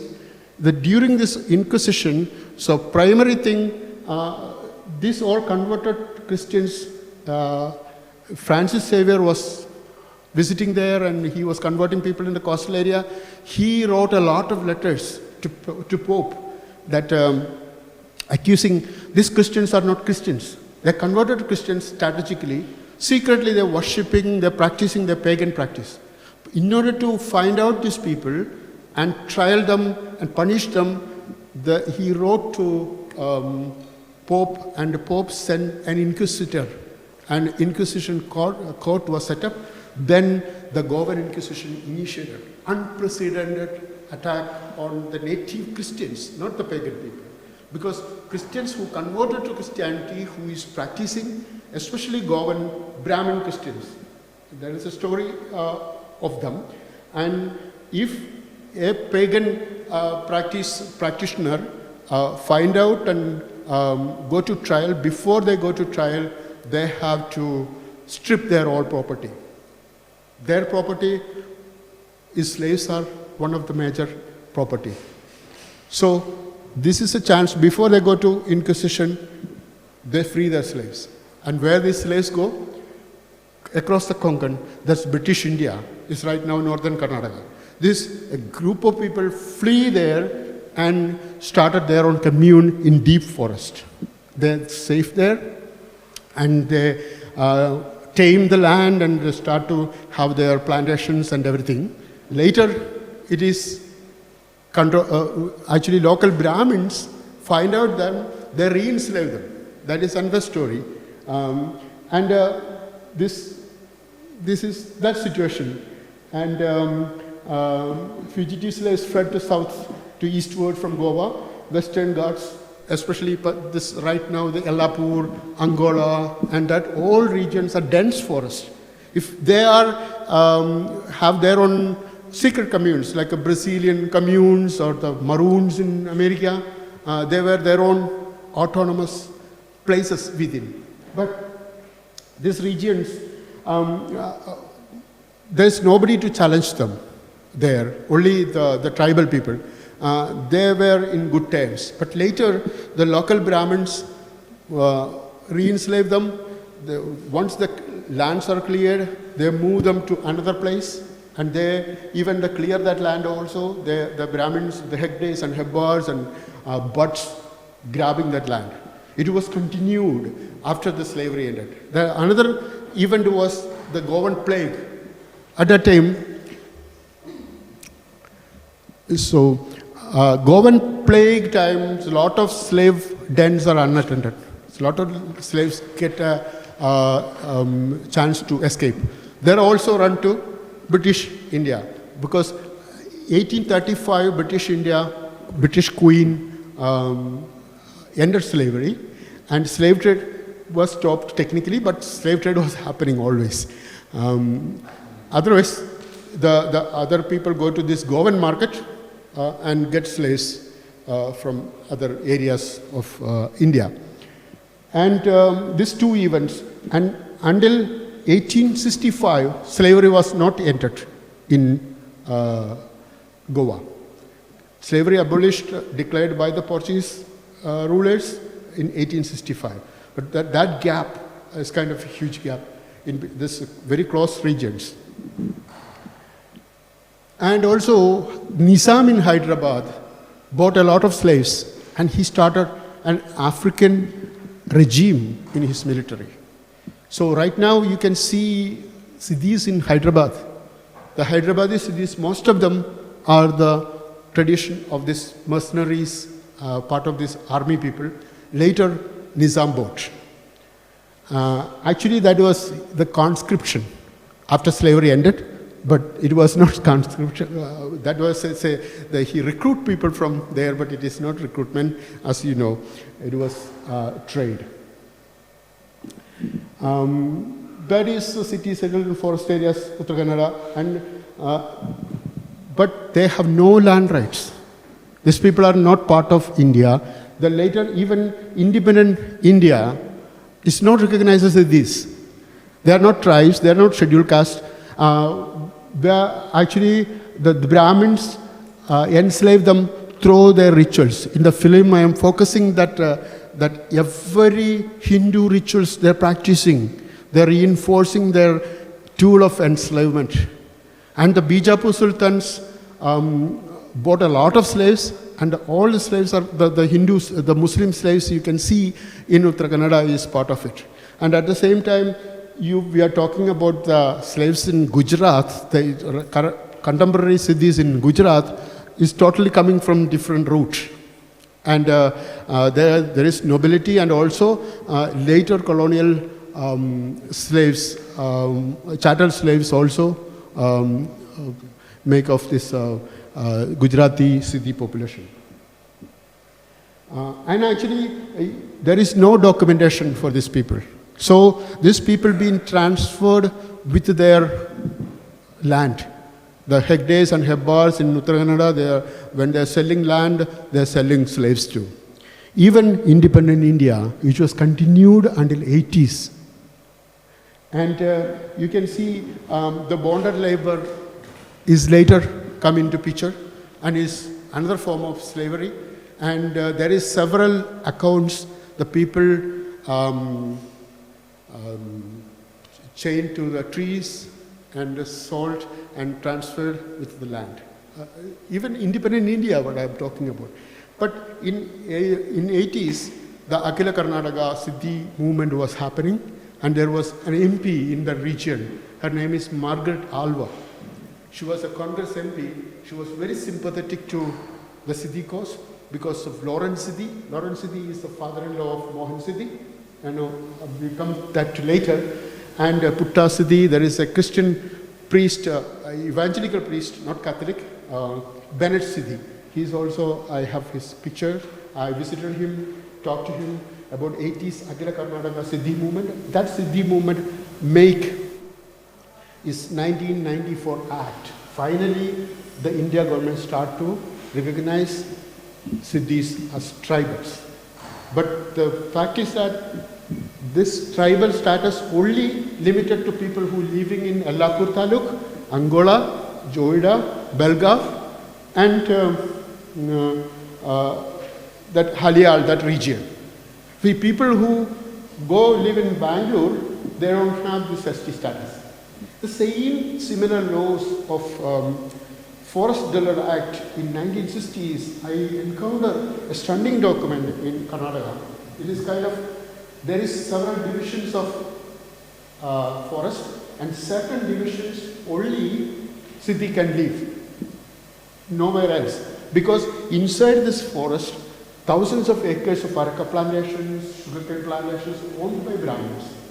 And their labor pool is from the Siddhi. They are the border laborers. So they cannot live outside this forest. These forest areas have no schools, no education, no healthcare, and that legalization even post-independent India to enhance this enslavement, to keep restrain these people within the ability. Right now, within this forest Brahmin land, then this old slaves became Hindus. Automatically, when a baby born, they had to bring the baby to Brahmin's land, and they look at the baby and name Sita, Bhaskara, Gadavali, Rama. And the same, you can see that this Hindu Siddhis, only Hindu diaspora of African diaspora exists in northern Uttara Kannada, Uttara Karnataka region, not Uttara Kannada district only. They are this population. And this Muslim Siddhis are controlled by later several Salafi groups, even Tablighi Muslims right now in that community. All Islamic streams infiltrated there, and Christian community was heavily controlled by Catholic religion and Catholic, the Gogu Catholics especially, controlled by priests and through their church. And also evangelization is kind of American and Australian Seventh-day Adventists coming to later 90s. They are playing a role there too. And this division, beyond this division, all cities and the region are unified by one thing. It is Dammam. Dammam is their drum, and also is connected to Cherian worship, their ancestral worship, which we are going to coming later. And so that all we talk about, right? And there is several stories.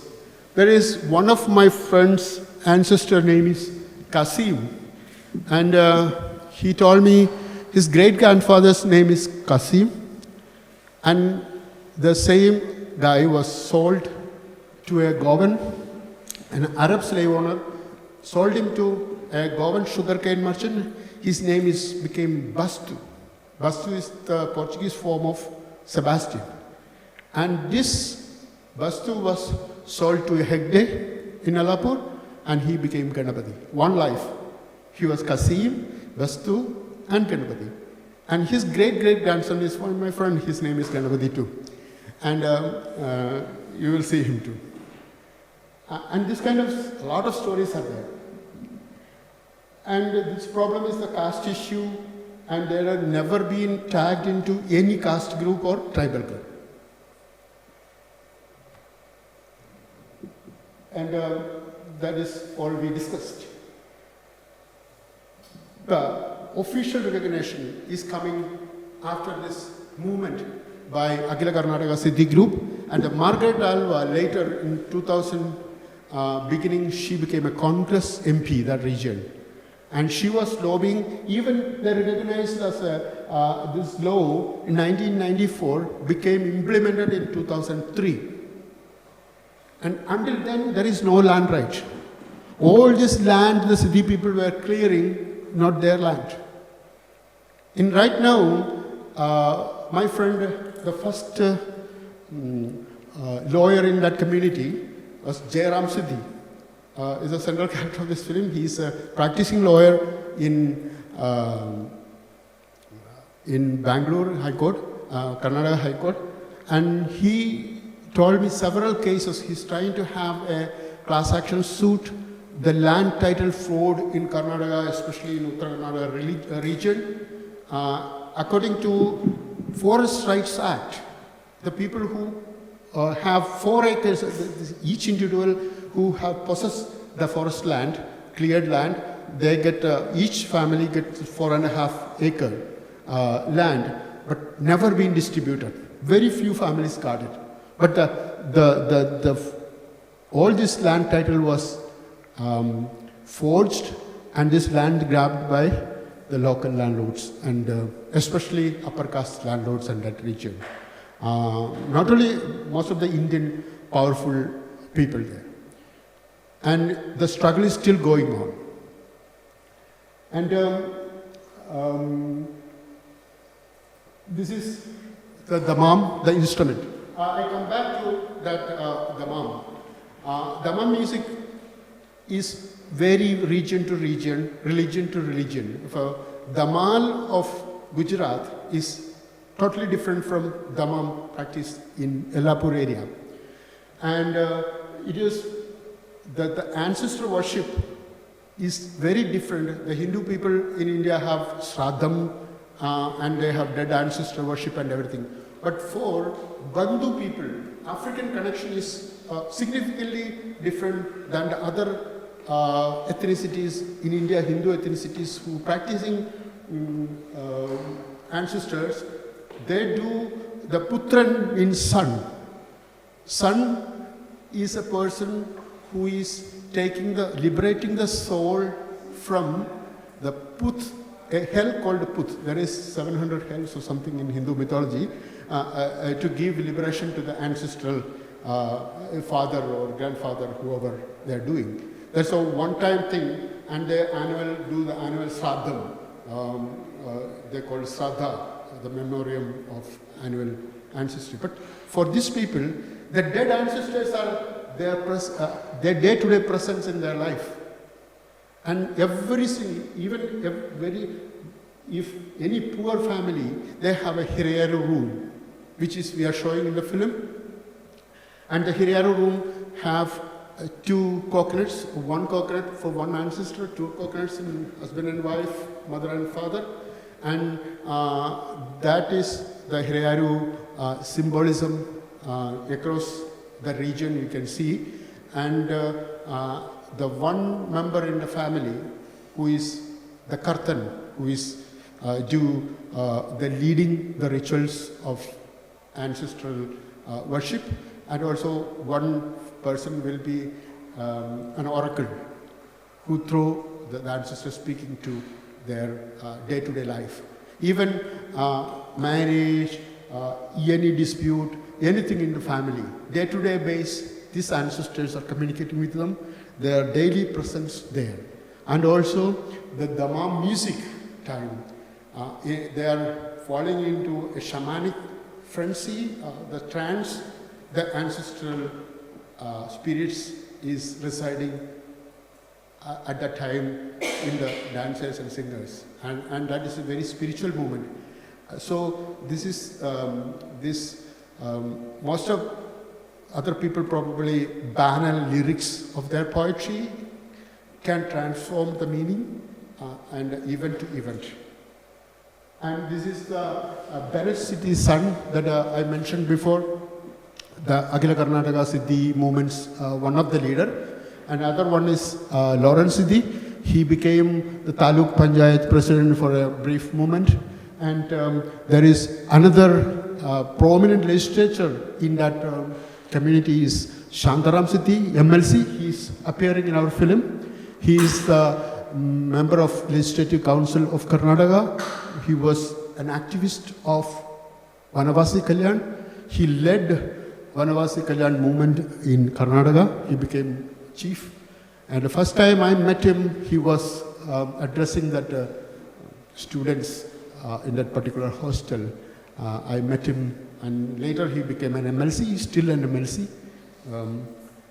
And there is several readers. And Dammam is really, people pronounce Ngoma, or some people Goma drum, root to the Bandhu people.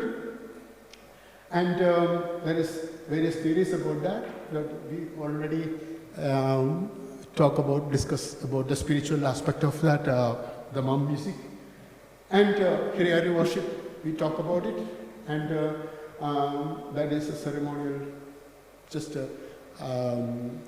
it is central. Even Hindu or Muslim or Christian, they all come together for Dammams, for their ancestral worship. There's a place called the Siddhi Center, right in the middle of the forest between Angola, in Angola Taluk now, between Elapur and Angola, there is a Siddhi Center. It's called a Satan Bale. The film referring to that place, and I will show the photos of that place later. And there is a rock, Siddhinas. Siddhinas is the collective festival gathering, but the Siddhinas became a god, and some people believe that that god is kind of brought from Africa, and that's a common god. Even the Muslim Siddhis secretly doing the Hiriyaru worship and doing the secret Siddhinas rituals, Christian Siddhis, but their church is banning it. And before that, until recently, the marriage was universal. Siddhi people married each other irrespective of their caste or not the caste, their religion. Now the Muslims and the Christian Siddhis are Christian Siddhis still intermarrying, but Muslim Siddhis are kind of very cautious about that right now. The recent phenomena, the division is getting more wider. But generally, Rhythm of Dammam unify the Siddhis and their ancestral worship, unifying them. And this is a Hirayara room during their ancestral worship time. They are feeding this is all feeding to their god and their ancestors. This is another, this is Mohan Siddhi's mom. Actually, in 2019, they're doing the rituals. I was in the home. It's one of her cousins' home. They're feeding the ancestors. And this is another Hirayara room. There are all Hindu gods and goddesses already there. Even Muslim Hirayara room, they don't put that, but still people secretly doing that. And Kavanti. Kavanti is kind of a knitting quilt. That is, most of the females do. They use the scrap materials and creating a certain pattern that's kind of identity of the Siddhis in that particular area. They're making this very beautiful stuff. Look at this. And she, actually I visited her in 2018 or I don't know, this in 2020. And she made that. And it is kind of became an identity of their craft and is very popular. And there is an NGO working to promote that right now. So this is storytellers. Now I'm coming back to the community. This is photo taken in 2018, I think. This is Manuel Siddhi. That is another Manuel Siddhi. He's junior. He's one of the senior person in nearby Dandeli. And he was an amazing storyteller. He was telling the stories about the community because there is no written document and how they are perceiving themselves, their legends from these elders. Unfortunately, he passed away. And he told me a lot of stories. He told different versions of stories. In this film, there's a character Gajavira Siddhi referenced to. And Gajavira Siddhi is a real human being. It's not a mythical person. He served Sangoli Rayana, the chief commander of Kittur Rani. Kittur Rani is right now the modern day Belgaum area was ruled Rani Chennamma. Rani Chennamma is a huge figure in Kannada. People coming from Kannada history. In that she didn't have the kids, so there was a British Act. If like a Jalsi Rani and all there's an adoption act. If a ruler don't have ancestors, they take the land to East India Company or to colonial Indian. Actually she adopted a son and the British government didn't recognize him and she went out to war. And in 1829 there was a huge riot. In the British records it's called Kittur riot. But it's a Kittur war, Kittur people says that. And during that war, Sangoli Rayana is the commander of Kittur Rani and Gajavira Siddhi was serving him. He was one of the prominent soldiers in that Siddhi community, is a legend. And all these stories are telling, but he's coming from a Siddhi Christian background, and he says several stories about Siddhi Nas is not a Hindu god, is a Siddhi Inasu. And he was really a leader of the community, and once he was captured by the upper caste people and later British people captured him. He was a rebel and sent him to Kalapani, and one night he swim through the ocean and come to Karwar shore, and he come to Elapur, and in the city he was get killed and he buried under the grotto there, and that is his story. And this same person, another people tell a story that Siddhi, that talking about Gajavira Siddhi also, as Siddhi Nas, the expression, manifestation of the god and the mythical warrior.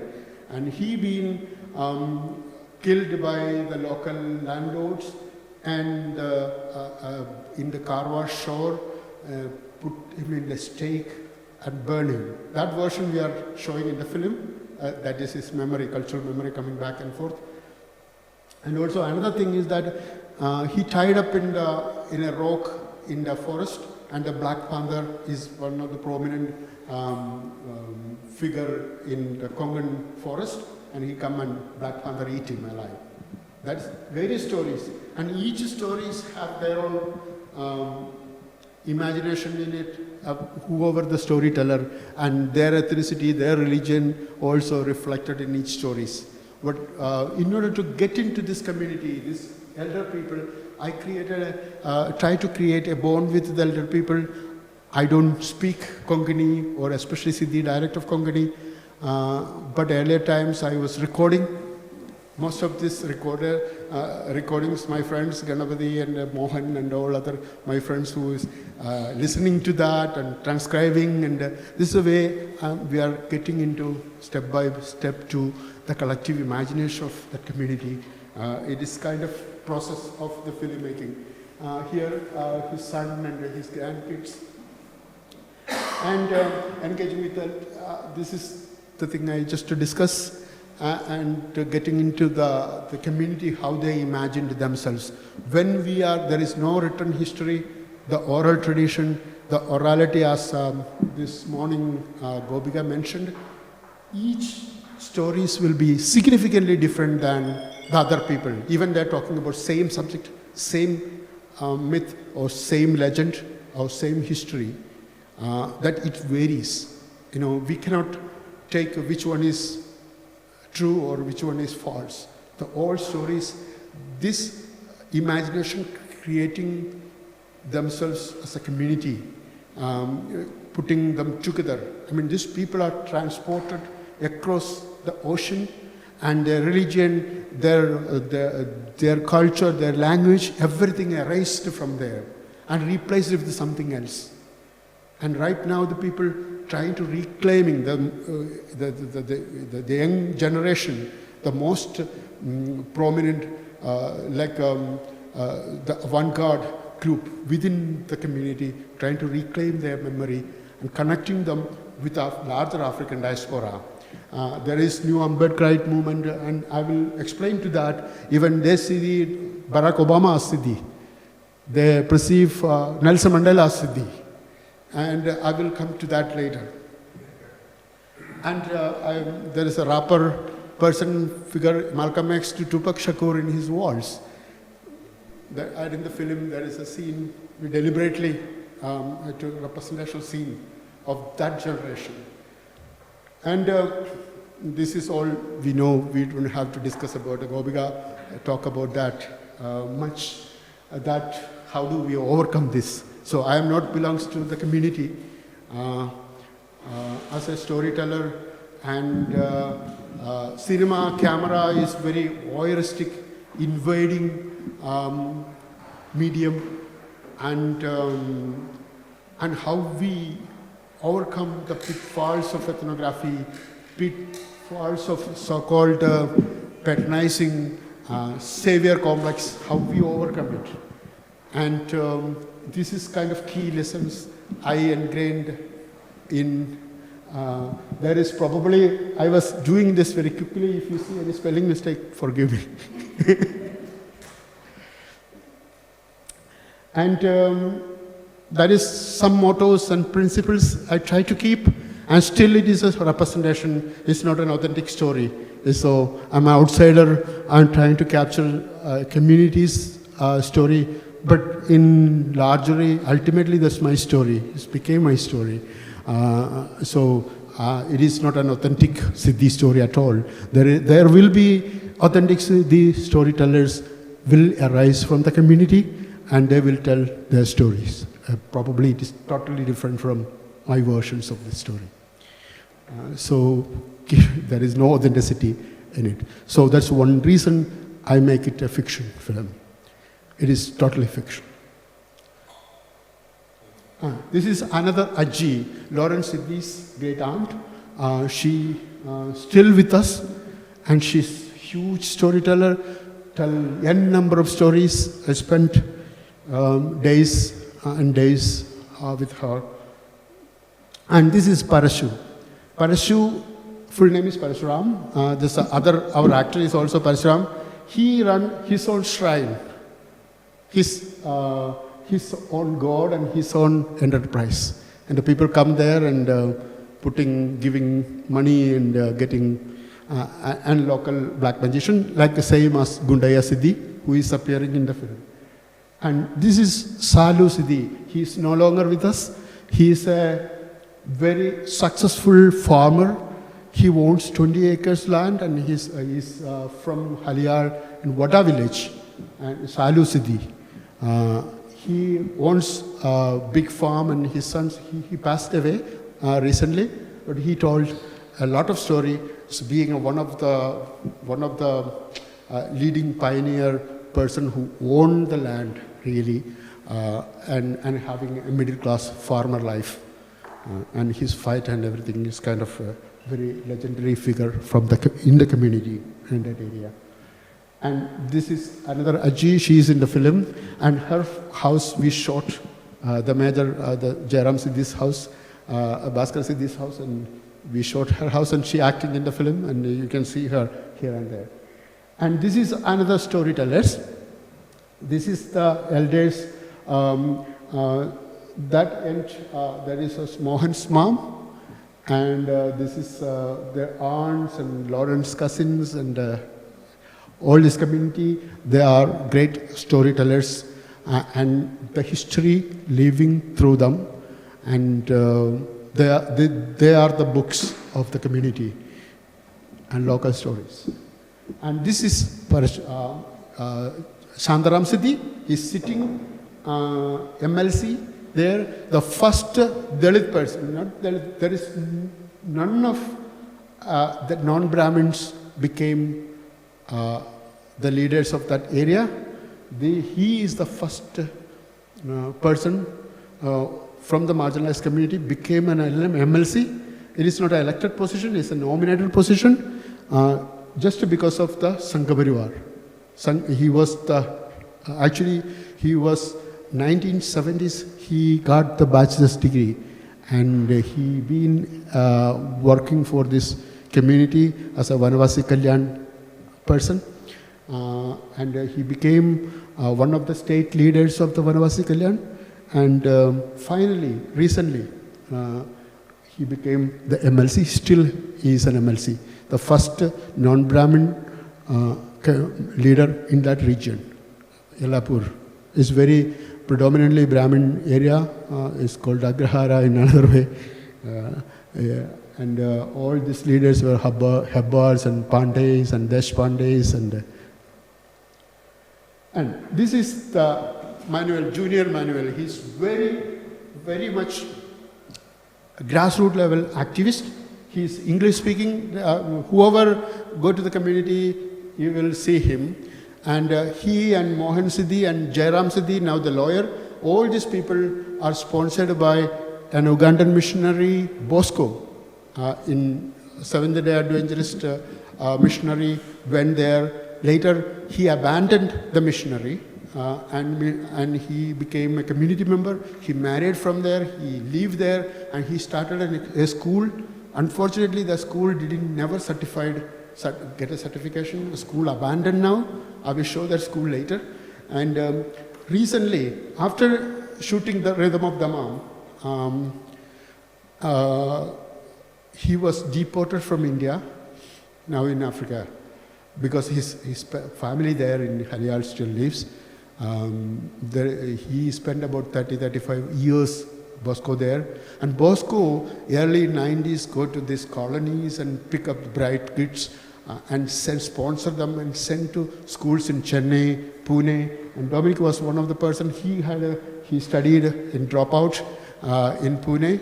And now he's an activist, live in Wada village. And this is shot in 2019 or 2020, Ambedkar Jayanti. Look at Frederick Douglass, Martin Luther King, and Nelson Mandela. While he was taking this class, I was there, And there's another Ambedkar activist also, local people also involved there. And he says, oh, this is a Siddhi. And he showing that is a Siddhi.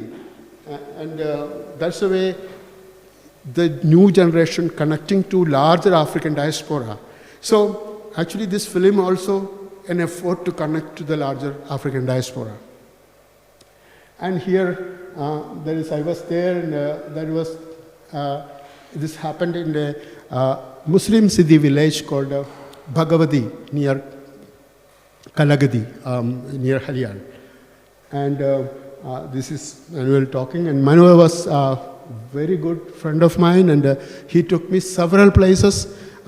He have another kind of vision than the traditional Siddhi community. He is very grassroots level, very hard Ambedkarite activist. And this is his wife. And there is another, I didn't see that. There is, this is a baby name ceremony of Lawrence Siddhi's house. This is Santosh Siddhi, Mohan Siddhi's brother-in-law, and his wife and the baby. They have a ritual, late night, we have a Dammam, and this baby having, even though they are Christians, they follow that local folk Hindu tradition. This is the feast late night, and this is one of the function after the gathering. And then this is Bennett Siddhi. I was talking about the leader of the Christian evangelical group, and that is his family. And this is the earlier, the Jairam Siddhi.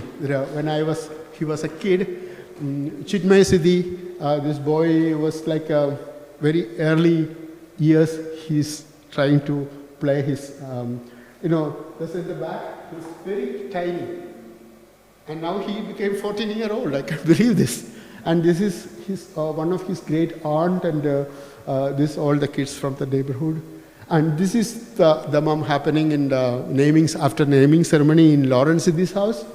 And this is one older singer. She only have one leg, and she was an amazing singer, the mom singer. She been recognized and got several awards. And this is the singers and the dancers, they are preparing. This is the stereotype, exoticized version of the mom. They're presenting it for tourists in various places. This is a stage program. This is run by, this troupe is owned by Arun Siddhi. He is in the film. Arun Siddhi is Mohan Siddhi's younger brother.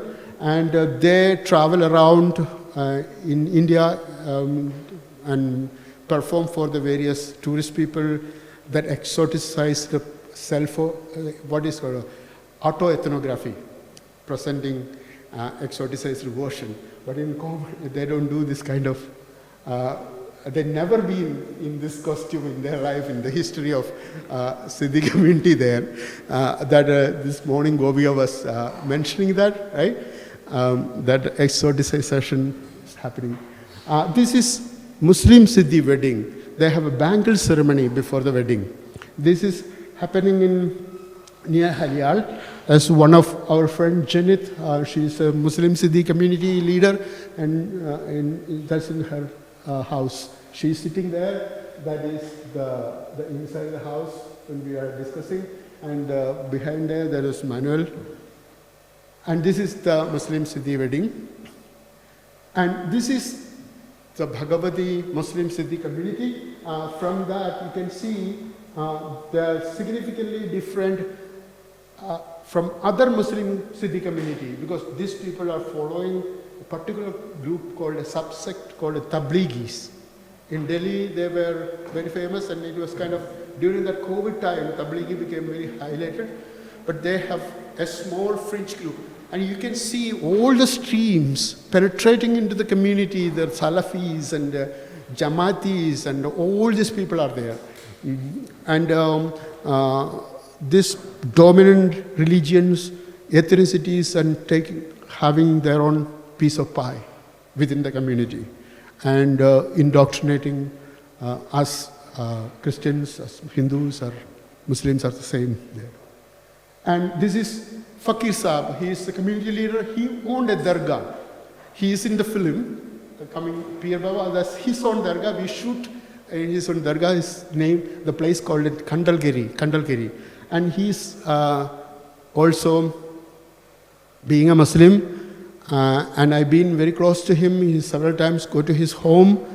And Hirayaru, secretly, he do it inside. Even they do the cutting the chicken ceremony inside the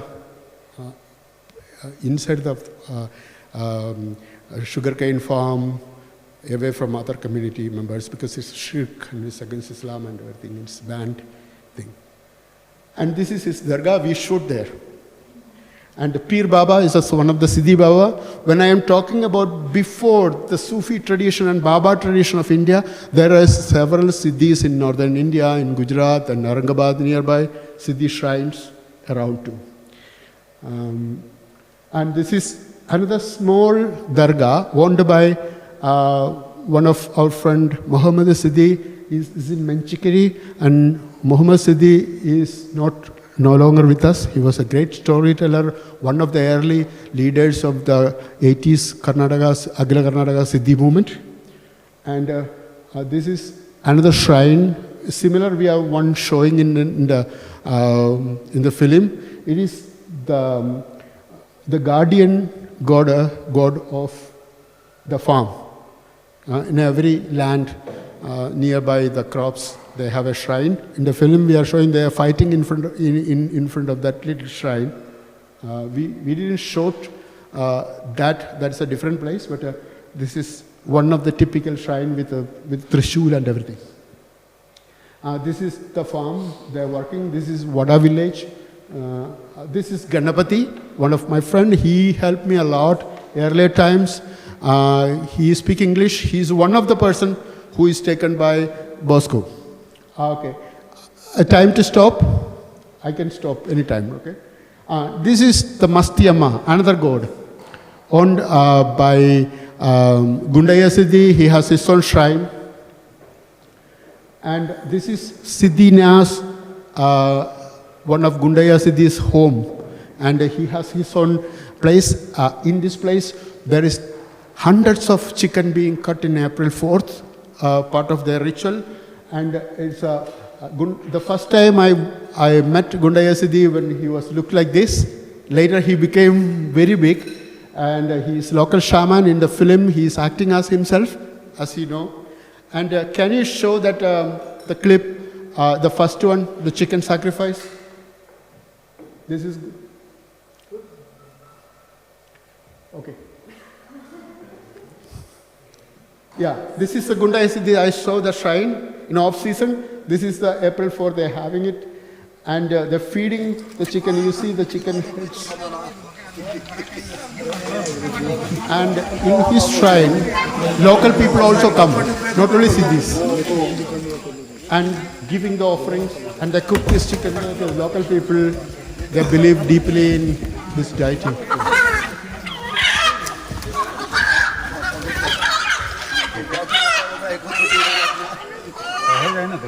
And it's not only, it's about 500 chickens are being cut there. Now I don't want to play all of them. If you want to stop, I can stop. Yeah, there's a lot of things going on. Can you play the goat sacrifice, the next clip? That is the Gundaya Siddhi's own shrine.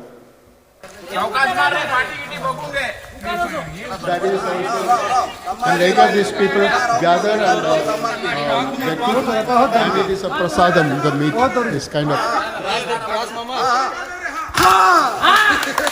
I'm sorry. And taking this blood in a small leaf plate and.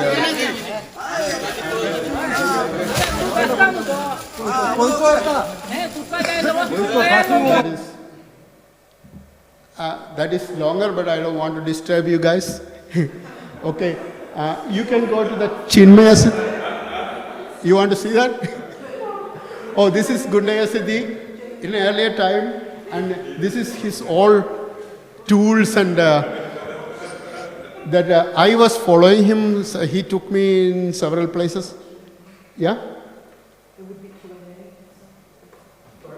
No, there could be questions.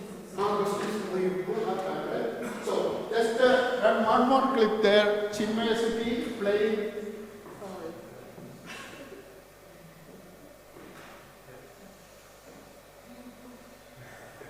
Oh, this is the earlier times. He has not become very much skilled, and he was practicing. Very old.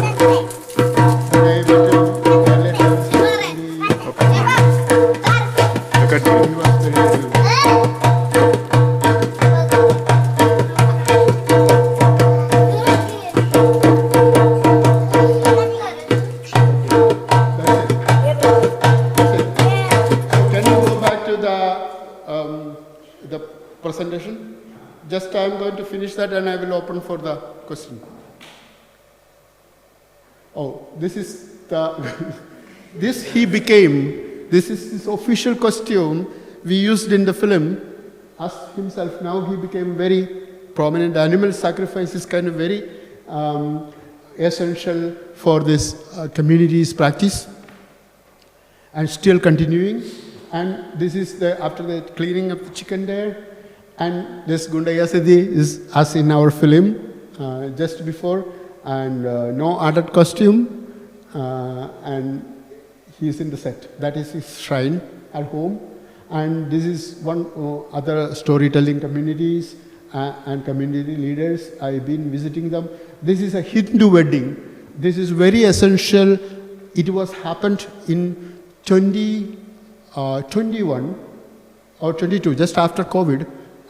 In Yellapur city, and is one of the Ramasiddhi, his daughter is getting married, and it was a Brahmin there to doing the wedding, and the wedding was very big wedding. The entire catering supposed to be done by Brahmins. I mean, that is strictly vegetarian, cooked by Brahmins.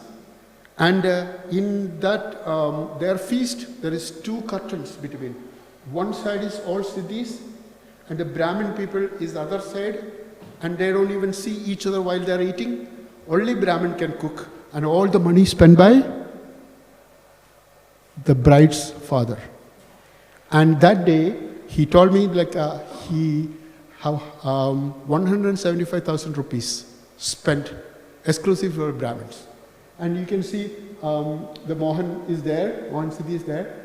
And this is Shantaram Siddhi, Jayaram Siddhi, the lawyer, and Ganapati Siddhi, and all the community leaders coming to the wedding. And they are with, look at this Bharata Mata picture. And that was given by Shantaram Siddhi to the brides and groom as a gift, and also gesture of the political thing. This is the Brahmin cooking inside, and they are serving. You see, this is all, the curtain is there, and this side, only the local Brahmins and local people, no Siddhi people can sit. Only Brahmin people cook and serve under the expense of Siddhis. This is other side, Siddhi people sitting, and they are also served by, cooked by Brahmins.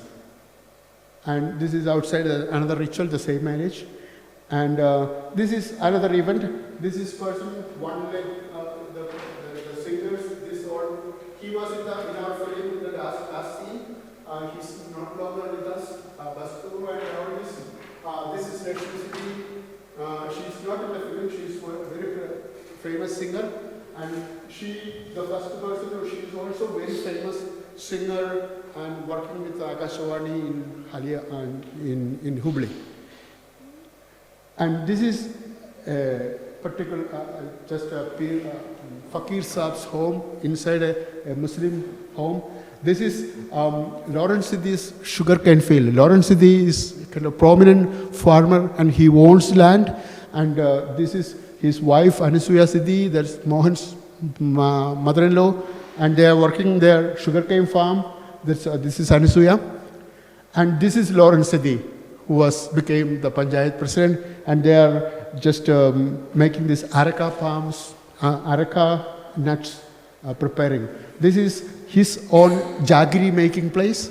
His sugarcane, he is taking that sugarcane juice and he make his own jaggery and he's selling that.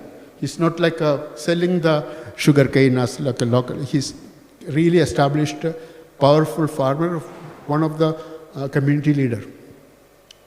And this is, they're making the juice with their missionaries and making jaggery. And this is the furnace to make the jaggery. And this is the molasses, which is very essential. They're making that white rum that Bhaskar Siddhi is drinking in the film all time. That is created by the local rum. It is very, very strong, and I've been tried several times. This is a local new generation kids. They are getting out. The larger, the generation, Gen Z kids, the new generation, they are this Wada village. Okay, it's not working. Okay, it's not working. Oh, it's winding up. Okay, this is it. And only is working. One thing, I finished. It's finished. This is. I have to tell this. This is Buddha Siddhi. Buddha Siddhi was kind of. Our Bhaskar Siddhi, the character, I just developed from him, and he's kind of very, very interesting person. And this is his brother Ramasiddhi, and two brothers is coming. I'm winding up 2 minutes. Okay, this is the way we are traveling. This is dry out revolutes of inside the forest, and this is the Kalibeti River. This is the first waterfall we see. This is Jairam Siddhi, the lawyer, and this is the place, and this is the school.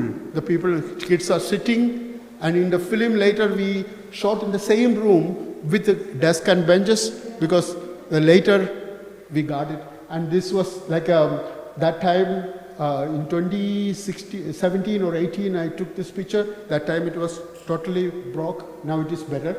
And this is also his family. This is the corn making, and this is the guy, Muhammad Siddhi. Sorry, he is no longer with us. He helped me a lot and he tell a lot of stories. This is Mohan Siddhi, his training program, and this is their Mohan Siddhi's development program. This is Muhammad Siddhi's house. Okay, there is their house. Yeah. Can you please shut down? That's done.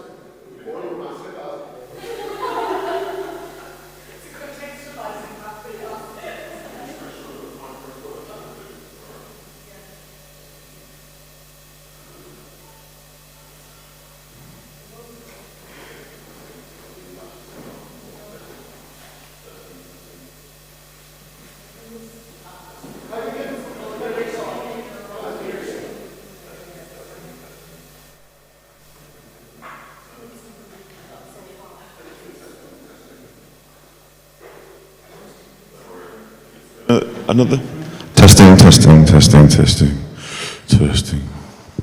Such a deep voice. Thanks so much, and the film really gave us a lot to think about. You know, as you were talking about your friends and the members of the community is like oral storytellers,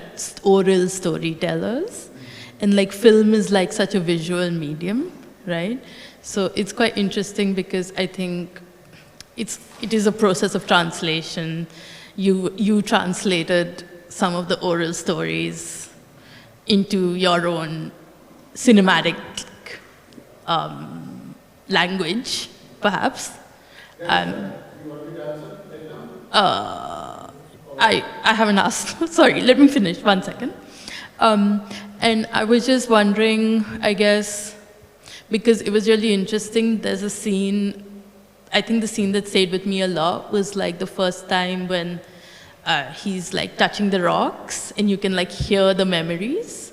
So I was just interested in your choices to like both show us the sounds of the memories, but then later on you have like the visuals of the, I guess, the collective memory, right?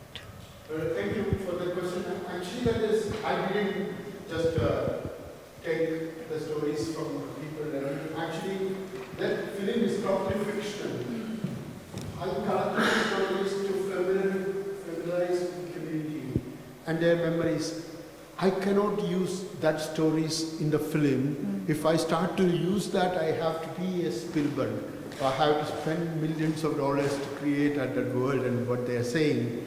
Actually, the film, I wrote several versions of the script, and one version was like very traditional film, and I followed my lawyer friend, his backstory, and he became a lawyer, and he win the class action suit and get the land for the cities, and that kind of traditional narrative versions of script I wrote.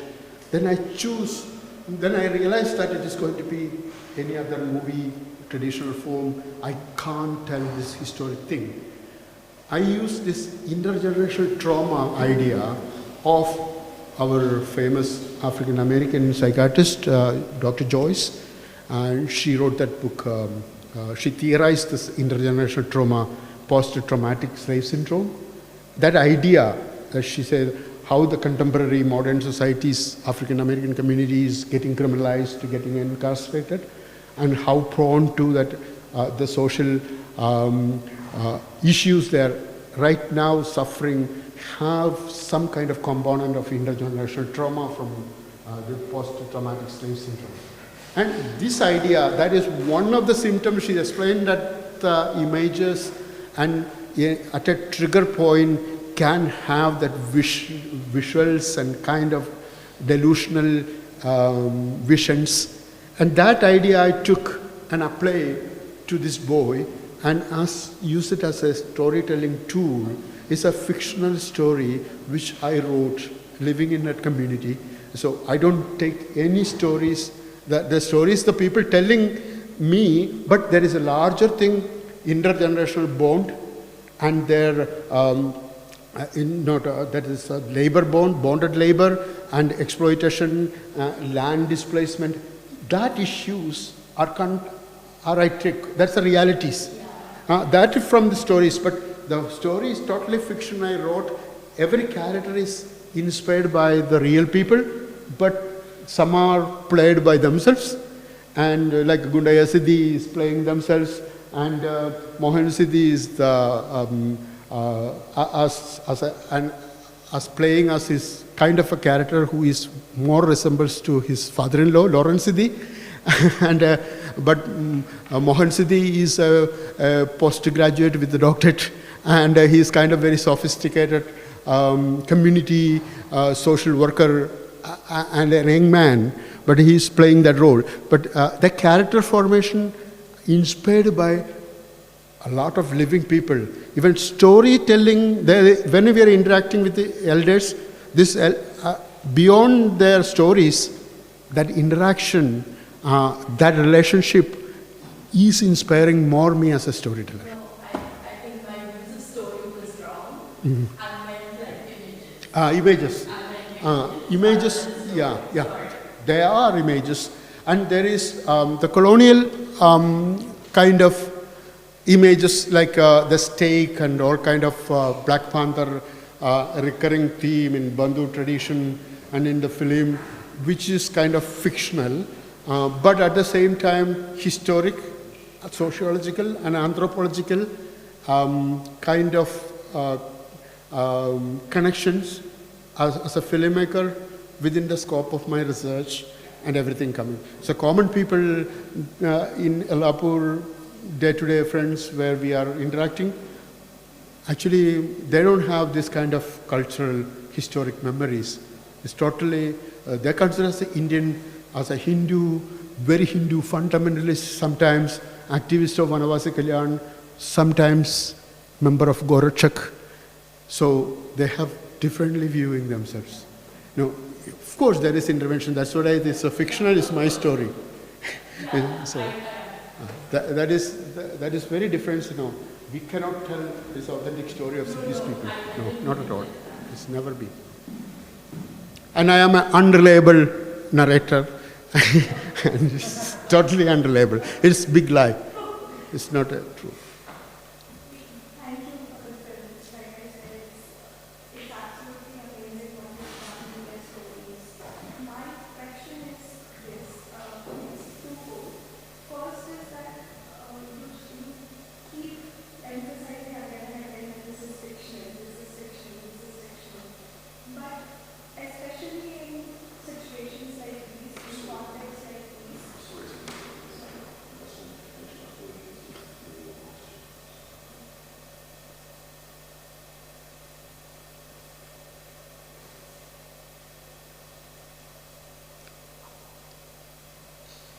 Is it going? Just 1 second. I'm really, just, please hold.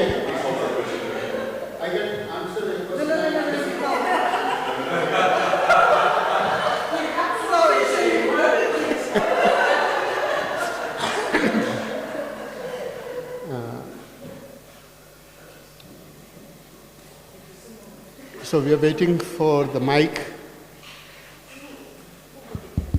Oh, this mic is working.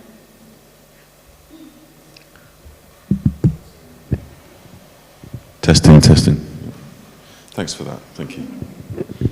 Thank you. Yeah, so as I was saying, thank you for the film. It's absolutely amazing what you've done with their stories. But you keep repeating again and again that this is fiction, this is fiction. So my question is twofold. First is that in contexts like these, when you are narrating something, when it's fiction, we still borrow from the non-fiction, right? So how do you separate the truth, the reality, and the fictional part of it? And I guess what I'm trying to ask is, how do you control the fictional and the non-fictional, and how do you separate it? Because when we are not able to separate it, we also end up, whether by default or subconsciously, we do end up appropriating, or we do end up putting our own spin to it. So I just wanted to know what your process is in terms of how you control the fiction and the non-fiction. So thank you for the question. That's very important.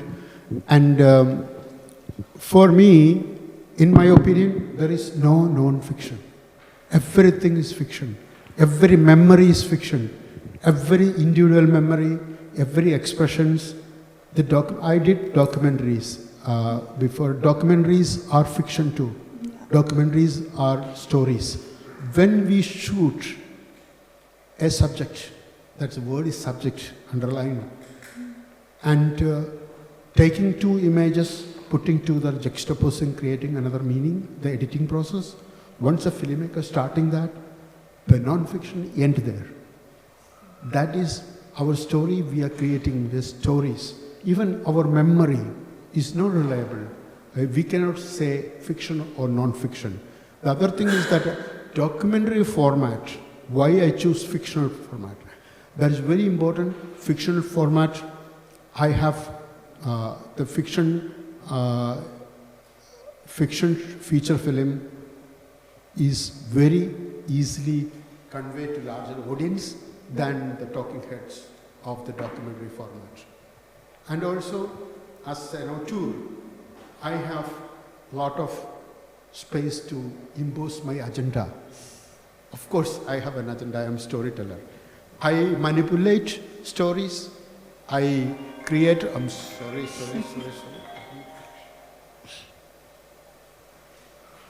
So I lost that train of thought. But once you manipulate. Yeah.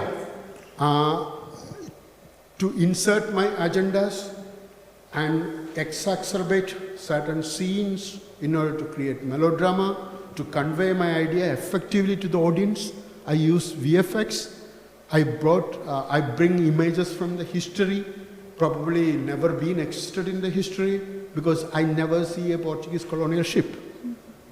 So when we are creating an image nowadays, sitting down with the VFX or giving instruction to our technicians and create something which is totally fiction, that is when we are designing our own lie.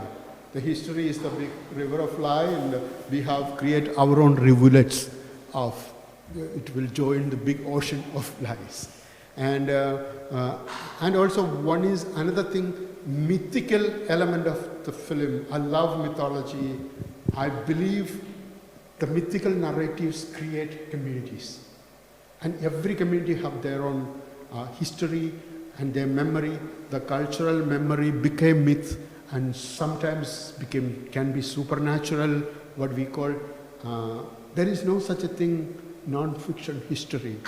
The historicity of anything which is we try to establish, even the contemporary things happening in surrounding us, we know through the stories of the media, the newspapers and TV programs and images they are juxtaposing, edited and presented to us.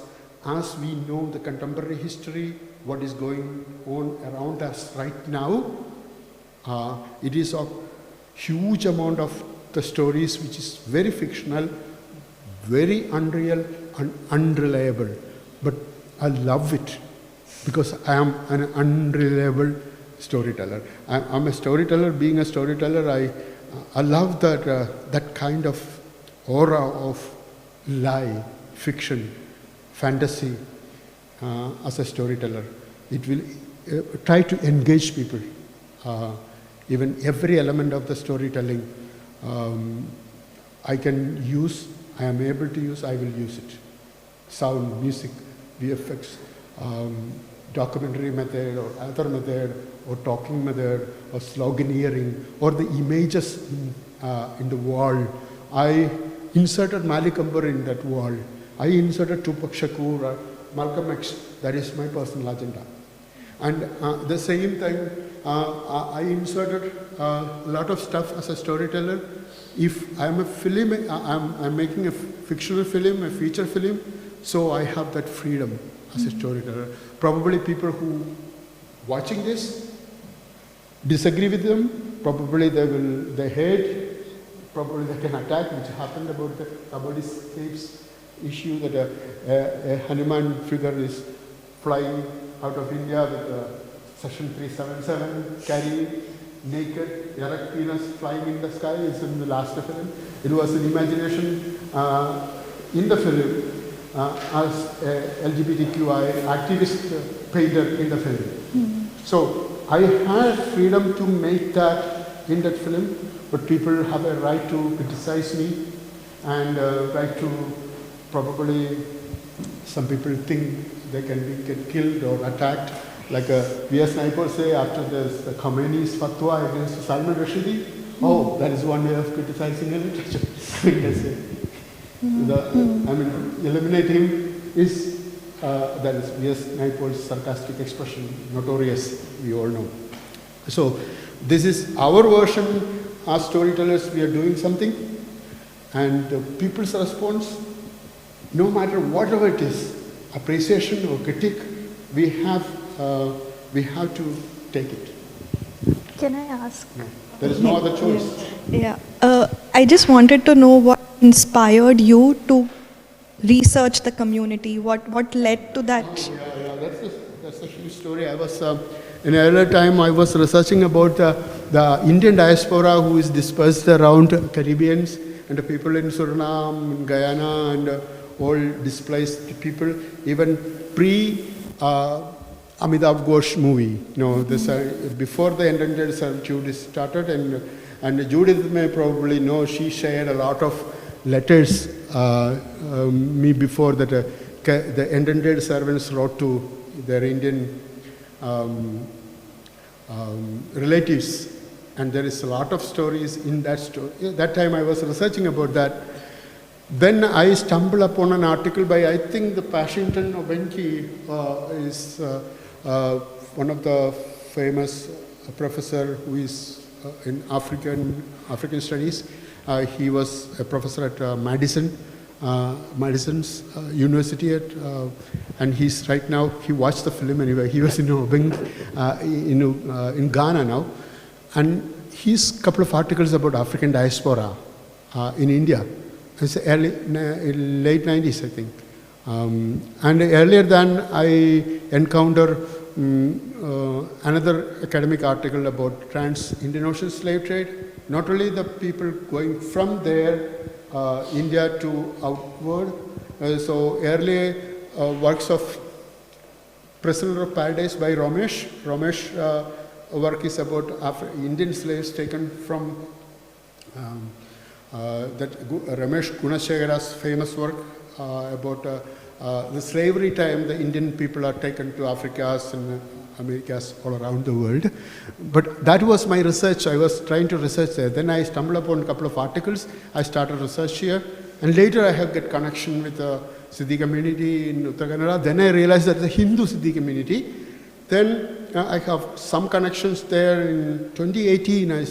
Earlier I have connections, but 2018 I start to visit there, and later I end up having a house there, a rented place. And first time I was living in these leaders' houses, like Mohan, Lawrence, and Jaram, all these friends helped me a lot.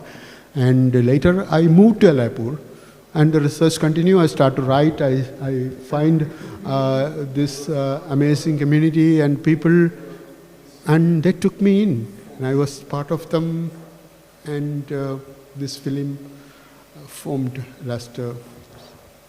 That is the story of, I end up in Allappur, and yeah, thank you. Yes. Thank you. I really enjoyed the movie, and I know that you talked about how most of your your story was inspired by all the oral narratives that you've heard. I was just wondering, have you come across any written documents about, not documents per se, literary narrations of, written literary narrations of these stories, or has there been any writing from the people from the Siddhi community itself? Yeah, that's there is no story writers from Uttar Kannada area. There is nothing published I ever seen. But there is written documents in Portuguese archives and the historical document. One is this two Basto brothers in colonial time attack a British outpost and kill a couple of white officers, and there is lookout notice against them.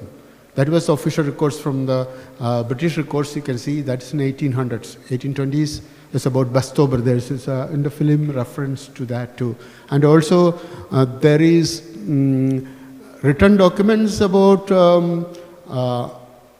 Jahangir and Malik Ambar, the book, Omar Malik Ambar book, and there is several written documents about, I mentioned that Ibn Battuta mentioned Habshis and several other people. There is several historical records about the Habshi presence and African presence in India, but there is nothing fictional about this particular Hindu diaspora in or the ethnic diaspora in Karwar region, the Allappur Karwar region. I never encountered anything fictional, but there is several peer review articles.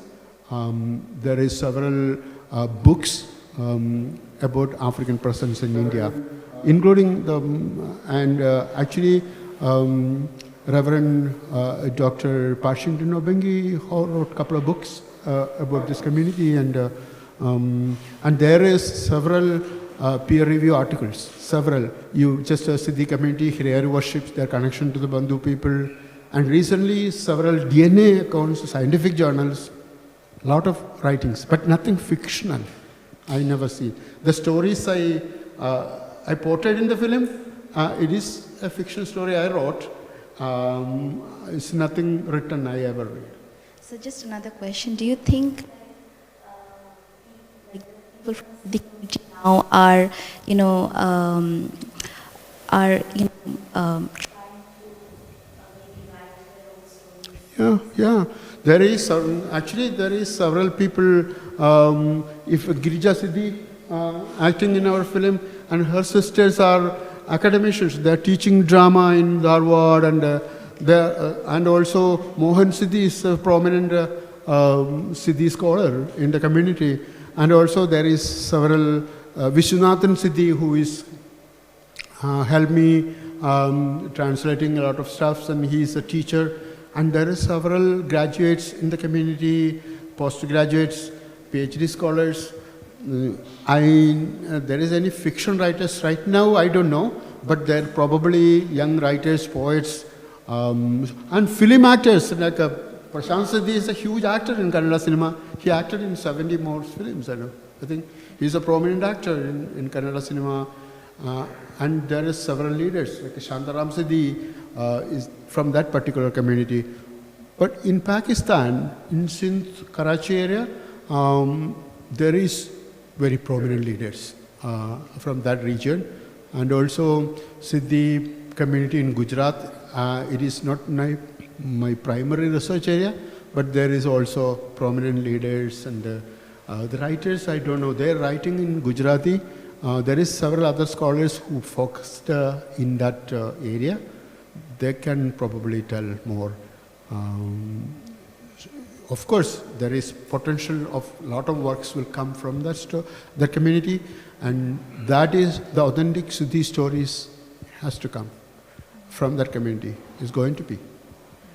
I think there is a lot of articles and books written about Siddhis. Written by Siddhis, I've not come across that much, but must be. There must be, because I don't know, that doesn't mean it. I look forward to reading them. Yeah, as well. Probably. Yes. Yeah, so the film was beautiful. I really liked the music in the film, and the presentation was also elaborate. And I think you elaborated on the fact that how they are represented officially in the Indian context as scheduled tribes. Yeah. Not all of them. Yeah, there are regional differences, is what you also mentioned. So I was wondering, because there are many similarities when it comes to the indigenous cultures that they have, like the Daman you said, the Dammam, and also the ancestral worship. You also talked about the sacred grove inside the forest.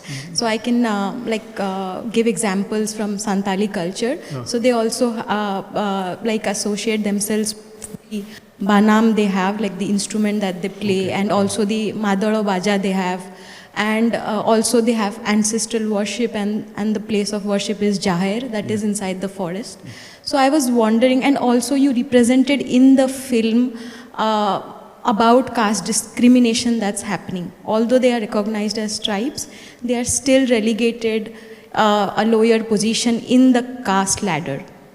So I was wondering if there is any kind of solidarity between the Uttara Kannada region, between the Dalit and the Adivasi communities that exist, and if they themselves recognize as being a Dalit or like a tribe. So that was basically my question. Yeah. It was a very nice question actually, that they didn't, the particular people from Goa to Konkan region, they're isolated themselves because they're runaway slaves inside the forest. After the forest, they re-enslaved by the Brahmin community. They make sure they don't have kind of camaraderie with the local Dalits or tribals. And tribals, the Gaulis are the prominent regional people. But in reality, the other scheduled caste and the tribes have discriminating Siddhi people as much as they discriminated the mainstream community. This kind of India has kind of a cyclical kind of oppressive grade and inequality, and that's very hierarchical too. And the Dalit people, Dalit people are protected by Indian Constitution and the citizens and everything. Until 1994, these people not even as considered as humans. Even the British period later, the independent India, until 1994, it's kind of day before yesterday for me. You know, it's probably the most people, young people who born after that, but it's recent. So historically, these people are isolated. And the other thing, later phenomenon is that that particular taluks and districts, they have tribal rights, and that right itself questioned by local Dalit community. So there is tension. But beyond that, the new Ambedkarite movement has shown that they are trying to reach out and getting a new camaraderie. It's very multi-layered and complex relationship with the community. Historically, these people are isolated. There is a reason because of the slavery and their precarious existence as citizens in India. Indian countries. Thank very you. Complex. Yeah, it is very unique. Yeah. The position they hold is really unique. Thank you.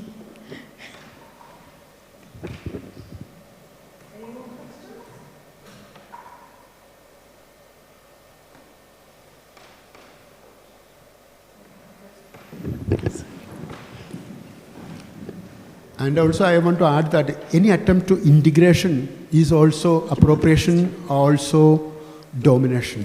And also that was kind of enabling the re-enslavement and to recruit to their religion, their ethnicity, and enculturation itself. You see the two dominant narratives of the pledge in the Sanghavirivar thing, in the hostel and in the school also, imposing the nationalism through this pledge and all the narratives in front of them. Being an Indian, be ready to die for the country, that kind of things. It's an attempt to delete, that is attempt of ethnocide, right? It's a cultural genocide in a way. Is erasing their cultural memories, the collective memory, and imposing and rewrite it.